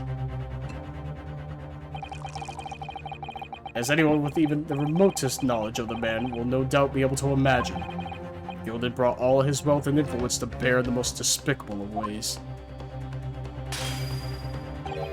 To crush any semblance of justice in his trial. The crime scene was tampered with, evidence was fixed, and witnesses were bribed. That trial 2 months ago was a farce from start to finish. My feet had barely touched British soil back then. I walked into that hornet's nest, completely unaware of the sinister background to it all. I'd made plenty of money out of my dealings with Miss Gilden by then, so I spared nothing in my arrangements 2 months ago. I knew exactly who to hire. If you're willing to pay the price, there are people in this city willing to do anything you ask. Gilden himself had shown me that. Are you saying that? I think you have the picture now. After he twisted everything to his favor in this courtroom to ensure that he walked free, I took matters into my own hands and delivered the justice that monster deserved. That tragic accident following the trial here 2 months ago was planned and executed by yours truly. Gilden's death that day was caused by this man. Everything is ready, sir, if you'd like to follow me into the courtroom. What's this, officer? It's sooner than I was led to believe. I was not inconvenient, sir. There were some changes to the schedule. Well, I must be making tracks now. It's time for the inspection. I'm going to examine the omnibus again, so I'm told. I asked if I could be present for it myself. So that policeman who came to tell McGilden he could examine the omnibus again. That's right, an imposter. Hired by me. McGilden used his wealth to manipulate the trial. He paid people to adulterate the omnibus with all manner of false evidence. He threatened witnesses to lie in their testimony.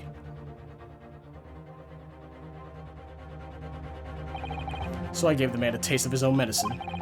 Once the omnibus was doused in paraffin, one of my sham policemen ushered McGilden inside and sent him on a one-way journey to hell.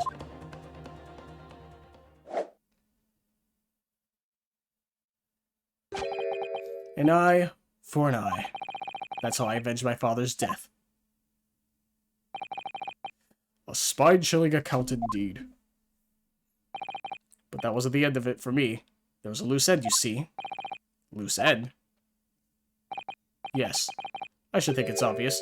The second disc, which my father had taken to exchange with McGilden. Ah, yes.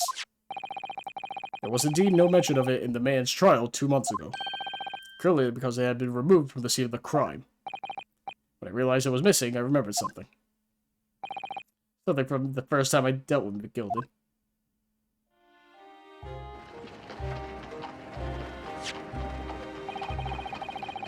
This is the first of the 2 discs. In the music box, you need to play them. Well, look at that now. What an ingenious little invention. So then, as promised, 10 guineas for you, young man. What's this? Windabake's pawnbrokery. Aye, 'tis a pawnbroker's ticket, so it is. You can use it to redeem an article I've deposited there for you. There's no need to give a name. Just hand over the ticket and tell the fiend the watchword. I'll put a jewel in pawn for you. It'll fetch a good 10 guineas if you sell it, so it will. I've never heard of a pawnbroker being used quite that way before.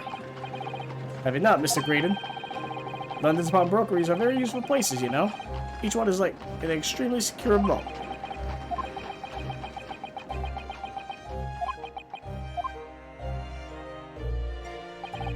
So I knew that if he'd taken steps to hide the disc, it'd be in that pawnbrokery somewhere. Now, the night he killed my father, he must have entrusted the ticket to someone. Yes, to Gina. I remember now that when we first met you at Windabake's that afternoon 2 days ago, you had a description of Miss Lestrade written down. How did you know who you were looking for? Of the trial. That pickpocket's testimony was clearly peculiar. Anyone could see that. I realized immediately that she was another of McGilded's pawns, and he must have threatened her somehow. I was fairly convinced it would be her who had the ticket. So I started to make some inquiries. I had a strong suspicion the girl would come out of the woodwork on the redemption deadline. And he was absolutely right. And yes, sure enough she did. All I needed to do was to wait until the girl went to Windabake's to redeem the articles. But unfortunately, she redeemed only Miss Gilded's overcoat and the one disc that was in its pockets.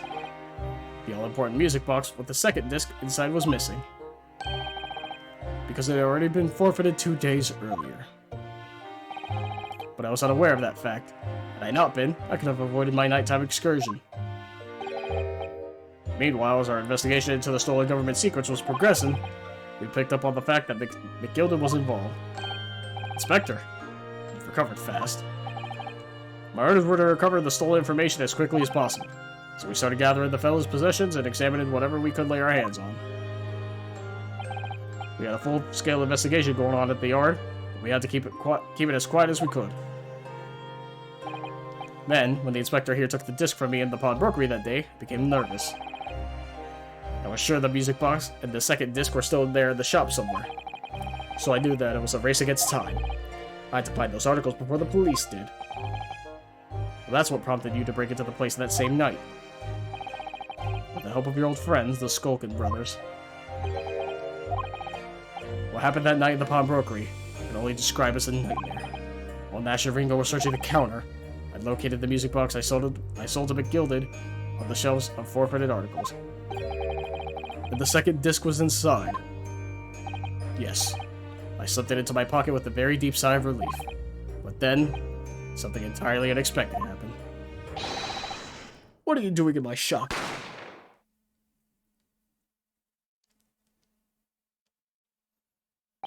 A gunshot rang out in the shop, and I felt a sharp pain in my left arm. The broker fired his gun, and the bullet pierced your limb. Yes, exactly. But unfortunately, I decided to bring my own gun with me that night, just in case.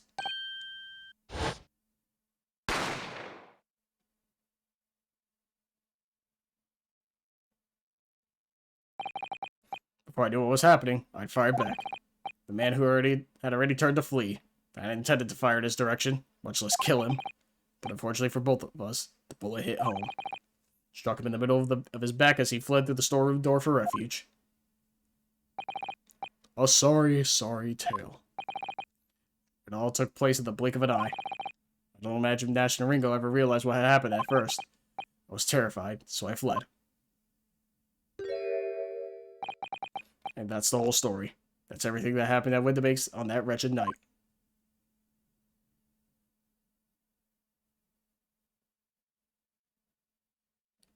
Wild. The case is actually over. Crazy. Are we gonna explain the British girl, though, from the beginning? On how she, like, killed Wilson? We're gonna talk about that at all? Like, at any point?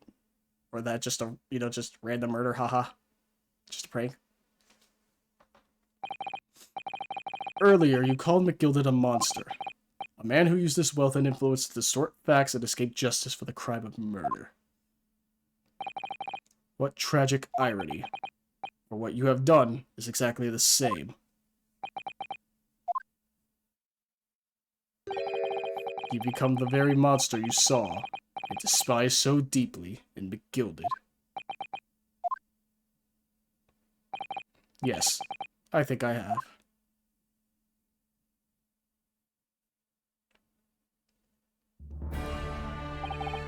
Well, this has been a long and exhausting trial. Yeah. However, it would seem that at last we have arrived at the truth. Inspector Gregson, one of Mr. Ashley Graydon. He's been restrained, my lord, and is being escorted to the yard. He'll be charged with the murder of Mr. Windermere and the stealing of government secrets. Very good. And you, Inspector. Regrettably, you will have to face charges yourself. Yes, my lord. Of course. Excuse me. It transpires that you were complicit in helping a criminal escape justice. That fact remains, whether or not you were doing so in the line of duty. The crime is a serious one, Inspector, and inexcusable. Now to the defendant, Miss Gina Lestrade. Yeah? It is time for the final adjudication. Is the jury ready, Mr. Foreman? Yes, sir. Garrett Squadron standing by, sir. This is really it now. The last push, the final call, the finishing whistle. My men are ready to deliver their verdicts. Thank you, Mr. Foreman. Very well. Ladies and gentlemen of the jury, you will now declare your final decisions to the court. Not guilty. Not guilty. Not guilty. Not guilty. Not guilty. Not guilty. Yeah, also, are we gonna talk about, like, the Revolutionary League there? Is that for the second game? Is that also just a prank? Hahaha, that's the stuff. I'm off the hook. Finally, Runo. You finally managed to do it. Not really. She still, like, committed perjury the last trial. Finally is the word. I really wasn't sure if we'd come out at the top for a while there. Susie was right. You're the best lawyer in the world.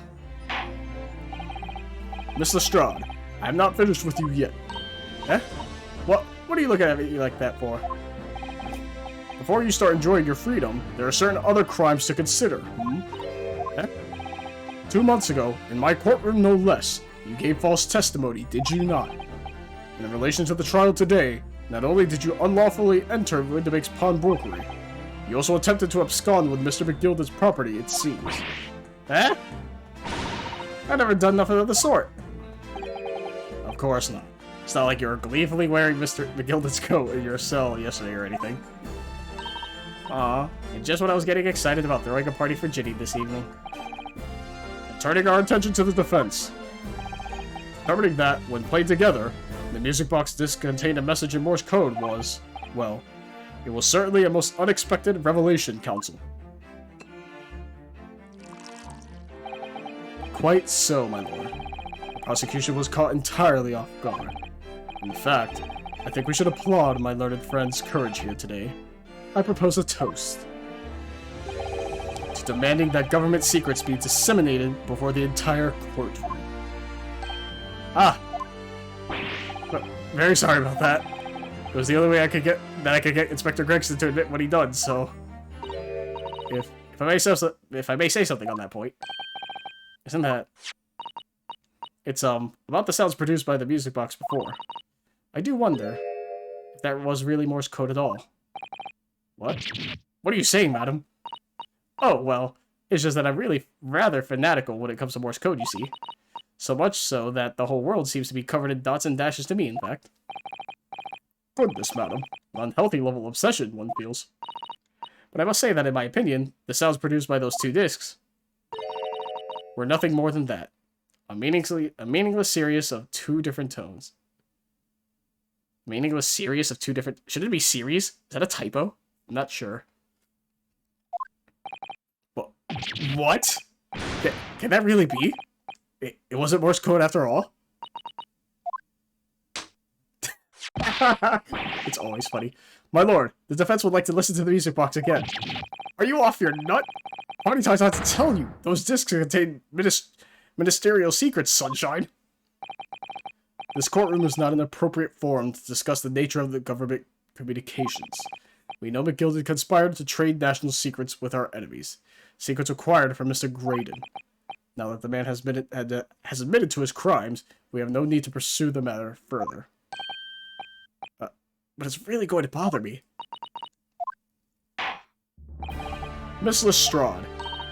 Yeah, my lord? That which you have seen here today here in this courtroom has been extremely disturbing. Falsified evidence, intimidation, perjury, a grim catalog of depravity. An appalling experience to befall any child.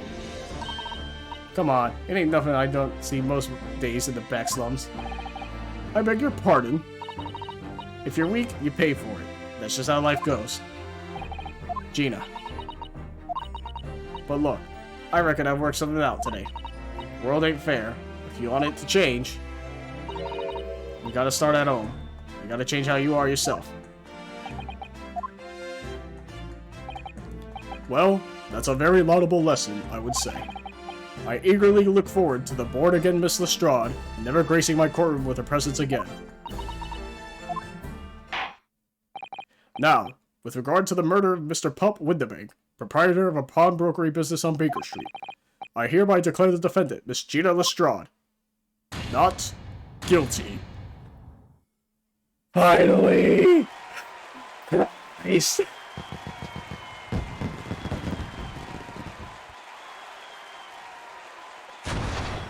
I now charge her guilty of shooting a firework in my courtroom. Arrest her immediately. Bailiff? That is all. Court is adjourned. Fucking finally. Oh, hey. What's up? Just, us two hanging out. So you want to, like, get dinner later, or? On a personal note, I must say you've surprised me, my Far Eastern friend. Oh. Despite being a Nipponese, you saw through the pretense to the malice that festered within that Englishman. And at the same time, saw through the grime to the surprising heart of your English client. You have a curious talent for judging character, especially considering our very different cultures. I don't think there's anything curious about it. Whether we're from the Empire of Great Britain or the Empire of Japan, we're all human beings. We're not so very different on the inside. You know, I took this case for one very simple reason. To lock swords with you once again here in the court. You did? When I encountered you for the first time 2 months ago, you reminded me of toasting friendship and trust with another Nipponese, only to find my trust betrayed. Through you, I hope to look into the eyes of the man I once knew, and try to understand.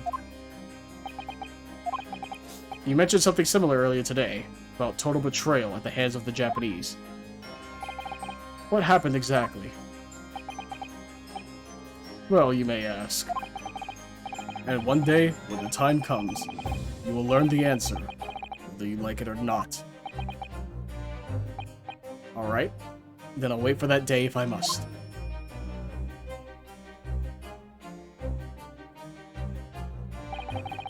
Coming to be known as the Reaper of the Bailey, my retirement from service 5 years ago, it gives me cause to wonder if our meeting has some deeper purpose. So, farewell, my learned Nipponese fellow. Until we meet again. God, he's so cool.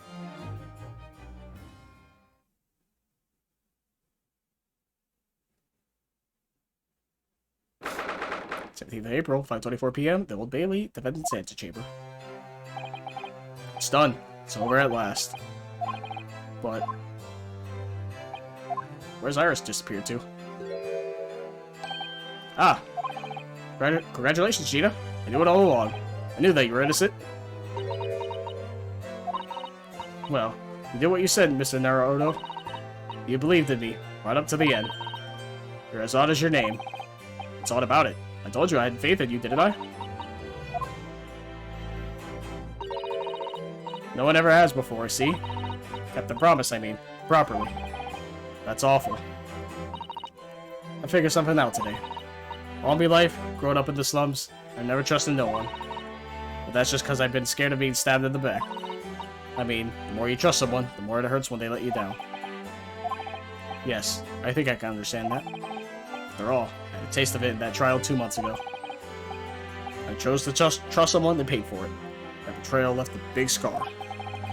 You know though, Gina, I worked something out quite recently too. Trusting in someone else is really an exercise in learning to trust yourself. And when your gut tells you it's the right thing to do, and your trust is rewarded, there's no better feeling in the world. I think I have you to thank for reminding me of that valuable lesson. Oh, well, if you say so. Don't make a fat lot of sense to me, though. I'm trying to say that putting my faith in you, Gina, has been a real pleasure. For crying out loud, pack it in. But I suppose I sort of feel the same way. I mean, sometimes trusting someone else is, you know, alright. Thanks. This is the way I see it, Ryunosuke. A defense lawyer is only as good as his faith in his client. And that comes down to how much faith he has in himself. After this experience, I'm starting to feel like I understand what you mean. Kazuma. Am I living up to your expectations? Am I turning out to be the lawyer you believed I could be? Part of the interruption. Sholmes? Oh, yeah, sure is. But what the deuce does a man have to do to be noticed around here, my dear fellow? Ah, that voice. It's too late for that voice. Now, Mr. Naruhodo. I've been standing here patiently in the corner of the room for an eternity. Ahaha! Yes, it was me all along, I would have said when you finally noticed me. But you people, with your incessant babbling. I like how the guard in the back was like also looking at him the entire time. I wonder if he actually was there, and if I just didn't notice. Mr. Sholmes. Ah, yes, it was me all along. You see?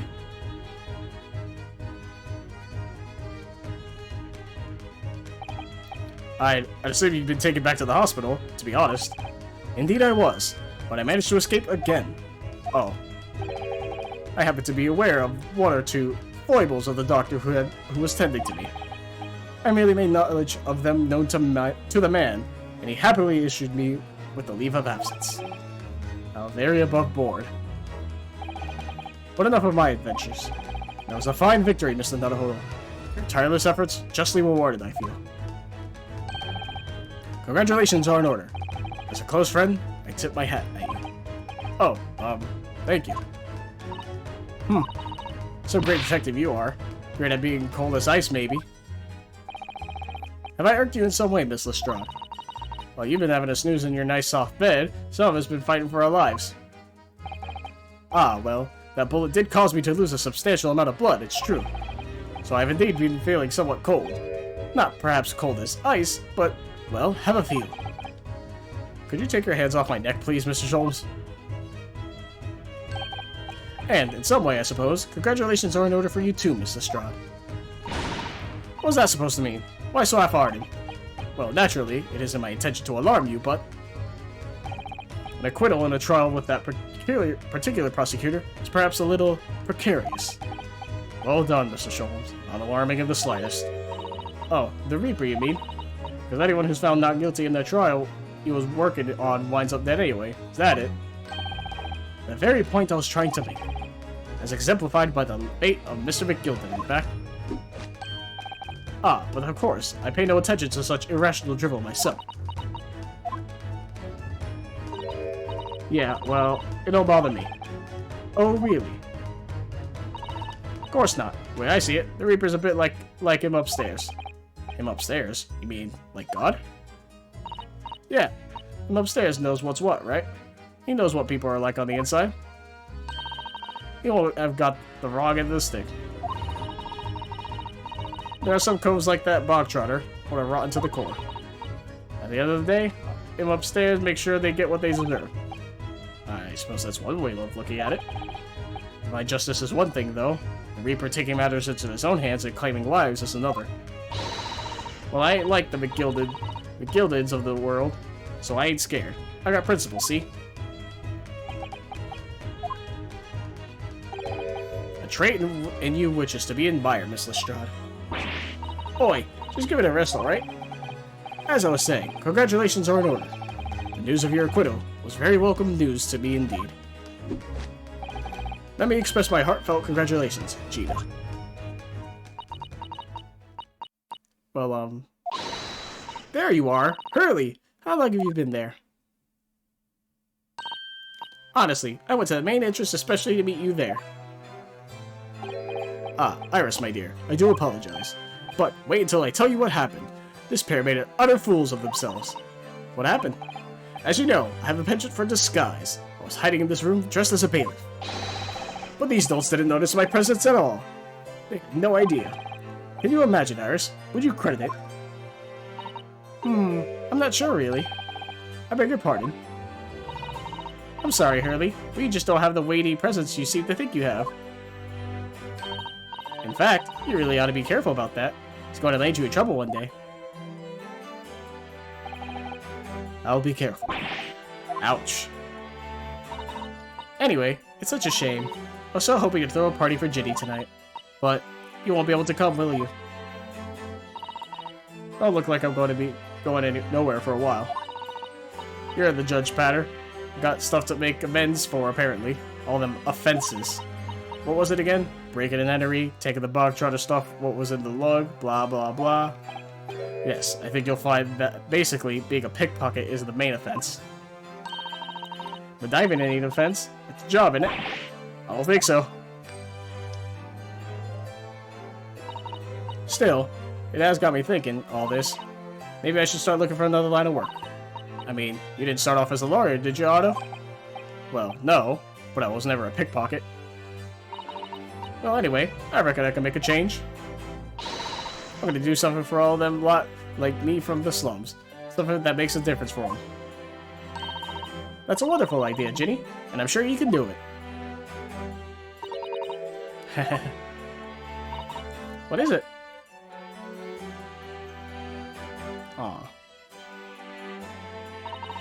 Nothing. Miss Gina Lestrade. The present carriage has arrived, ma'am. Come with me to the rear gate at once.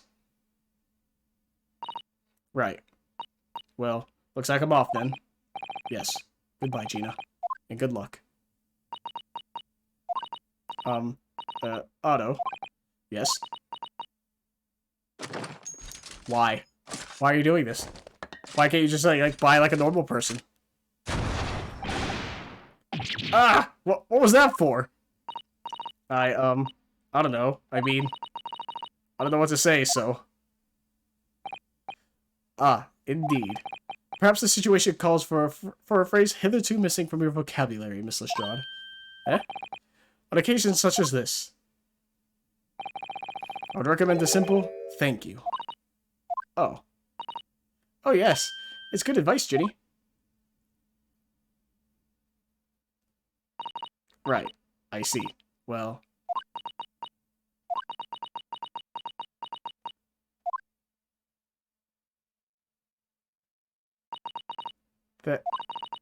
Thanks, Otto.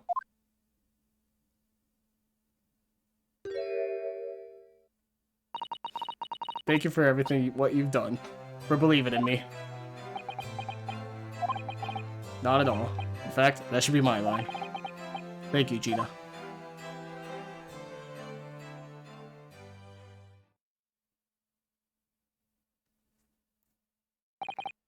Well, there she goes. Wonder if I'll ever see her again. Well, well. Quite the indomitable pick purse. Oh, I nearly forgot. I bought a paper outside. It's a special edition, and this trial is all over the front page. Pickpocket's innocence proven. Isn't it wonderful? Should have shown it to Gina, Iris. She would have been thrilled. Oh no. How silly of me. Ah, but anyway, would you like the good news or the bad news? Ugh, not again. Well, what do you say, Rudo? Hurley? As usual, I think I'd rather get the bad news out of the way first. Absolutely not. I have no intention of listening to anything but good news. And there you have it. How people answer that question says a lot about them, doesn't it? Let's not go there. Alright then, maybe let's start with the good news this time. The rain has finally stopped. There was a record level of rainfall, apparently. Well, that is good news indeed. We can journey back in greater comfort. Alright then, what's the bad news? The huge storm has left the seas very choppy. The channel in particular is awful, so sailings out of Dover have been delayed by a day or more. Wait, Dover? That's where Susato-san was leaving from. That's right. If we enter the station immediately, we may still make it in time to wave Susie off. But, there won't be a train, surely. We couldn't be that lucky. Who do you think I am, Mr. Naruhodo? Mr. Sholmes? I rushed to Victoria Station earlier and made arrangements for a special express. If we hurry now, we shall be there in time for dinner. And I know of a fine restaurant that serves the most delicious big soul. I know the great detective does it again. Indeed he does. I happen to be aware of a number of the rail transport director's foibles. What? Really made my knowledge of them known to the man, and he happily laid on the locomotive. Elementary. Just an idea, but it might be wise to stop manipulating people that way. What are we waiting for then? To London, Victoria. Cutscene? Like, animated? Yep. Oh, never mind. 18th of April, 5:32 a.m., Port of Dover, Quayside. That took somewhat longer than I anticipated. Susie's butt must be about to leave now. Mr. Sato, where are you? Oh, how convenient. Over there, look. Looks like she's reading something. Hold it! Yeah, you're gonna fucking throw the boy in the water? What are you doing? Mr. Sato, wait, what are you doing?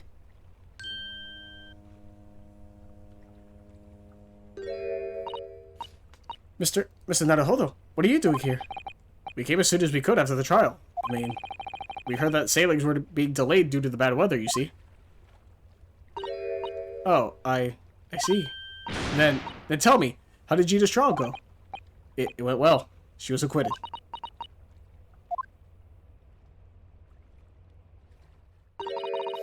That's wonderful.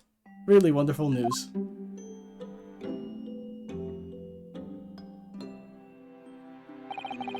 The book you were about to throw into the sea was your Encyclopedia of British Law, wasn't it? Oh dear, I was hoping you hadn't seen that. I'm not worthy of practicing law in any way now. So, I was saying my final farewell. You're saying goodbye to law? You? Susato-san? Would I be correct in assuming it's because of the peephole, Miss Susato? I deliberately altered the scene of a crime, and then I tried to hide that fact. Excuse me. What I did is utterly unforgivable. That reminds me. How did you even come to have this, Susie? On the evening of the incident, Mr. Sholmes had invited Gina to dinner, if you remember. Oh yes, we had a wonderful time. Well, Gina gave us a little introductory lesson, didn't she? To the art of pickpocketing, I mean. Oh, that was so much fun. I stole Rudo's armband. Yes, please don't do that again, Iris. That band's very important to me. Well, if it's so important, you should pay more attention to it. You don't notice for ages. Or you didn't notice for ages. On a whim, I thought it would be fun to see if I could take the cat flapper, so I put it up my sleeve. Really? And then I rather forgot about it, until I found myself in Mr. Winterbake's shop with it later that night. I see. And then...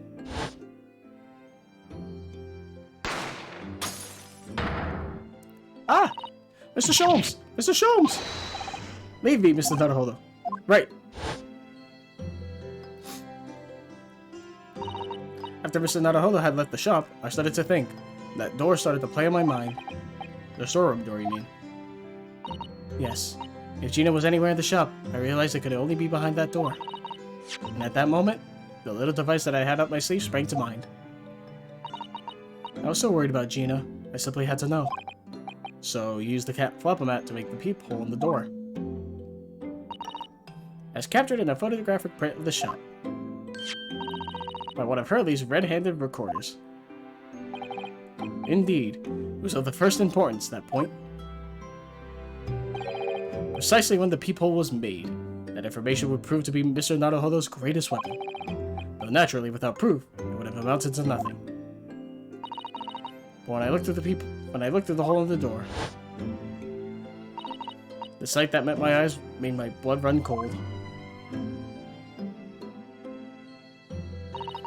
Thoughts started to run through my mind. I remembered that trial 2 months earlier. The trial of Magnus McGilded. I thought about how he manipulated the evidence and arranged false testimony to secure his freedom. I made the British justice system feel very dark and sinister to me. Or I made the British justice system. And then a terrible thought occurred to me. What if some wicked criminal was planning to do the same thing now? Because from the appearance of the crime scene, it looked exactly as though Gina had shot Mr. Windibank. Even though I was sure she would never have done such a thing.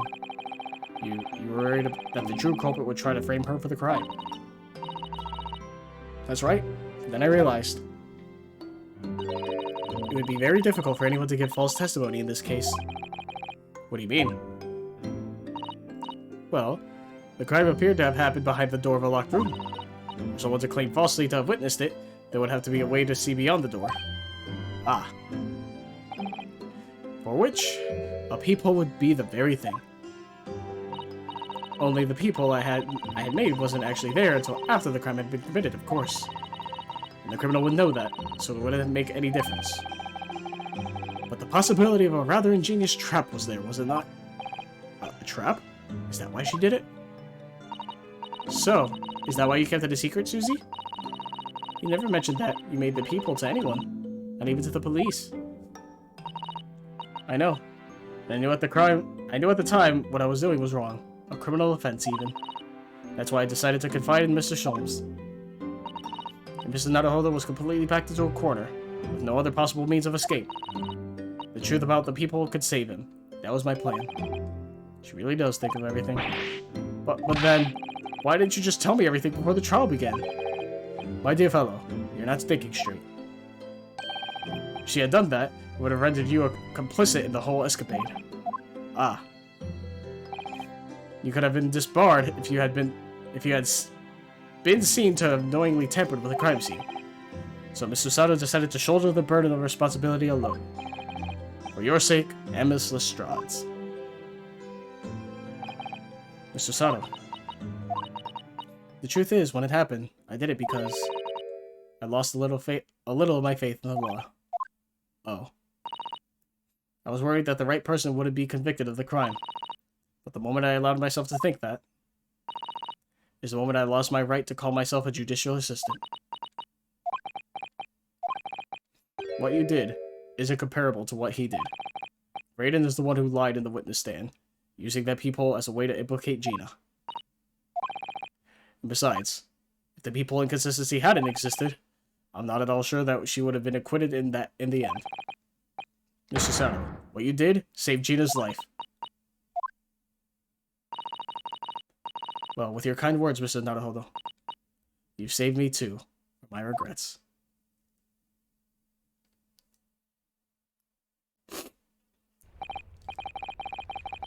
Well, we must all be thankful that Miss Lestrade's freedom has been assured. Yes, exactly. Although some of the loose ends of that trial will continue to play on my mind, I'm sure. But the revelation that the music box disc contained secret messages, Mr. Naruhodo. What a triumph to work that out. I'm full of admiration. Well, actually, that argument wasn't quite as compelling as I thought it was. Oh, it wasn't? There was a communications officer among the jury members, you see. A telegraph operator. And she said that the majority of the sounds of the disc were just meaningless tones. As one would expect. After all, we are talking about secret government communications. No doubt they were written in cipher to avoid being readily understood should they have been intercepted. In cipher? I see. So that we could never have hoped to understand the message anyway.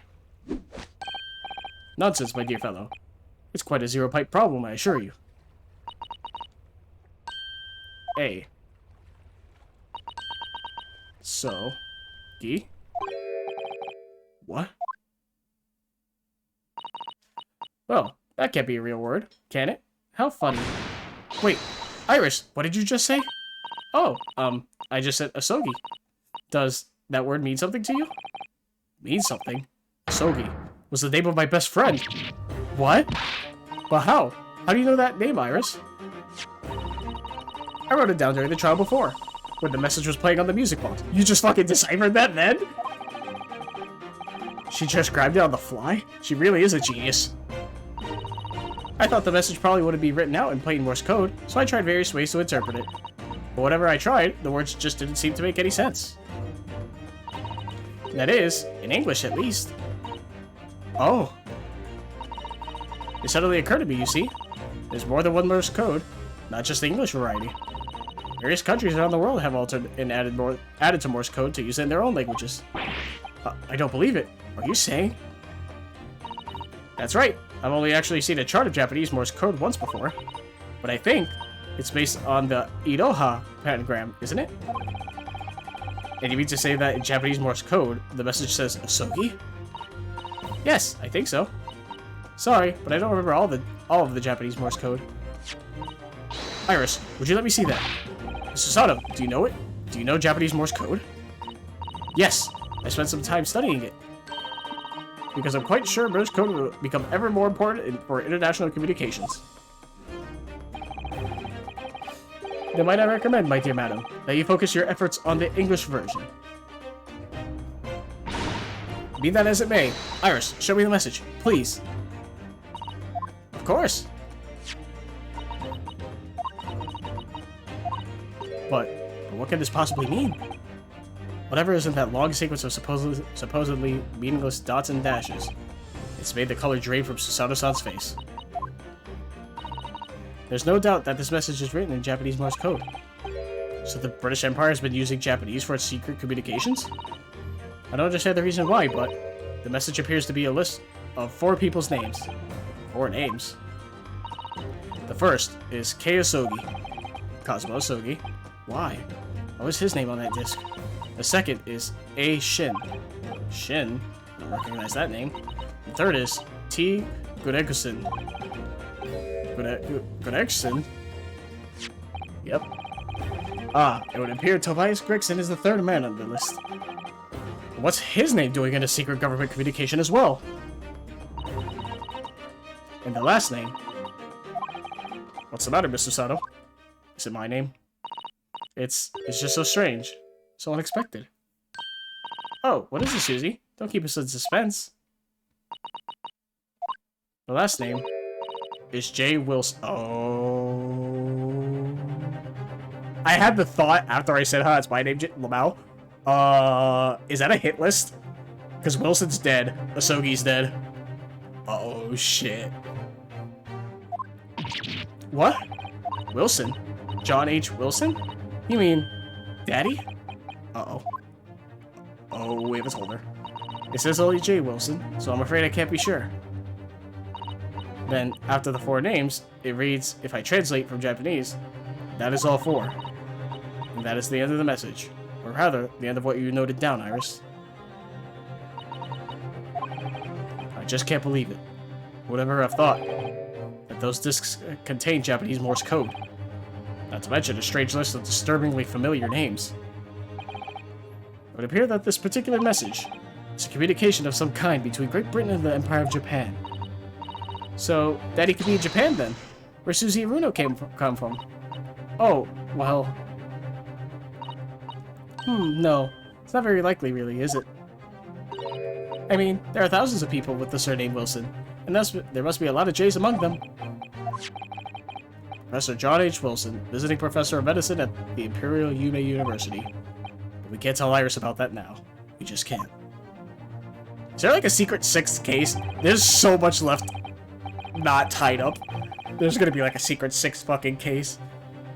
This is so strange. Somehow in solving the case of Mr. Windibake's murder today, I feel like I've rolled back a boulder at the mouth of a very dark cave. I do wonder if perhaps it's a dark cave that we shouldn't go wandering inside.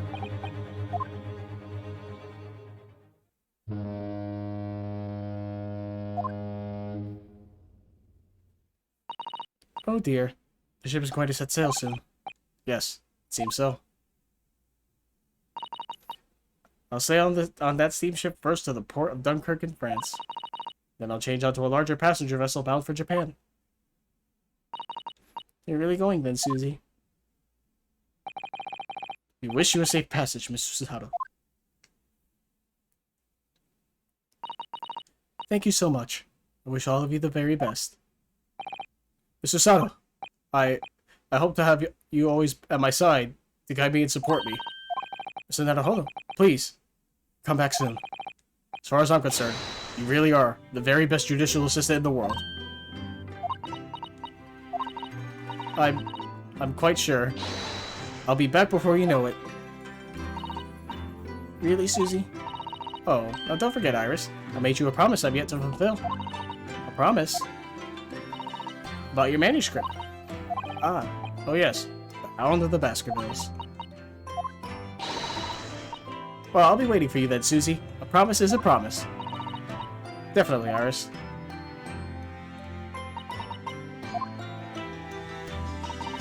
Mr. Naruhodo. Yes? Do you remember the first time we met? Yes, of course. You threw me like 30 times and I'm still pissed about it. On the SS Buria, when I was dragged out from that wardrobe, still half asleep. If I remember rightly, you threw me halfway across the cabin with a Susato takedown. You know very well that I'm talking about after that. No, I don't. I have a concussion from that, thank you. It's strange, but being thrown together as we were in that case, I somehow felt straight away that you were the perfect person to continue Kazuma-sama's great legacy. Susato. My instincts were right. I really want to believe. No, I'm sure that. I'll be back soon. Farewell until then.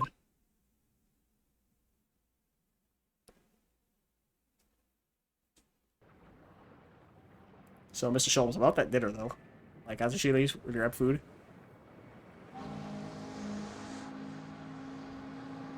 Somehow we seem to have come to the end of the adventures of Ryunosuke Naruhodo. Or the first volume, at least. Looking back now, it feels as though fate has led me on this journey.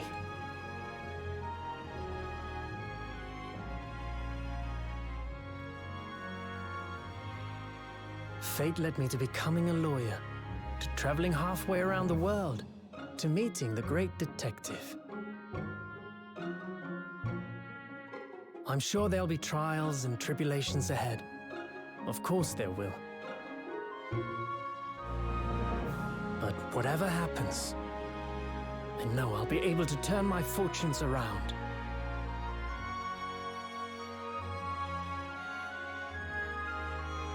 After all, I have the greatest friends in the world on my side.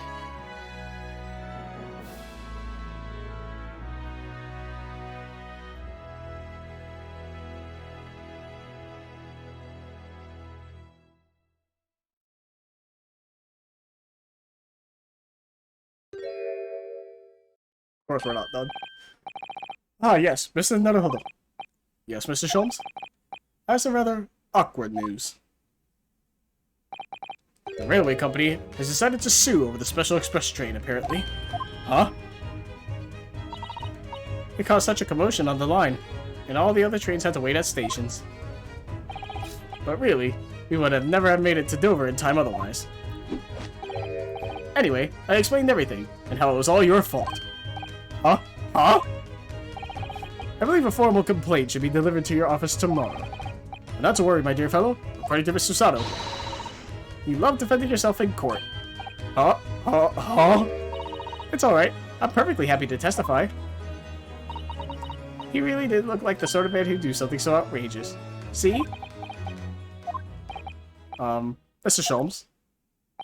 Yes. A word, if you don't mind. Why, certainly. Any word you like. Bellow it out, my dear fellow. Bleep you. Oh yes, I love Rudo's words, and I just know the one he'll use here. It's objection, I'm assuming. Then, I really must say... Objection! Yep. Hell yeah. Every game does it, it's great. Love it.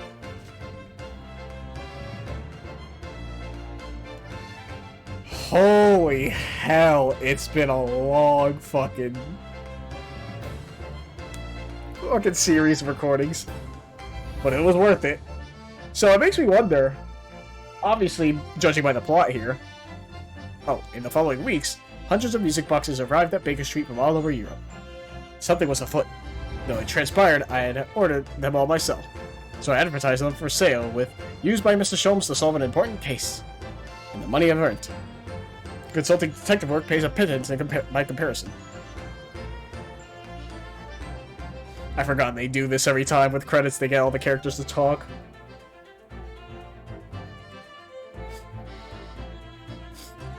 I haven't slept a wink. This manuscript is due tomorrow now. But I'm this busy, Hurley usually cooks me breakfast. Well, cooks is an overstatement. Or some dry toast and insipid coffee. I do miss Susie and her lovely Japanese breakfasts. Yeah, it makes me wonder though if they made... I'm assuming they made the game with the intention to make a sequel, because there are so many loose ends to wrap up. Oh, witness, your testimony is riddled with contradictions. Exactly. Rarely do rare Koban coins hide under rare stakes themselves. Well, I don't know, son. Knows his father is an innocent man. Or are you calling my son a liar? Witnesses, my courtroom is no place for your petty arguments.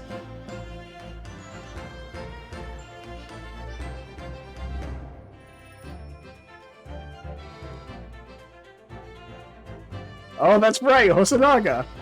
Having delivered the Russian dancer to shore in Shanghai, I lay low on the steamship for a while. Last night, I apprehended an extremely suspicious Japanese national on board. Oh, Soseki! I've done nothing wrong. All I did was give Wagahai's offspring refuge in my pocket. A man brings us some kittens on board, and suddenly he's a hardened criminal. It's not fair. Hell yeah, Soseki's still good. He didn't die to the Reaper's curse. Let's go!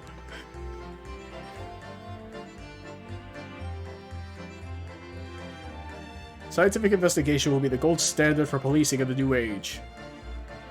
I dream of a world governed by the tenets of order and discipline.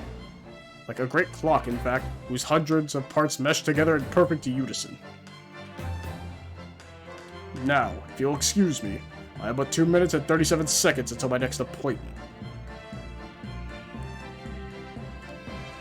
Yeah, it makes me, like I said, they probably planned for a sequel, but I wonder if it's because this is the Chronicles version, maybe they changed it up a bit, or when the games released separately originally, was it actually planned already then?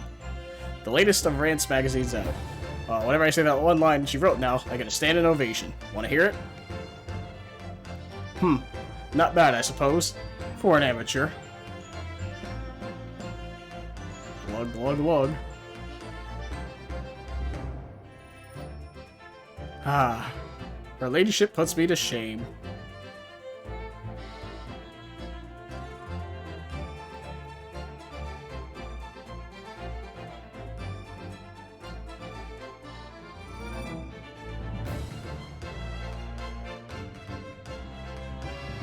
Been visiting the old girl on a daily basis, of course. Joni, my old jailbird. Must say, battling with those bally stairs every day has done wonders for my Dicky Peg. Managing rather well with the housework, too. Got this maid business taped up, I'd say.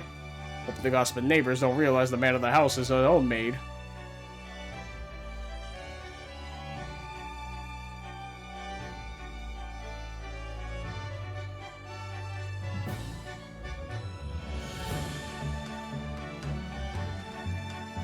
My Rolly's back on the beat again. All thanks to the Reaper. There's nothing I enjoy more these days than hunting out small change in the gutter. I'm a better Bobby now. Looking out for Londoners, their drop to pennies, and my lovely wife. Oh, that's right. These fucking two.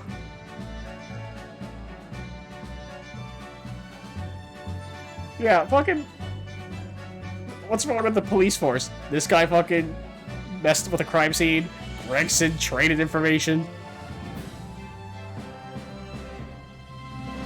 Looks like I'm gonna be doing time for a bit now.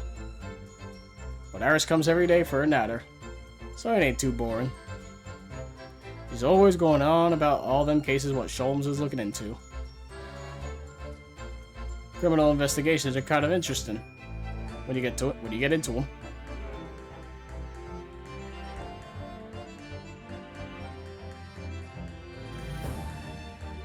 Also, at least to say, now that I have time to listen to it, some parts to gather my thoughts, the music's been really good in this game. Yes, I renounced my upbringing and chose a life of sophisticated crime. No regrets? Please. Get over, bruv. That ain't the Ash we used to know. We got time in here to plan the comeback of Milverton, Skulkin's Milk Run, right? The three Muskin Whatsits? Milk in the neighborhood for all it's worth. Oh, he does the pose, but from the front. Oh.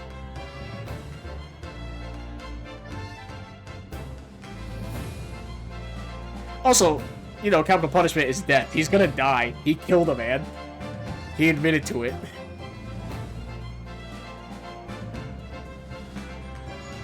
This past 6 months has been a time I shall remember forevermore. Painful goodbyes and wonderful encounters. I've come to realize that's what life is all about. Not all the sun, I promise. Your sister will return to you one day. But for now, I leave you with many memories and a heartfelt wish that life will treat you well.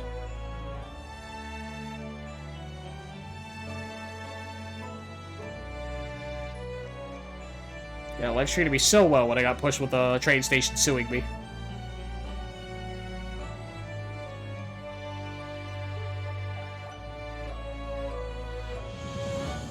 Hell yeah.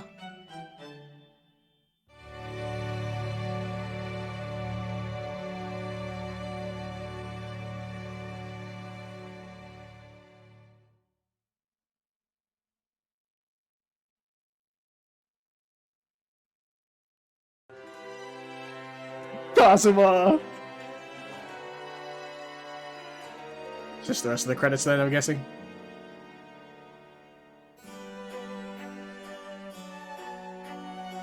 Okay, yeah.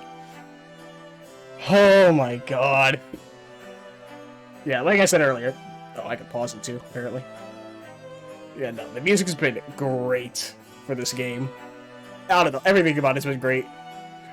Definitely one of the better Ace Attorney games. I mean, you would like to think so with how long the series has been running. One of the later games would be better, right? Don't get me wrong, some of it's still, like, played out for so long when it shouldn't be, but fucking... That's how this game works. Yeah, this bitch, she literally killed a guy and got away with it. They're like, oh yeah, she gotta be tried in English court. Whatever. And she got away with it. We gotta, like, figure out that whole deal in the next game. Oh yeah, then her father's ill, which is why she's leaving. So hopefully he's alive in the next game. Who knows?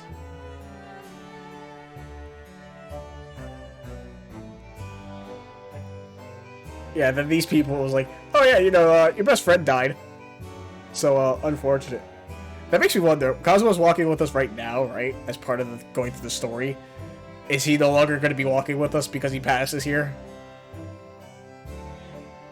Like he's gonna like stop and salute us off or something.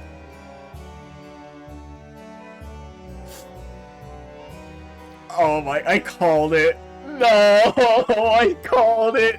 Kazuma, no. This bitch. This. She also got like nothing for it. You're like, oh yeah, you know, yeah, fuck you. Fucking Susanoo take down her, fucking her off the boat.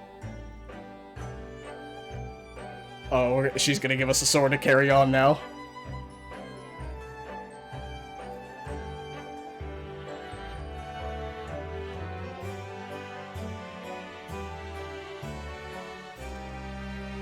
Yeah, there's, like I said, there's a lot of stuff to go on, so I can't wait for the second game.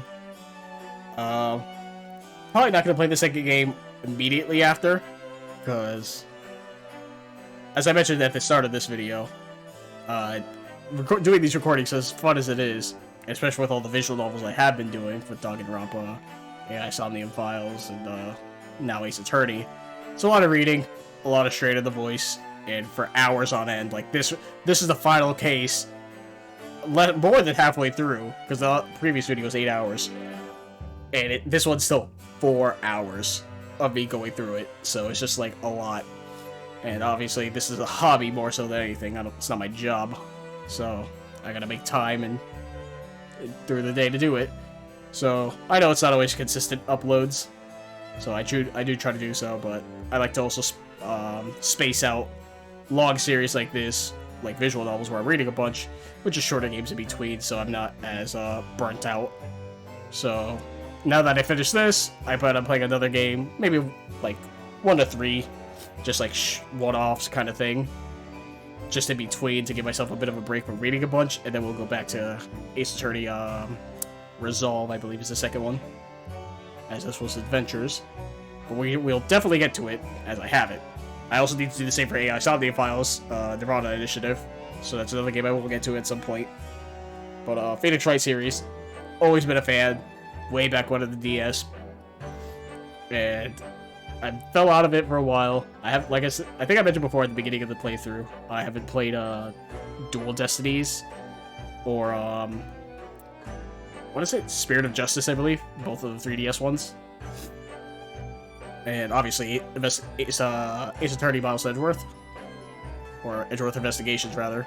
The second one, because I don't think that's been localized here in America, or given a localized release, I should say. But even still, I love the series to death, and I'm glad I finally got back into it with this. So, hopefully you don't mind the break in between. It won't be too long, because I actually own Resolve.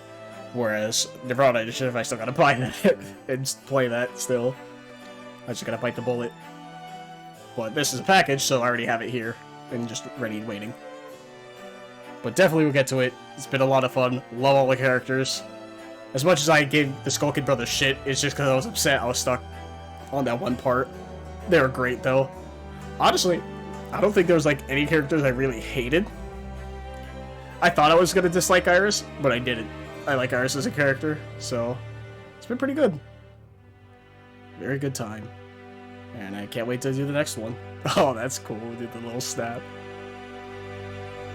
Great Ace Attorney Adventures, Finn. Any secret scenes after? Dialogue? Anything? Save? Oh, that's hella cool.